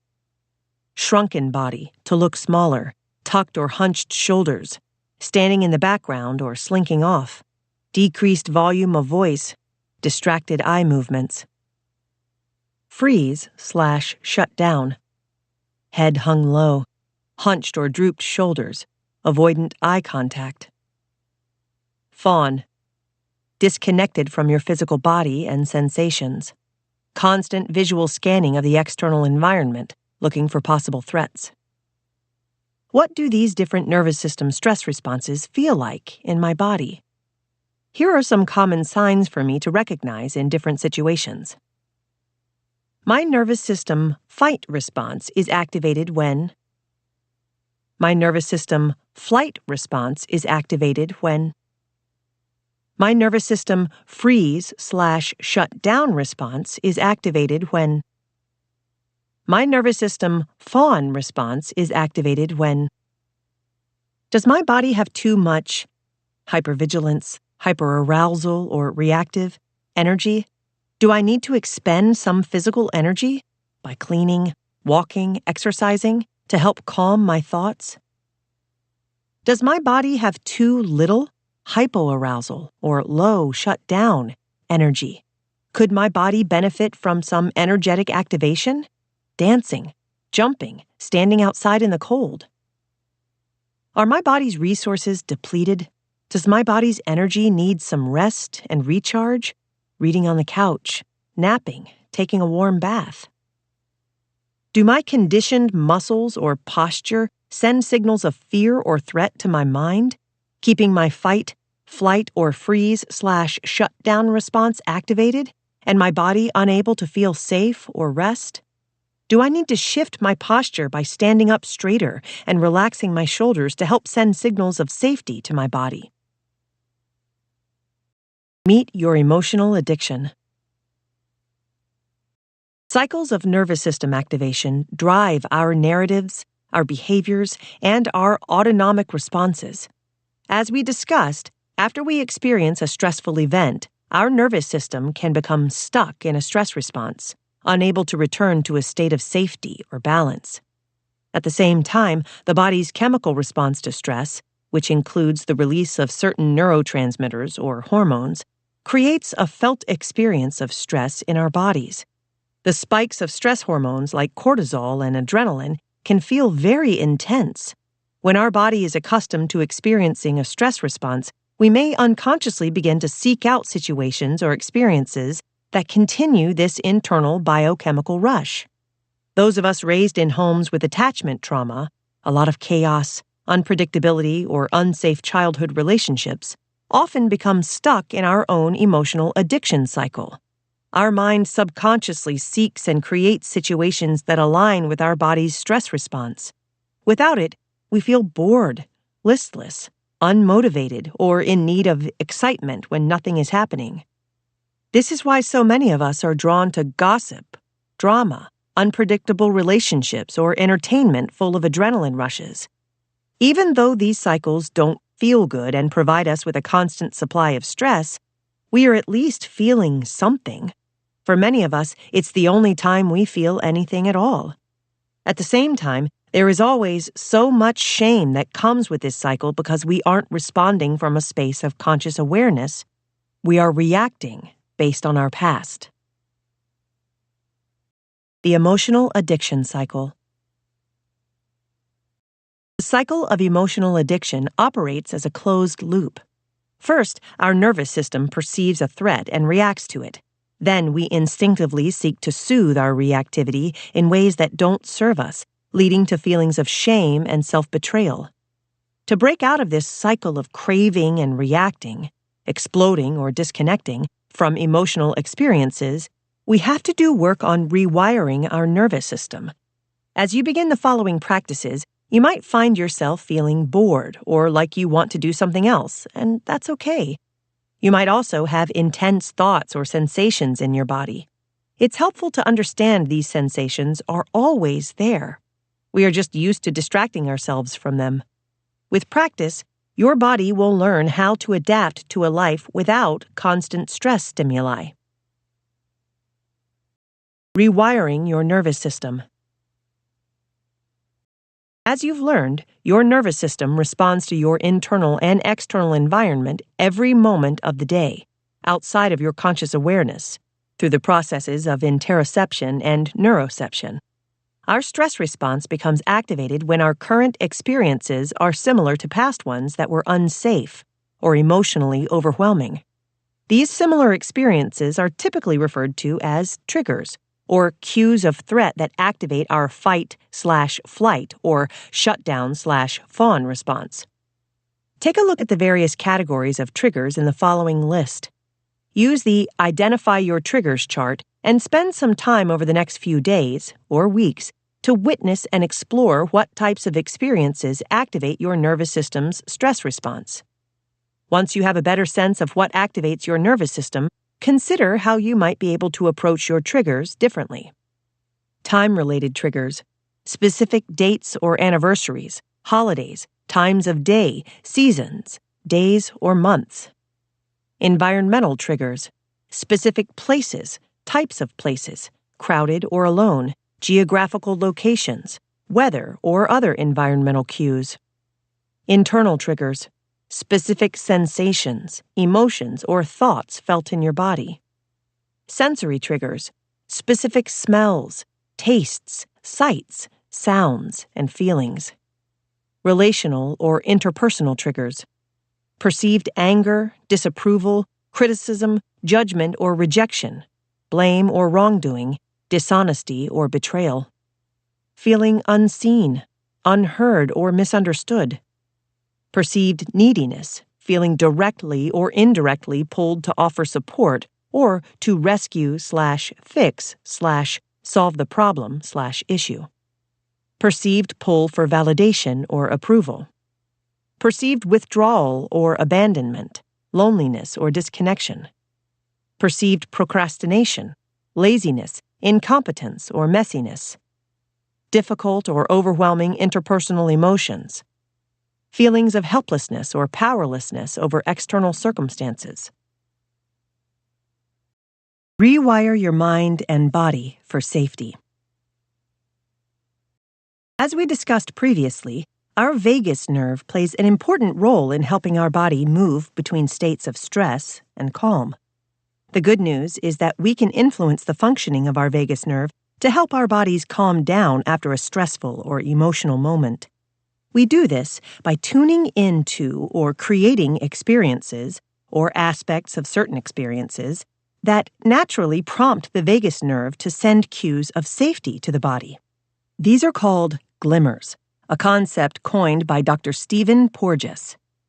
Take a look at the following glimmers or safety signals and spend the next few days or weeks using the following questions, which can also be found on the enhancement, to identify the different cues that help you access a feeling of comfort and safety.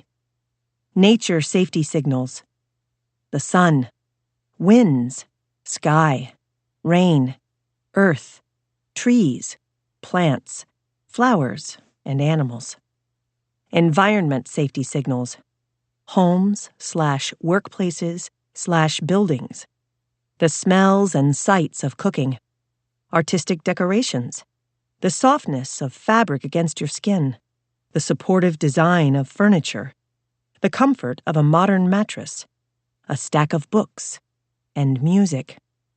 Relational safety signals: self-regulation, intentional deep and even breathing, calming or repetitive movements, and grounding your body in nature. Co-regulation with others: kind gaze, a smile/twinkle in the eye, a tilted head or other gesture of acknowledgement, receiving a response to our request, and cuddling with a pet. What people, places, feelings, smells, and sensations help me access feelings of safety and connection? What sensations or feelings do these cues activate in my body?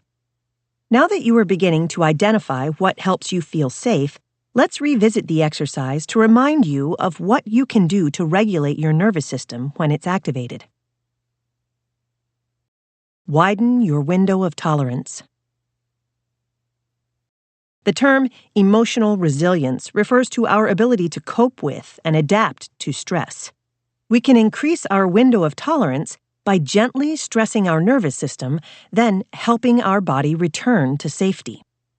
When we choose to do something uncomfortable, we give ourselves an opportunity to teach our body and mind how to tolerate stress. Building emotional resilience often harnesses the power of the breath or other actions we can take to calm an activated nervous system. In our mind, it is about harnessing the power of attention to redirect our focus away from uncomfortable and distracting thoughts. On the enhancement, you'll find a list of suggestions for the kinds of small stressors that can help widen your window of tolerance.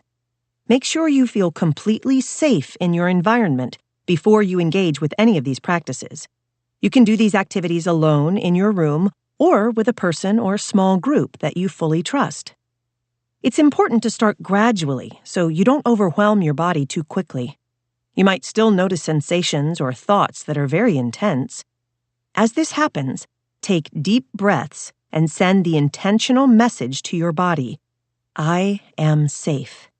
This will train your mind to have a different relationship to your nervous system activation, and you'll have more control over how you respond to future stressors. Befriend your vagus. Your vagus nerve plays a foundational role in developing emotional resilience by activating your nervous system's calming response after a stressful experience. To help increase your body's ability to tolerate stress, You can practice consistently activating or stimulating your vagus nerve through the following exercises. Breathe more slowly. Try for around 6 breaths per minute, and deeply from the belly. Exhale for longer than you inhale. Gargle loudly with water or sing out loud. Laugh. Yup, that's it. Cold therapy. What you'll need: a large bowl, water, and ice. How to do it: fill the bowl with equal parts ice and water, then submerge both your hands in the bowl for 10 seconds. Next, do it again for 30 seconds, sending messages of calm and relaxation to your body. Practice this daily for 1 week and notice how differently your body responds to cold. Gentle stretching. What you'll need: a mat or a blanket. How to do it: place your legs directly in front of you. Lift your arms overhead and then try to touch your toes. Bend over as much as you can without feeling pain or panic. This stretch is meant to be uncomfortable, but not past the edge of what you can tolerate consciously experiencing. Breathe for 30 seconds to a minute. Practice this daily and notice how your body responds differently to the stress. Partner sharing. What you'll need: a friend or a partner you feel fully comfortable with. How to do it: tell someone you trust that you want to share something about yourself and ask if they're in a space to listen. Next, tell them something you've been thinking, feeling, or dreaming about. You might feel awkward or uncomfortable, especially if you weren't seen or heard as a child, and may notice your voice getting tight or that you feel nervous, and that's okay. Just share. Afterward, take a few deep breaths and notice how you feel. Future Self Journal. In order to begin making choices from your authentic self, it's important to create some distance between the true you and older reactive habits you've had for so long. Select a topic from Section 3, Ego, Shadow, Inner Child, that reflects the patterns you most want to change, and begin to cultivate one new habit that better honors your emotional needs. Complete the following journal prompts on the enhancement, or create a similar one of your own, every day to help you keep your promise to form a new habit. As a reminder, each of us needs a different amount of time to turn an intention into a new habit. Today, I am calm and grounded in presence within the current moment. I am grateful for another opportunity to practice being calm and grounded. Change in this area allows me to feel more in control of my daily choices and responses. Today, I am practicing when I focus my attention on my breath to take a pause, helping to create space between me and my emotions for new, conscious choices. Today, I am blank. I am grateful for blank. Change in this area allows me to feel blank. Today, I am practicing when blank. Congratulations on your progress! It takes courage to be willing to see so many different aspects of yourself. Now that you've done this work, you're ready to begin to meet your authentic self. After practicing the exercises in Section 3, you will be able to understand and shift your core beliefs, reparent your inner child, end cycles of emotional addiction, begin the journey of rewiring your nervous system. Section 4. Meet your authentic self. Who you really are. What you'll learn. What and who your authentic self actually is. Why it's important to know your values. How boundaries can improve our relationships and our lives. Why self-compassion is key in a healthy relationship with yourself. Everyone is born with a connection to their authentic self, the part of us that we call soul, spirit, consciousness, or essence. Our authentic self is wise, accepting, compassionate, and loving. While we are all connected to our authentic self at birth, we often become disconnected over time for the many different reasons we've explored together. Many of us were conditioned to behave in certain ways through what was rewarded or accepted and what was punished or rejected by our parent figures. When we consistently hear, "You make my life so difficult," or "I wish you were more like your sister," we believe that something about us isn't worthy. We adapt by becoming a version of ourselves that is more likely to receive love or acceptance from those most important to our survival. Rather than listening to the intuitive voice of authentic self about what is actually right for each of us, we learn to seek external validation. While it's natural to seek validation from others, when we do this at the expense of our needs, our desires, and our truth, we can become disconnected from ourselves and the world around us. I spent many years disconnected from myself and woke up in my early 30s completely burned out, confused, and wondering why I couldn't just feel happy. I began to wonder whose life I was actually living and started to think, this can't be what life is supposed to be like. The truth is, it wasn't. And I'm still on my own journey of meeting my authentic self and learning who I actually am. This is exciting, and many of you might find yourself feeling eager to meet your authentic self. While you might want to dive in at full speed, it's important to understand that uncovering your authentic self is a journey. You can picture this process like peeling back the layers of an onion.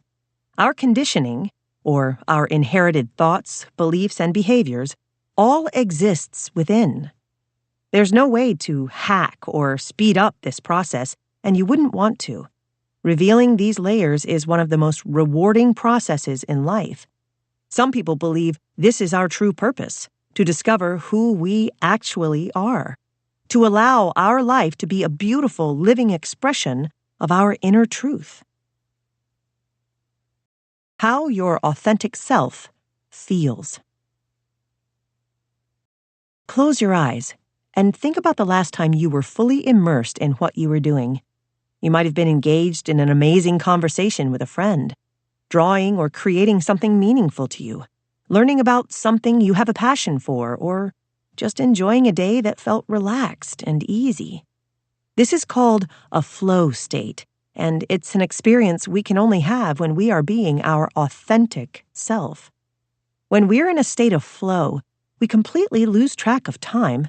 We often call this getting lost in something, and our mind is fully present, relaxed, and engaged with the moment. We aren't distracted by thoughts of what we should be doing, or obsessing over what has happened in the past or what might happen in the future. We are just being ourselves rather than trying to force, push, or control what we are experiencing. When we are in this state of beingness, we are open and experiencing reality as it is. Despite the reach of modern science and our access to vast amounts of information, there are still many realities or mysteries inherent in the human body, brain, and experience on Earth that we simply cannot, and likely never will, fully understand. These mystical or spiritual experiences that we can't put into words elicit a feeling of awe.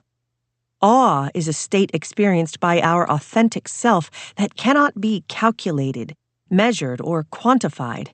You've likely experienced awe when you've watched a jaw-dropping sunset, or when you've witnessed something that touched you so deeply that it stopped you in your tracks. Experiences of awe allow each of us to connect to nature's universal consciousness. So often our fears, beliefs, and conditioning block us from appreciating these aspects of life as we remain lost in our own thoughts, feelings, and emotions.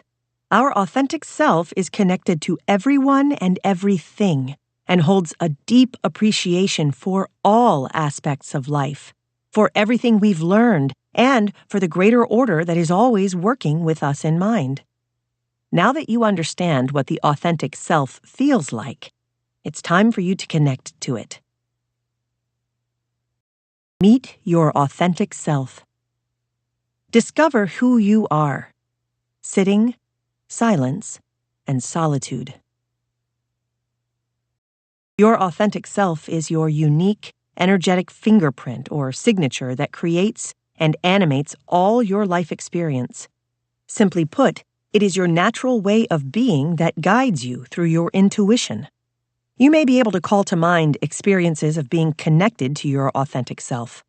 Moments where you felt completely at peace, when you felt accepted or part of something bigger than yourself.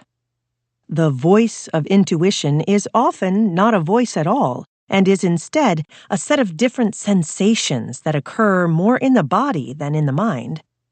For some, it is described as a pull on the back of the mind, a moment of inner knowing, a gut feeling, or a soft whisper of the heart. Most of us are unable to notice these signals because our attention is consumed by our thinking mind, and we spend very little time discovering the various messages our body is sending. To truly hear yourself, you will need to create the time and space to listen. While our intuition speaks to us throughout our day, it is helpful to practice attuning to its voice without the endless distractions of the external world. Outside of trauma and the lack of foundational safety in our bodies, as we discussed in sections 1 and 2, many of us have been conditioned out of spending any time in silence or solitude to truly reconnect with our intuition. The questions on the enhancement can help you identify the past conditioning that may be preventing you from accessing your intuition. Recognizing these habits allows us to change them. How often and under what circumstances or when do you find yourself feeling fearful or worried about sitting in stillness or relaxing? What are you feeling fearful or worried about? How often and under what circumstances or when do you find yourself feeling fearful or worried about losing control? What are you feeling fearful or worried about? How often and under what circumstances or when do you find yourself feeling fearful or worried about letting your guard down? What are you feeling fearful or worried about? How often was there stillness, silence, or free time in your household growing up? How was this time spent? How did it feel? What beliefs, if any, did you hear from parent figures or other close relationships, school and peer included, about what stillness, silence, or free time means and how it should be spent? Did you hear messages that being still or quiet in your free time was lazy? Did you ever get into trouble for being still or silent or for how you spent your free time? Where is your attention usually when you are having a moment of stillness or silence? Are you fully present to the stillness and silence? Are you thinking or worrying about past or future experiences? What does free time mean to you now? How do you spend the free time you have available? How often and under what circumstances or when do you find yourself feeling worried or conflicted about how you spend your free time? Can't sit still? Stillness and silence can be uncomfortable. Many of you may find it difficult to be still without becoming overwhelmed or shutting down. In order to become safely still in our body, both the vagus nerve's dorsal pathway, which contributes to your ability to stop activity, even thought, and ventral pathway, which adds safety to this stillness through an internalized sense of connection, or of being together while separated, must be activated. These two pathways work together to support moments of intimacy and all social behaviors that require stillness. If you find it difficult to be in stillness or silence, it's likely that your nervous system is dysregulated, causing your body to continue feeling unsafe in these experiences. Keep practicing the nervous system regulation tools on the enhancement to widen your body's window of tolerance for safety. Exploring your relationship with silence. Now it's time to take a closer look at your relationship with stillness or silence. Remember, developing the ability to be silent and still will allow you to connect with your authentic self. Spend the next few days or weeks beginning to witness the following. How do you spend your time alone or free time? Do you notice yourself avoiding silence or always wanting distraction or background noise? When you are alone or in silence, where is your attention? Are you typically lost in thought or fully and silently present to yourself? When you are alone or in silence, how does your physical body feel? What sensations are present? Silent Presence Challenge. As many of you are likely beginning to notice, you may not be spending much time with yourself in silence. Try to begin incorporating more moments of silent presence into your day. Even when you're washing the dishes or doing laundry, you can simply be quiet with yourself. If you find your mind is racing with thoughts, practice making the choice to return your attention back to whatever it is that you're doing in that moment. Use the skills you learned in the consciousness-building exercises previously to ground yourself fully in your own presence. Find your heart space. Learning how to consistently shift your attention from your thinking mind to your physical body helps you to reconnect with the voice of your authentic self, or your intuition, that lives in your heart space. Your heart is the most powerful organ in your body, and it is constantly emitting energetic signals to the people and environment around you. Your heart is also in constant communication with your brain, with each organ continuously influencing the other's functioning. Heart-brain coherence is now a widely studied pattern of unity and integration between the heart's rhythm and the brain's activity. This integration, or coherence, or incoherence, has powerful effects on our mental and emotional health, attention, emotional stability, and resilience, as well as on our physical health. It affects our heart rate, immune system, sleep quality, and overall energy levels. When your heart and brain are in coherence, you are able to connect to both your inner knowing and to the world around you. Because your heart often communicates with you through feelings of fear or constriction, or safety or expansion, it will be helpful to begin to reconnect with this heart consciousness using the following practices. Heart-conscious practices. Heart-conscious breathing. Elongating your exhalation activates your body's parasympathetic brake, slowing your heart rate and helping to create needed safety in your body to reconnect to your heart space. Heart-conscious emotional release. Regularly practice identifying and releasing any and all stored emotions like anxiety, sadness, and anger. See emotional resilience exercises in Section 3. Take a moment to pause throughout your day to create or embody emotions such as love and compassion by calling to mind a cared-for individual, object, or space/location while generating these warm feelings throughout your physical body. This quick act of embodiment will help increase balance in your nervous system, producing smooth, harmonious, coherent heart rhythms. Heart consciousness visualization. This more expanded version of this practice will give your body an opportunity to spend more time in the healing and connected state of increased heart coherence. To begin, find a safe and quiet place to spend a few moments consciously connecting with your heart. Bring your attention to your breath, taking 2 or 3 deep breaths, elongating your exhalation, and bringing your full attention to each deep breath. Begin to focus your attention in the area of the heart. Imagine your breath is flowing in and out of your heart or chest area, breathing a little slower and deeper than usual. Practice cultivating a feeling of appreciation, gratitude, or love for someone or something in your life. For example, your pet, mom, or comfy bed. Note, if this feels difficult or not currently possible, that's okay. Continue imagining your life-giving breath flowing in and out of your chest area. Spend as much time with this exercise as you'd like, and practice as often as possible. Tap into the incredible wisdom of your heart brain. The Heart Math Institute, a leading organization in the study of the heart-brain connection, has conducted experiments that offer significant evidence of the heart's wisdom. Researchers monitoring the physiological markers, heart rate, blood pressure, etc., of study participants found that the participants' autonomic nervous systems responded in advance of being shown randomly selected pictures intended to elicit either a stressful or a calming response. These results revealed that the subjects' hearts and brains responded to information about the emotional dimension of the pictures roughly 4.8 seconds before the computer randomly selected them.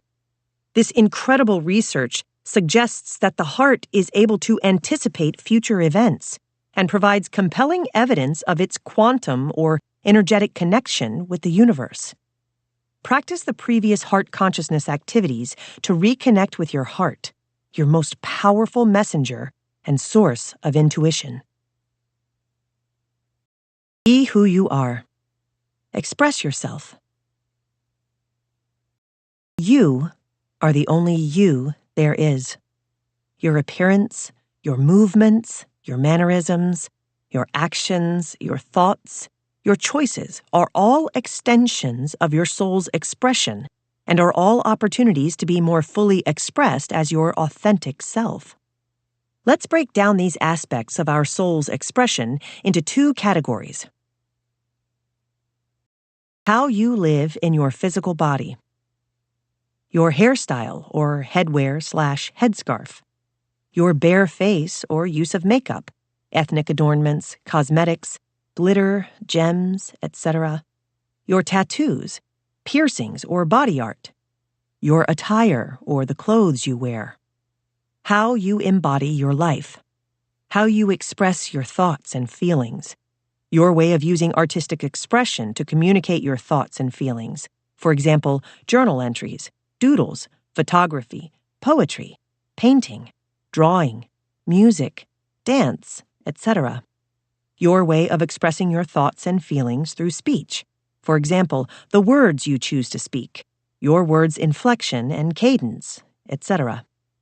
How you live and create in your world. Your way of cooking or creating your meals. Your way of arranging your spaces or environments. For example, how you decorate your room, how you arrange and organize your furniture, cabinets, space, etc. The more you get to know your true, authentic self, as you've been doing throughout this journey, the more able you are to make and embody choices that outwardly express and celebrate this magnificent, unique being that is you. Self-Expression Challenge. Challenge yourself to bring your most authentic forms of expression to life. Spend a moment reflecting on the following prompts and write down your answers. Physical body. What's something you've always wanted to do with your physical appearance? Embodied life. What's something you've always wanted to do or try as a way to express your thoughts and feelings, such as painting, dancing, writing? What's something you've always wanted to do or try that expresses how you live and create in your world, such as decorating or designing your dwelling/home? Once you've identified some possible forms of expression for yourself, the work is to go out and make them happen. Note how it feels to begin aligning your outward expression with your inner authentic self. Discovering your authentic flow and soul gifts. Flow states occur when we are aligned with our mind, body, and soul, fully immersed in whatever it is we are doing in the present moment. In our flow state, we don't stay stuck in endless thoughts, and we don't overanalyze or attempt to change our internal or external world. Instead, we feel safe enough to immerse ourselves in the present, fully experiencing our being in that moment. Your flow state will be unique to you. Sure, others may share flow states when immersed in similar activities, but your own individual flow state is born from your soul's inner self-expression. We each have authentic gifts, or soul gifts, that are natural and innate expressions of who we are.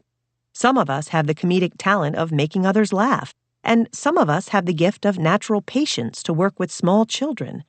Some have the gift of learning and communicating in other languages, and some have the gift of physically moving emotion through dance. We all have many, many gifts, regardless of whether or not we are aware of them. The following exercise will help you discover your own innate soul gifts. Let's begin. Find a safe, quiet space where you feel comfortable and have as little distraction as possible. Ask yourself the following questions, one by one. Spend time in inquiry and self-reflection before you respond. Write your responses/discoveries to each question in the space provided on the enhancement, or copy both the questions and your responses into the notebook you've been using for this work. After spending time in inquiry and journaling your responses, spend the next few days or weeks to notice other present flow states. When you were a child, what did you love to do? When you were a child, what were you good at? What do you currently love to do/enjoy doing? What do you feel good at? What feels easy to do? When do you feel most fully immersed in an experience or activity? Which experiences or activities allow you to feel that way? When do you feel most fully connected to the natural world around you? If you're doing an activity at the time, which activities are these?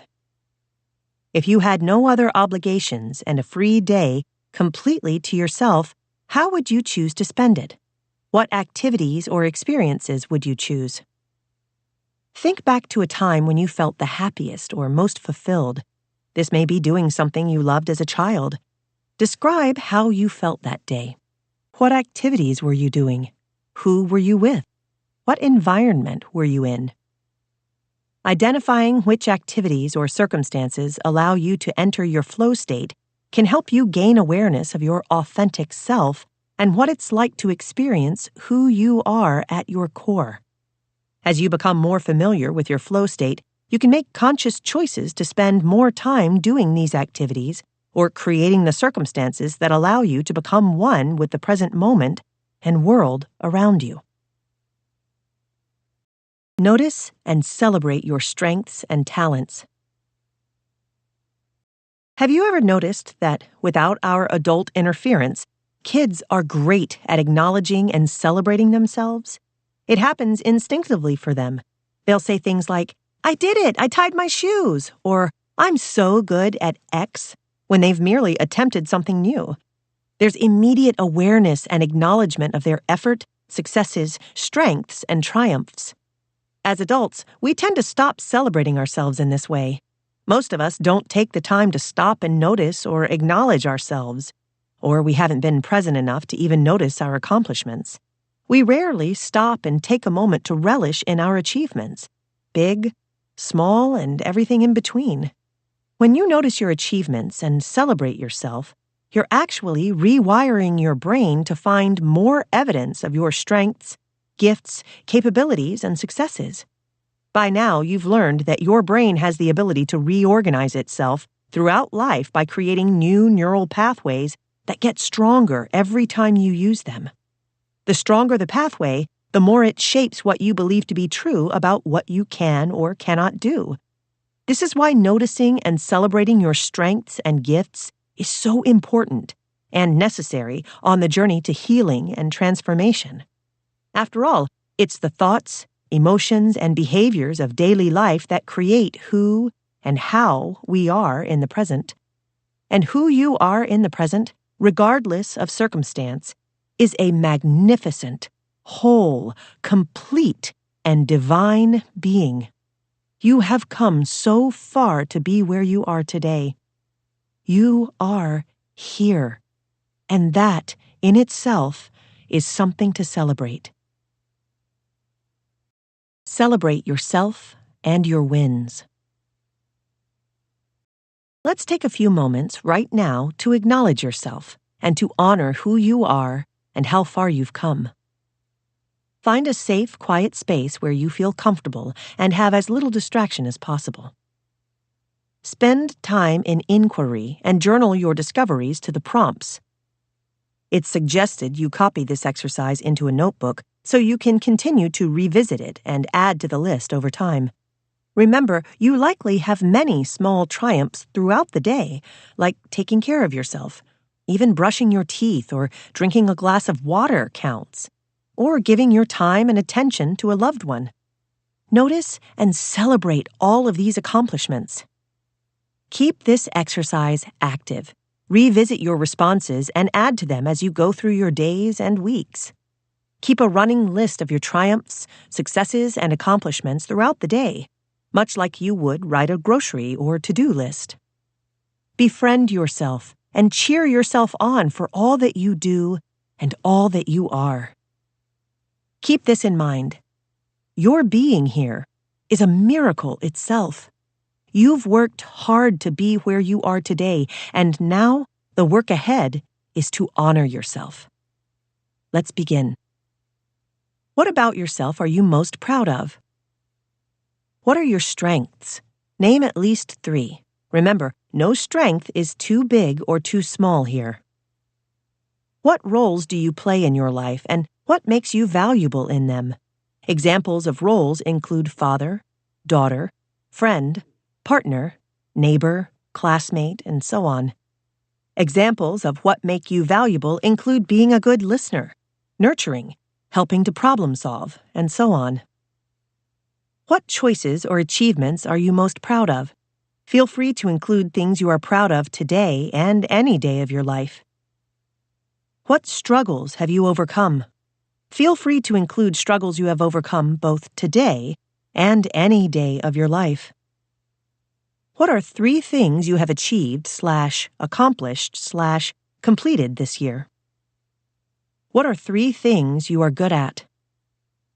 How often do you spend time doing the things you are good at? How can you incorporate more things you are good at or more of your strengths into your day-to-day? Keep in mind, it's through the conscious repetition of new thoughts that we begin to build new neural pathways. So actually do celebrate yourself for getting out of bed. When we don't create these moments to acknowledge and celebrate ourselves, we miss out on an abundance of opportunities to rewire our brain's old thoughts, beliefs, and patterns that often keep us feeling stuck and dull. Align with your values and purpose.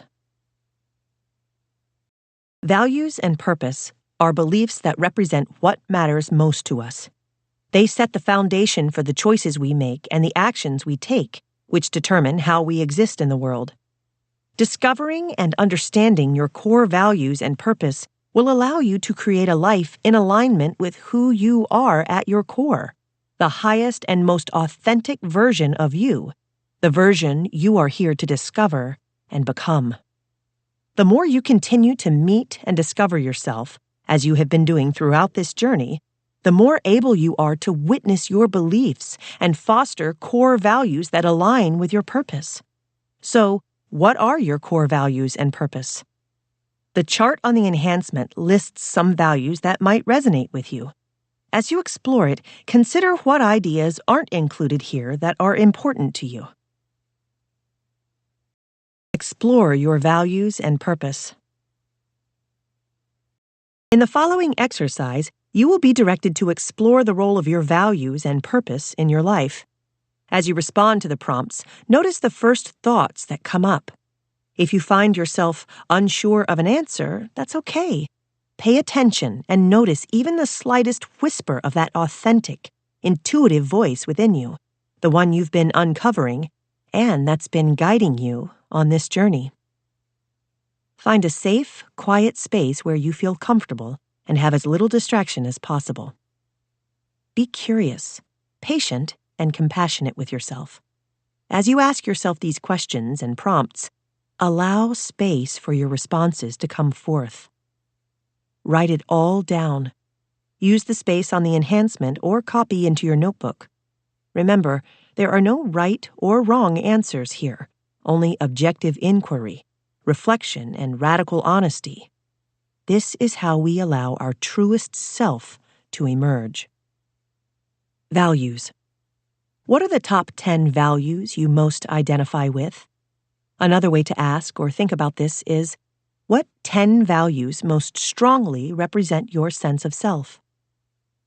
What in your life is most important to you? If you could be paid to do one thing that you care most about, what would it be? Who do you most admire? Why? What do you find yourself wishing you had time for? Why? What do you love doing? Why? What are some ways your current actions reflect your values? What are some ways they don't? What values show up most often in your professional life/at work? What values currently show up most often in life with your family? What values show up most often in relation with your friends, with strangers? Core values. Out of the top 10 values you listed in the first question, which 5 most strongly align with your deepest sense of self? Another way to ask or think about this question: what 5 values are most essential to you and your future self? One by one, for each of the 5 core values you've identified and chosen, reflect on the following questions. Why is this important to you? How can and how do you uphold this value? Write your responses and reflections in the space provided on the enhancement. Value. Why is this important to you? How can and how do you uphold this value? Value. Why is this important to you? How can and how do you uphold this value? Value. Why is this important to you? How can and how do you uphold this value? Value. Why is this important to you? How can and how do you uphold this value? Value. Why is this important to you? How can and how do you uphold this value? Purpose. What is your life's purpose? Note, you get to choose, no one else. There is no right or wrong answer here. Listen and allow space for your responses to come forth. What is your calling? What do you see yourself doing when you envision yourself at your fullest potential? How do you want to live your life? Remember, there are no right or wrong answers. Write down whatever comes up. What makes you happiest? When do you feel the most fulfilled? What moments have felt the most purposeful? What contributes to your overall well-being? How do you want to be remembered? What do you want to accomplish? Living your values and purpose. Identifying and understanding your values, purpose, and their subsequent importance is necessary in becoming who we want to be, and it is only the first step. In order to create true change and transformation, we must turn our reflections, discoveries, and understanding of our authentic self into action. We must be willing to take this awareness of ourselves and make new choices that lead to new actions. We must be willing to give ourselves acceptance, patience, honesty, love, kindness, and curiosity in the process.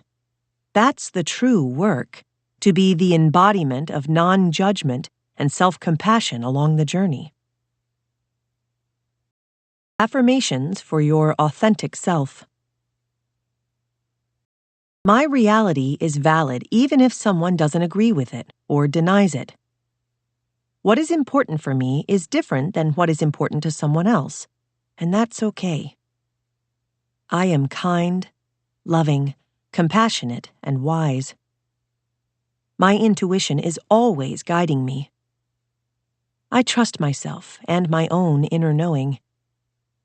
I release myself from the pressure of never making a mistake and allow myself to grow and evolve from everything I experience. I have gifts within me waiting to be expressed.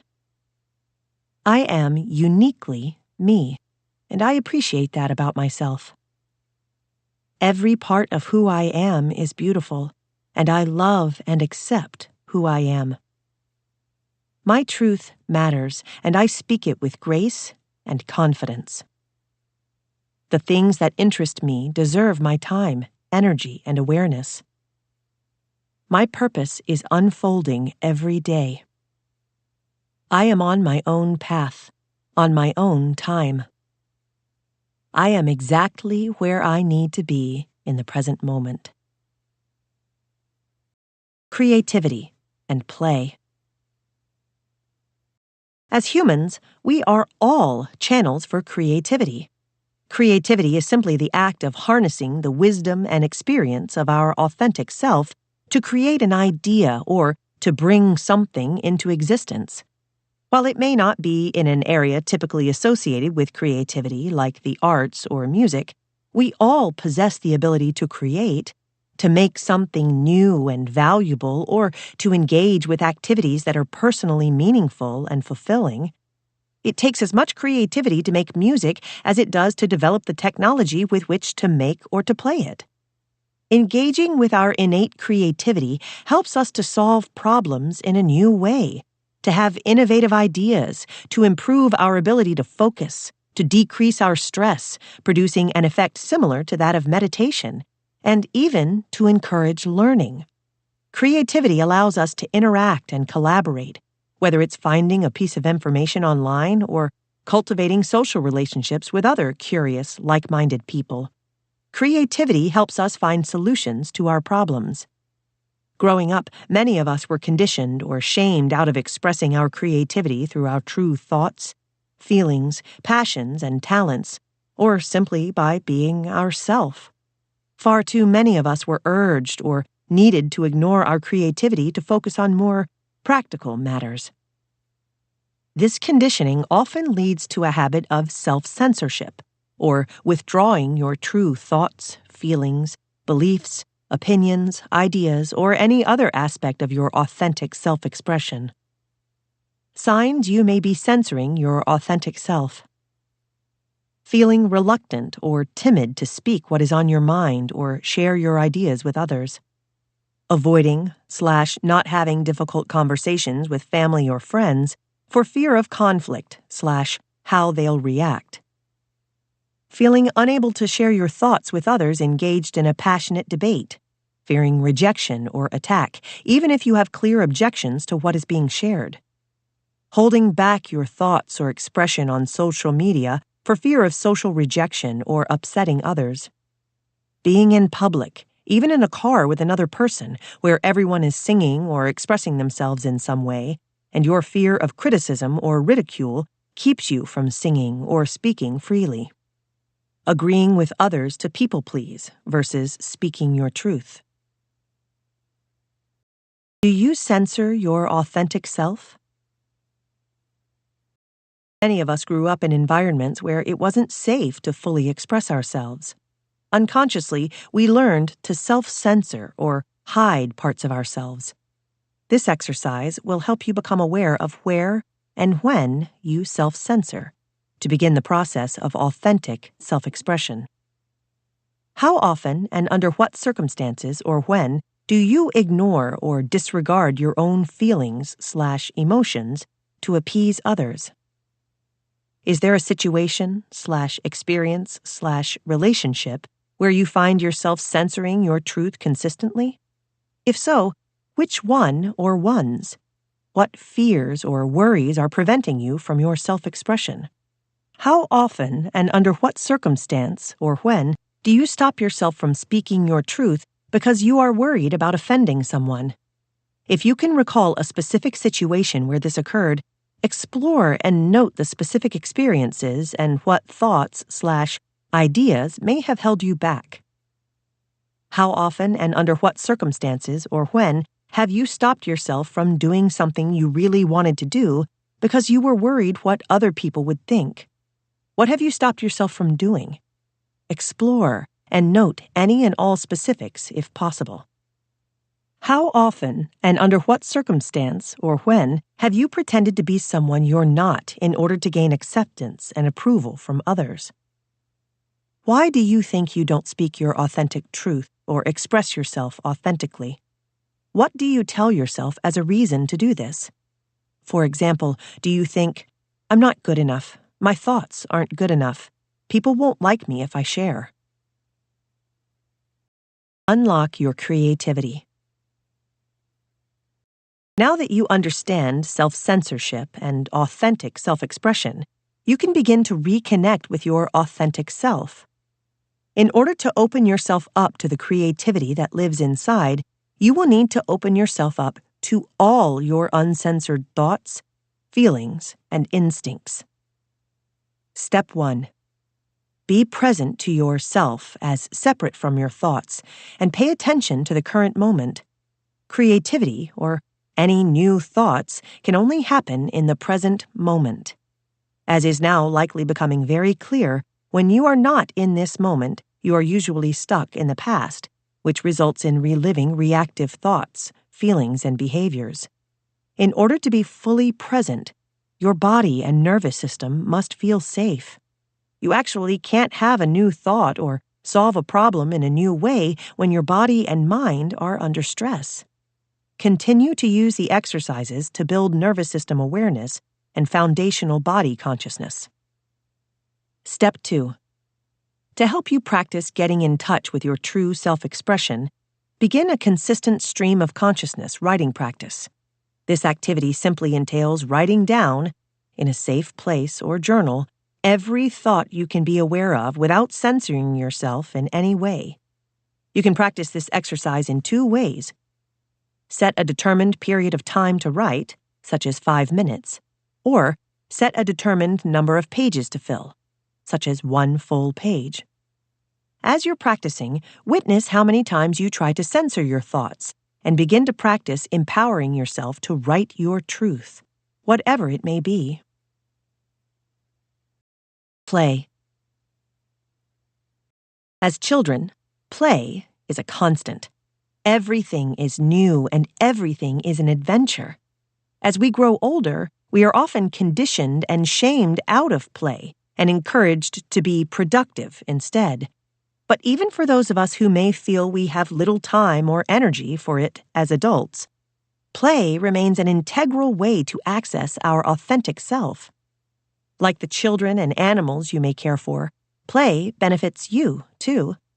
Across all ages, play has been shown to relieve stress, increase endorphins or feel-good hormones, improve brain function by stimulating the growth of new brain cells, boost creativity, increase energy, and even make us feel younger. Play is done simply for pleasure and enjoyment. While many of us associate play with more structured and goal-directed activities, like board games or sports, it also includes any relaxed, free-spirited, or spontaneous moments or actions throughout your day. For example, jumping around on some rocks you notice on a hike, being silly with friends, or working on something new you find interesting. Play is more about the enjoyment of the activity than the outcome, winning or losing. In my community, when I teach play, a lot of people are shocked that they can't or don't play at all. Some of them feel like there's a block that's not allowing them to experience it. This is completely normal if play hasn't been a part of your life. Everyone can learn to access it with practice and an open mind. How playful are you? Using the prompts, which can also be found on the enhancement, take the next few days or weeks to begin to witness your relationship with play. What comes to mind when you think of play? How do you feel when you think about play or being playful? What does play look like for you? How often and under what circumstances or when do you play? If you can remember, what kind of play did you enjoy as a child? What were you doing? Do you enjoy being playful in the company of others, or do you prefer to be alone? Playfulness Challenge. Pick one playful activity or come up with your own ideas and set the intention to create moments of play throughout your day. Jot down your intention or promise to yourself, maybe using your future self-journal prompts, and revisit daily as a reminder. Hobby play. Make time to engage with a new or old hobby by doing something you enjoy. Game play. Grab a board game or deck of cards you can play alone or with someone else. Turn anything into a game, like putting away the dishes with your non-dominant hand. Remember, enjoying the activity is more important than the outcome. Toy or gadget play. Yes, adults can play with toys too. Grab a set of Legos or Jenga blocks and build a castle. Make yourself a pillow fort to spend some time in, or go outside to make and throw snowballs after a snowstorm. Nature play. Go out into nature by visiting your local park or playground and spending some time exploring. Rough and tumble play. Get active in your play by climbing a tree, wrestling with a loved one or pet, kicking a ball around, or engaging in a game of tag. Imagination play. Tell someone, or yourself, a story. Color, draw or paint a picture, make a craft, or take an acting or improv class. Body play. Move your body through a short yoga class. Go on a hike, swim in a pool, or ride your bike. Do you find play difficult? Even if you've committed to making the time to do so, some of you may find it challenging to engage in play. This difficulty could be an effect of an overactive nervous system response. When your body doesn't feel safe, play is the furthest thing on its mind, literally. No human can be playful when they are perceiving an active threat. Continue to work on building safety in your body using the emotional resilience exercises. Small, playful activities can also help safely stress your nervous system by strengthening the ability to move between activity or stress and calm. Begin to explore using some of the play suggestions offered and try out those that feel most approachable. Community and relationships. Interdependence. Interdependence is a state of interconnectedness to others and the world around us.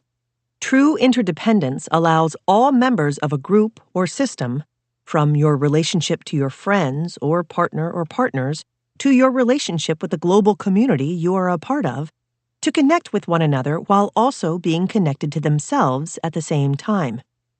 The relationship we have with ourselves impacts every other relationship we have. Most of us want to have deep, vulnerable, fulfilling relationships. In order to have them, we must be aware of our own needs and emotions. Without this awareness, we can find ourselves in patterns of codependency and people-pleasing that lead to resentment and disconnection from the people we love. When we are in patterns of codependency, we know no difference between us and another person. In relationships where there is interdependence, we can fully express ourselves while also allowing another person to fully express themselves. Interdependence means our self-worth does not derive from the other person, and we can release the need to control their behaviors because we trust ourselves to navigate the relationship. In order to establish healthy relationships, we have to investigate our connection to ourselves. The following chart, which can also be found on the enhancement, will help to identify the differences between codependency and interdependence. Codependency. Lack of boundaries. Chronic people-pleasing. Unhealthy communication dynamics. Unconscious controlling behaviors. Struggles with expressing emotions. Difficulty with emotional and/or sexual intimacy. Blaming each other. Low self-worth. Push-pull behaviors. Closeness and removal of love cycles. No space for outside relationships, hobbies, or interests. Interdependence. Authentic relationships. Intact, healthy boundaries, separation between self and other. Knowing your own values, what matters to you and for you. Feeling free and safe to fully self-express. Not afraid to say no. Having hobbies, relationships, and interests of your own. Spending time alone and feeling secure in time apart. Establishing mutual space for growth and evolution. asking for what you want or need, engaging in open, honest, vulnerable communication. Self-connection checklist. Since your connection to yourself impacts all of your other relationships, it will be helpful to witness your current level of self-connection. Using the following checklist, spend the next few days or weeks exploring your connection to yourself. I am able to set clear boundaries. I am able to do what brings me joy, from a place of pure intention, even if the other person doesn't like it. I feel guilty or uncomfortable if I do something without my partner or partners. I am able to have a different perspective or viewpoint from my partner and feel okay about it. I am, for the most part, able to take responsibility for my own emotional state. I am able to talk about my feelings without fear of rejection or shame. I can discern between my partner's stuff and my own stuff, for the most part. I'm comfortable taking space for myself. I'm able to hold space for my partner's emotions, even when it's uncomfortable. I'm able to compromise and not focus on winning each argument. Now, let's explore how our connection to ourselves plays a role within our relationships. Authentic connections and relationships. There are two fundamental features that define authentic relationships. Attunement, the ability to hold space for and resonate with the emotional state of our loved ones. This happens in safe, responsive, supportive environments. Co-regulation, the ability to adjust your own emotional state as you navigate stressful or emotional situations with your partner. This simply means you can both safely allow each other to experience intense emotional states and help support each other's recovery or return to peace and calm. This also happens in safe, responsive, supportive environments. Finding safety with a partner. As you've learned, we can only open ourselves up to connect with another when our nervous system is in the safety of a ventral vagal, or safe and social, state of activation. One way we can help ourselves and others return to this state of safety is through the healing power of human touch. We can use physical touch to self-soothe or calm ourselves when we feel stressed, anxious, or afraid. We can also learn ways to use physical touch with partners or friends. Human touch triggers our parasympathetic nervous system, and it releases hormones like oxytocin, dopamine, or serotonin. We crave human touch because of these feel-good hormones and because it evokes a sense of security, love, and belonging. It's important to point out that everyone has a different response and relationship with physical touch. Some people feel very comfortable with it. Others might not feel comfortable at all, even with someone they love. Our body stores information about physical touch, and many of us have been touched in ways that didn't allow us to feel safe. As you practice these exercises, keep this in mind, and remember you can always take a break if you feel overwhelmed. If you practice the partner exercises, be sure to communicate with your partner beforehand and during so you both feel comfortable. The first exercise will be one you can do alone. The second will be one you can do with a partner, if you choose. Soothing self-touch. Find a private place where no one will interrupt you. If you feel safe, you may choose to close your eyes. You can try each of these exercises, or you may be drawn to one specific soothing self-touch. Few of us consciously touch our body in a loving way, so this might feel strange at first. Try your best to relax into all of the present sensations, and within a few minutes, you'll notice your parasympathetic nervous system being activated, and you'll begin to calm. Soothing self-touch holds. Place both hands over your heart and hold them there. Place your hands around your neck, feeling its warmth. Place both of your hands under your armpits in a self-hug. Rub your chest area from your heart and around your shoulders. Place your hands on both sides of your face and hold your cheeks. You can spend 2 to 3 minutes in each of these holds while taking deep, slow breaths. You can begin to hold them longer as you get more comfortable. As you engage with this exercise, remember, say to yourself, I am safe. I am loved. If intense thoughts or sensations come up, take a deep breath. On your exhale, release all the tension in your body. If your thoughts start to wander or you notice yourself wanting to stop, gently redirect your thoughts to the part of your body you're holding. Partner soothing touch. Find a space you both feel comfortable in. Ask your partner where they want to be touched. For example, their heart, their belly, their hand, legs, face, etc. And how. For example, very lightly, or with a bit of pressure. Place your hand where they want to be touched and take deep, relaxed breaths together in silence for 2 to 3 minutes. After 2 to 3 minutes, switch positions. After you've completed one round, you can do another, or you can pause to talk about what that felt like for each of you. Playful relationships. Play can facilitate joy, empathy, compassion, intimacy, and can breathe new life into almost any relationship. Being playful can even help you regulate through stressful situations, such as new social experiences, by helping you connect with strangers and make new friends. Through play with others, you can safely learn about communication, boundaries, and cooperation. If you find it difficult to be playful in your relationships, it's likely that your body is not feeling safe. When your nervous system is activated, play is virtually impossible.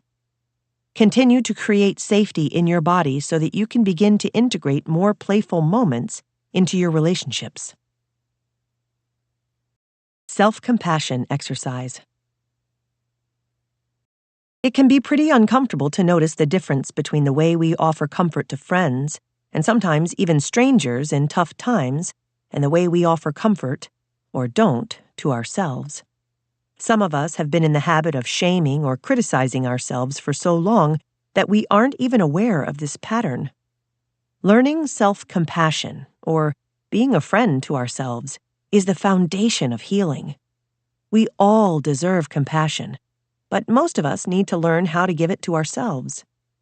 We each experience difficulties every day.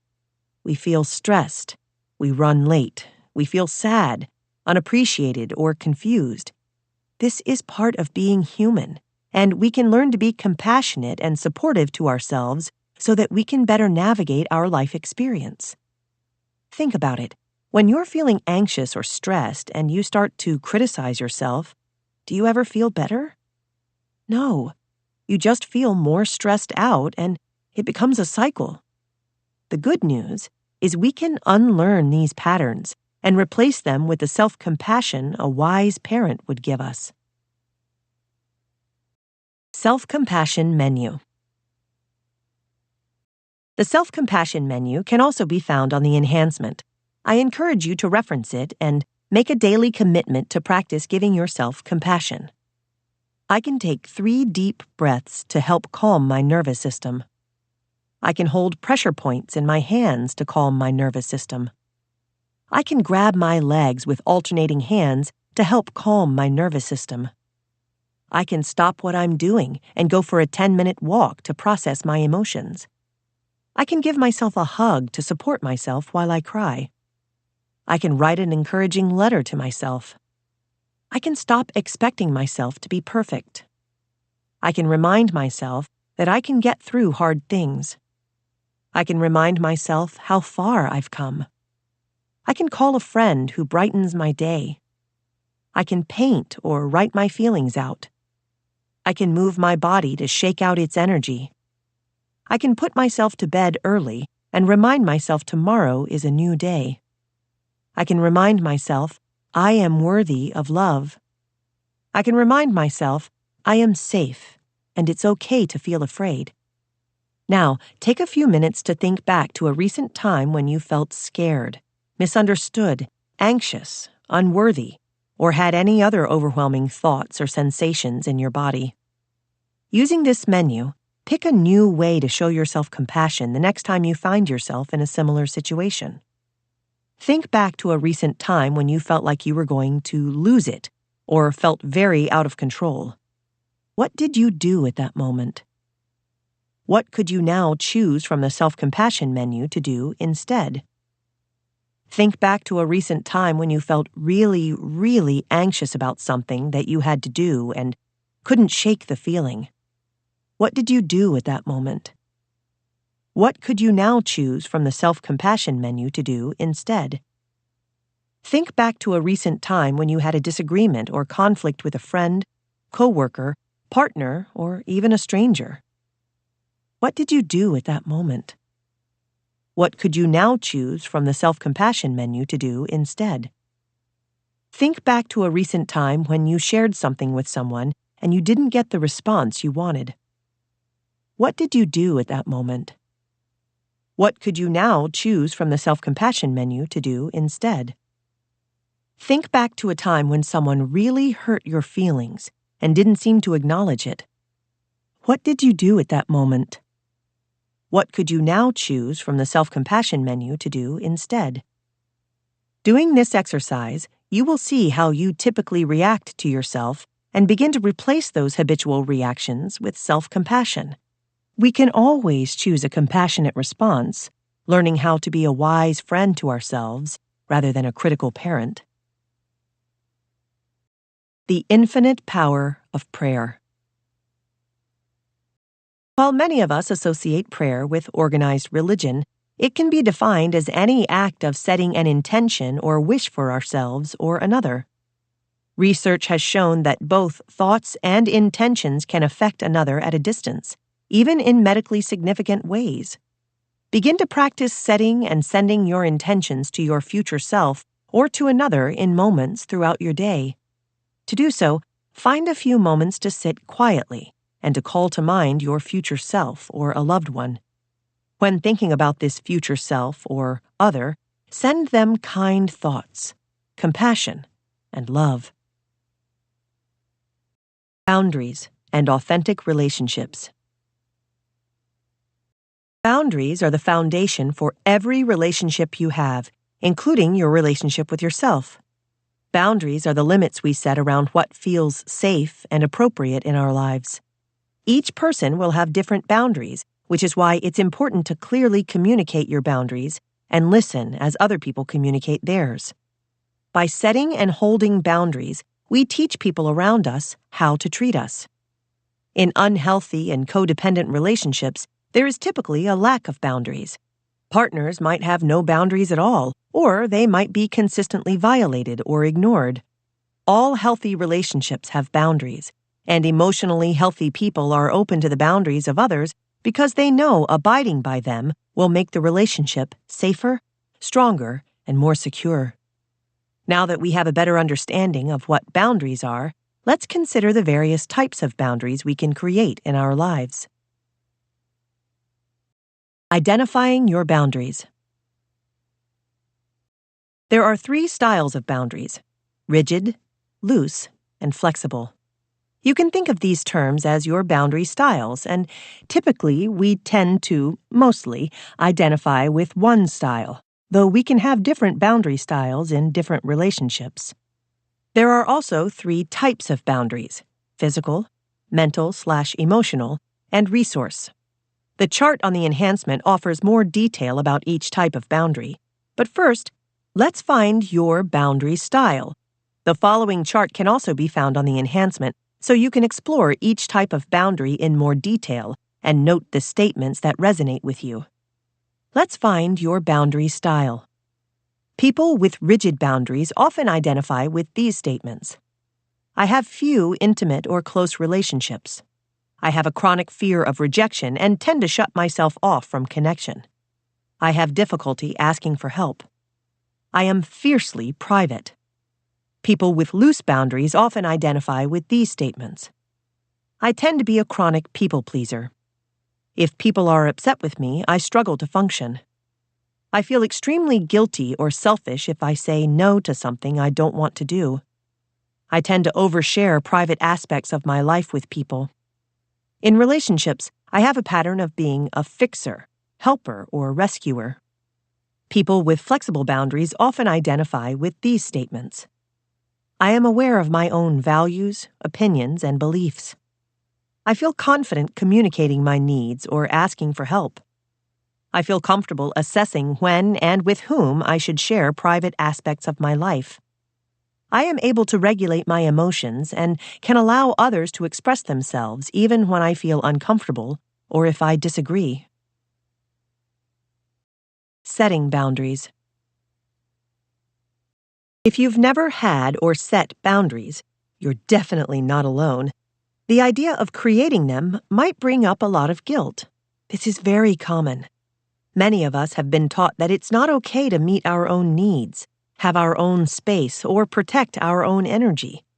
As you practice, you'll become more comfortable setting boundaries and you'll begin to wonder how you ever lived without them. Some reminders. You want to set a boundary when you feel calm and grounded, not during a time of conflict. Avoid over-explaining. If we have patterns of people-pleasing, we might have a tendency to over-explain our boundaries or apologize for them. Practice stating the boundary and then accepting the person's response without trying to change it. We cannot control how people respond to our boundaries. What we can do is follow through with them even when we feel uncomfortable. Boundaries are kind. Giving people clear communication around how you want to be treated is an act of self-love. It's also an act of respect toward the other person because it shows them they are important enough for you to communicate your needs. How to set a boundary. Sometimes we can communicate boundaries in just a couple of words. These are called simple boundaries, and we might use them as we go about our day. Simple boundaries sound like, "That's just not going to work for me. I don't feel comfortable doing that. I don't feel comfortable talking about this. Thank you for the invite. It's not something I can do right now. I'm not available. I'll need some time to think about it. I'll get back to you. Right now isn't a good time for me. That sounds like a great opportunity. I just don't have space in my schedule." Sometimes, boundaries involve more in-depth communication. These are detailed boundaries, and they include a follow-through behavior, meaning if X happens, I will do Y. Notice the focus is on I, or self. Boundaries are not meant to control other people. If someone violates or ignores our boundaries, it is our responsibility to hold the boundary, regardless of the other person's actions. Here is a script for how to set a detailed boundary. The following script is meant to serve as a loose guide for how you can begin to set boundaries in your life. Adjust it in any way that feels most natural to you. The general script is, I am making some changes so that, insert your intention for your new boundary, and I hope you can understand that this is important to me. I imagine, insert your understanding of their behavior. When, insert problematic behavior or experience, I often feel, insert your feelings, and I understand that is something you may not be aware of. In the future, insert what you would or would not like to happen again. If, insert original problematic behavior or experience, happen or happens again, I will, insert how you will respond differently to meet your own needs. Here are some examples. Situation: your mom continues to comment on your food choices, and you found this to be very upsetting.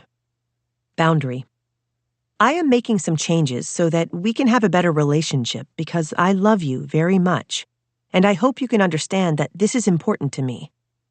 I imagine you aren't comfortable with my new way of eating. When there is conversation about my eating choices, I often feel uncomfortable eating around you, and I understand that is something you may not be aware of. In the future, I would like to avoid talking about eating altogether so that we can enjoy our time together. If comments about my eating choices happen again, I will remove myself from the conversation or experience. Situation: Your friend continues to vent about her boyfriend and their issues, and you find yourself feeling exhausted and as though there isn't any space for you in the relationship. Boundary. I am making some changes so that we can have a deeper connection and because I really care about our friendship, and I hope you can understand that this is important to me. I imagine you are going through a difficult time in your relationship. When conversations center around your relationship struggles, I often feel really helpless and like there isn't much room to talk about what's happening in my life. And I understand that is something you may not be aware of. In the future, I'd like to spend our time together talking about other things. If conversations continue to center around your relationship struggles, I will remove myself from the conversation or experience. Now that you have some sample scripts, you can begin to build your own boundaries. Ironically, boundary violations are actually great guides because they'll show us what boundaries we need to set. On the enhancement, you will find examples of boundary violations and space to note examples in your own life. Take some time to consider how boundary violations may be impacting you and what changes you want to make. Once you become aware of what boundaries you need, you can fill out this blank script on the enhancement and begin to practice. I understand, insert your understanding of this behavior. When you, insert problematic behavior, I often feel, insert your feelings, and I understand this might be something you're not aware of. In the future, insert what you would/would not like to happen again. If, insert original problematic behavior, happens again, I will, insert how you will begin to respond differently to meet your own need. I'm making these changes so that, insert your intention for a new boundary, and I hope you can understand that this is important to me. Is your space energetically aligned?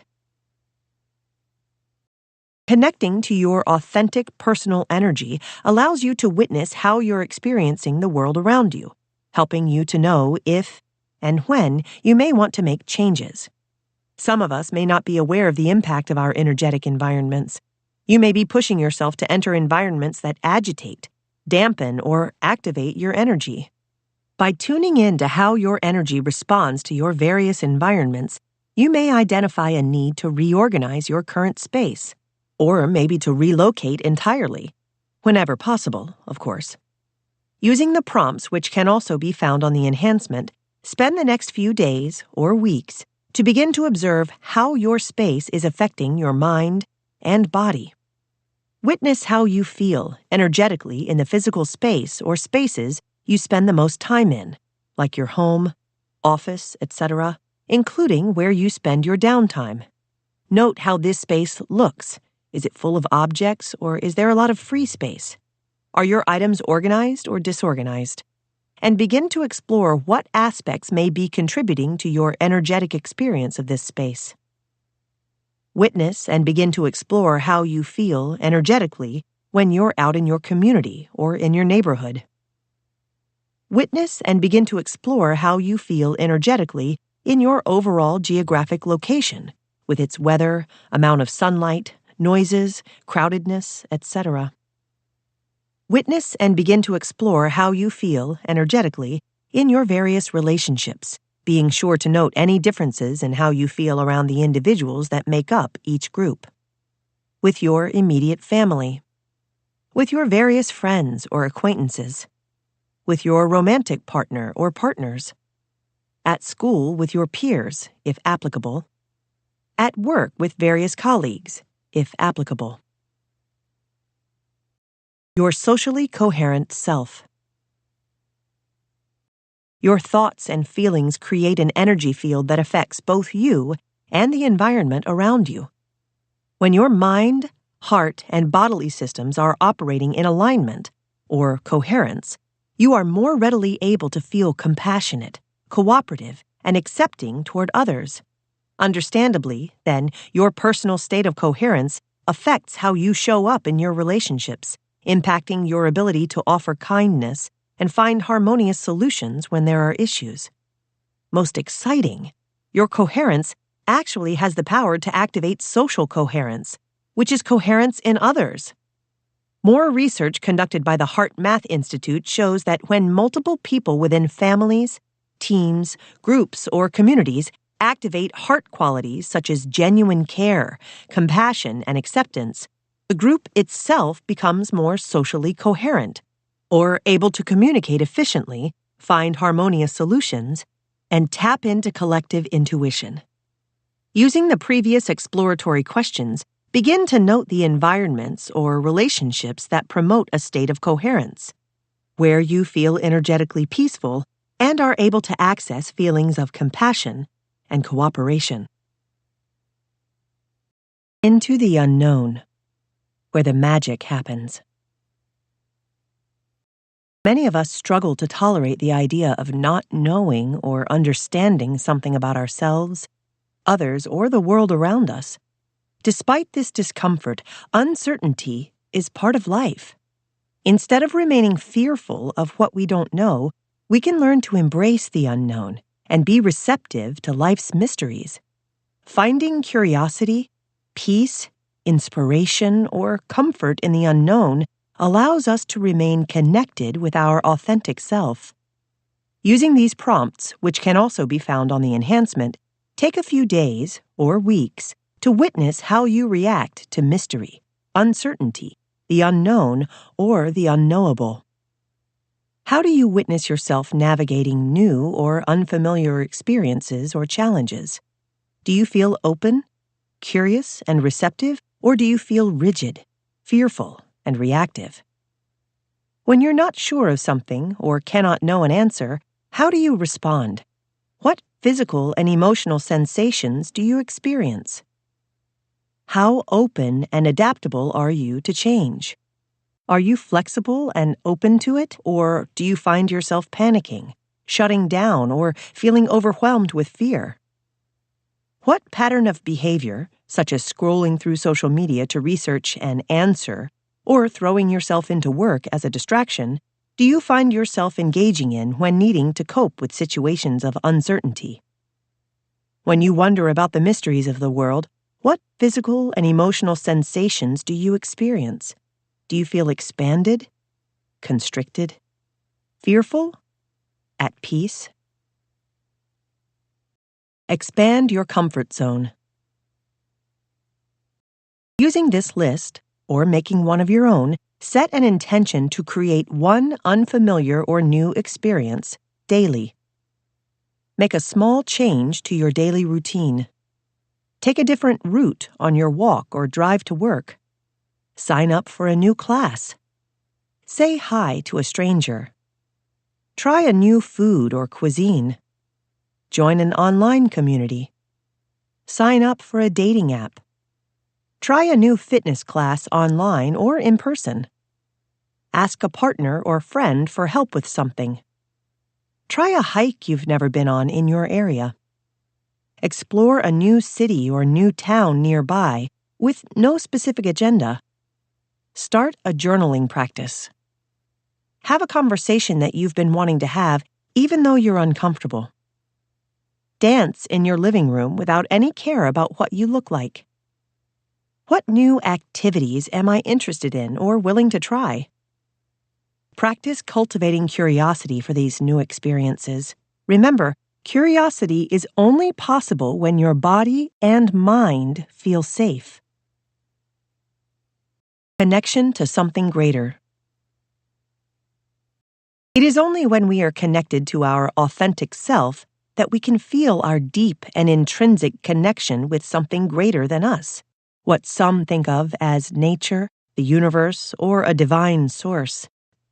Communing with this larger force may take the form of practicing religion, honoring ancestors, experiencing the birth of your child, spending time outdoors, or getting lost in an art form that particularly moves you. This experience of connection, or oneness, on a grand scale can be appreciated in small moments of awe. Awe results from an experience that both exceeds our expectations, or is not like anything we've seen before, and feels much more vast than ourselves, like a sunset. Our ancestors bonded over such experiences, coming together communally to witness the uncertainty of the unknown. Sharing moments of awe is a powerful way to connect with others. We register awe in both our body and mind. Physically, we may experience heart rate changes, chills or goosebumps on our skin, or even let out an audible gasp. Mentally and emotionally, while our sense of self is diminished, we also gain an increased sense of connectedness with the world around us. Using the questions which can also be found on the enhancement, take the next few days or weeks to witness your relationship to something greater. How often and under what circumstances or when have you experienced the passage of time differently, like having a sense of time slowing down or stopping? How often and under what circumstances or when have you felt small or insignificant compared to the vastness of your experience? How often and under what circumstances or when do you truly witness and feel connected to the natural world around you? How often and under what circumstances or when do you feel truly connected to all other living things? How often and under what circumstances or when do you struggle to make sense of or comprehend your experience in its entirety? Become curious and find awe. An easy way to cultivate curiosity and awe is simply to witness the world around you and focus your attention on what's actually happening externally, rather than becoming lost in thought. Using the following suggestions, begin to practice more moments of curiosity and awe throughout your day. Activate a curious mind. While your mind becomes highly engaged when you're learning something new, both the novelty and your attention decrease over time. Begin to practice approaching even ordinary tasks with an open mind, as if you were doing them for the first time. Lose any labels, expectations, or shoulds. Gaze at and fully notice even common objects without naming them, presently and fully noticing their form, shape, texture, color, without any prejudgment. Slow down and get present. With known experiences, we tend to operate solely on autopilot. Deliberately slowing down your movements will help slow down your mind so you can more fully focus on your current experience. Open your senses to take in what you're experiencing.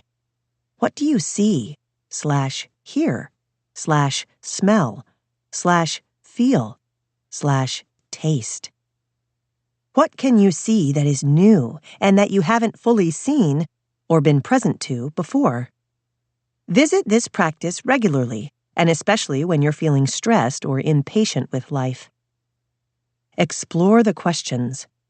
When learning something, spend some time appreciating the journey of discovering new information, as opposed to focusing solely on acquiring the desired answers. Be awed by nature. Explore something new or vast in nature by visiting a nearby lake, park, animal sanctuary, mountain range, forest, or flower garden. Catch a sunrise or sunset, or stand under the stars at night. Expand your awareness by noticing the empty space or edges of the life around you, like the spaces between trees or between you and the faraway stars. Visit these places regularly, especially when you're feeling isolated or self-consumed. Be awed by creation. Celebrate the awe-inspiring artifacts of human creation by visiting a local library, historical site, house of worship, theater, concert hall, art gallery, or museum. Create an awe playlist. Put together a set of photos, stories, videos, or songs that represent powerful, awe-inspiring experiences you or others have had. Visit this collection regularly, especially when you are feeling empty or disengaged, to help inspire a sense of connection to something greater. Visualize your future self. As we near the end of this journey, it will be helpful to revisit the same visualization exercise we did when we first began. imagining our future self. Now that you've spent some time getting to know yourself a bit better, you will likely be able to see clearer on what the future might look like for the person you are uncovering. Remember to include as many details as you can when envisioning, while at the same time embodying the feeling of living this future self. Find a comfortable and safe place to sit or lie for a few minutes, and allow your body to settle into the present moment. If you feel safe to do so, you may choose to close your eyes to limit external distractions and help you focus on your internal world of sensations. Envision your future, best and most authentic self, in as much detail as you can. Imagine what it's like to live their life. Imagine what they're doing, where they are, how they feel, who they're with. Use these prompts to help you bring the details of this vision forth. As you call this vision to mind, continue to also embody the imagined feeling of being this person. Will you feel a sense of freedom and expansion? Will you feel a sense of lightness and joy? Write down the details. You may choose to write your responses either on the enhancement or in a notebook. There are no right or wrong responses here. We are simply imagining and taking note. When envisioning your future self, consider these questions. How do you feel? What are you doing? What are you thinking? Who are you spending time with? Where are you living? What are you most proud of? What do you do for work, or how do you financially support your life? How do you feel in your relationships with romantic partners, friends, business partners?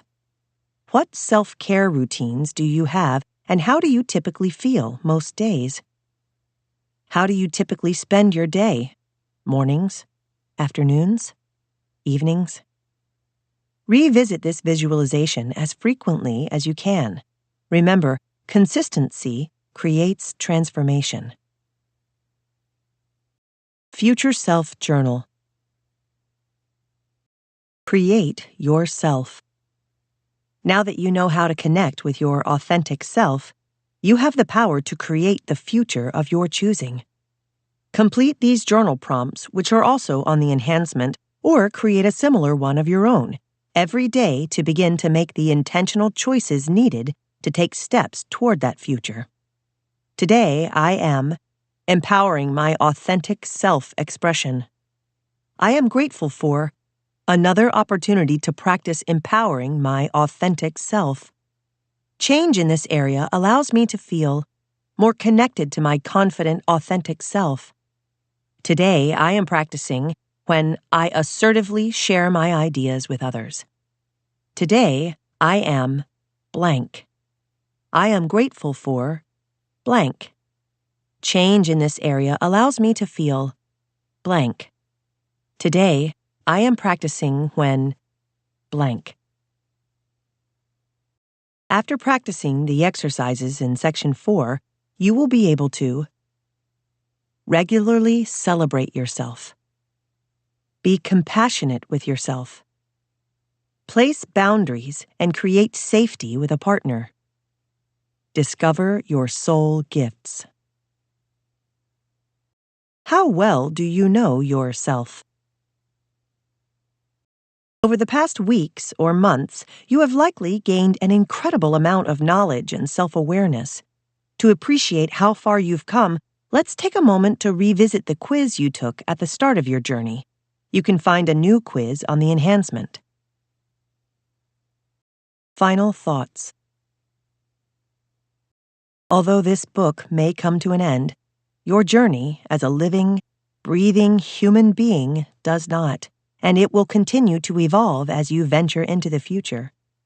Returning to these tools, especially when you feel stuck, stressed, sad, lonely, anxious, or unhappy with yourself or your world, can help you identify roadblocks in your path and restart your transformation.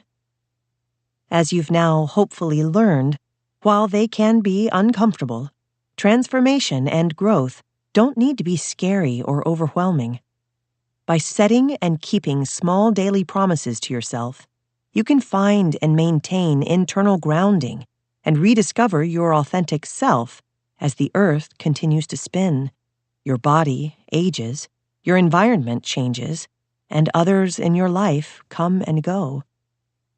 Remember that this is a journey of discovery and rediscovery as we continue to grow, change, and evolve over time.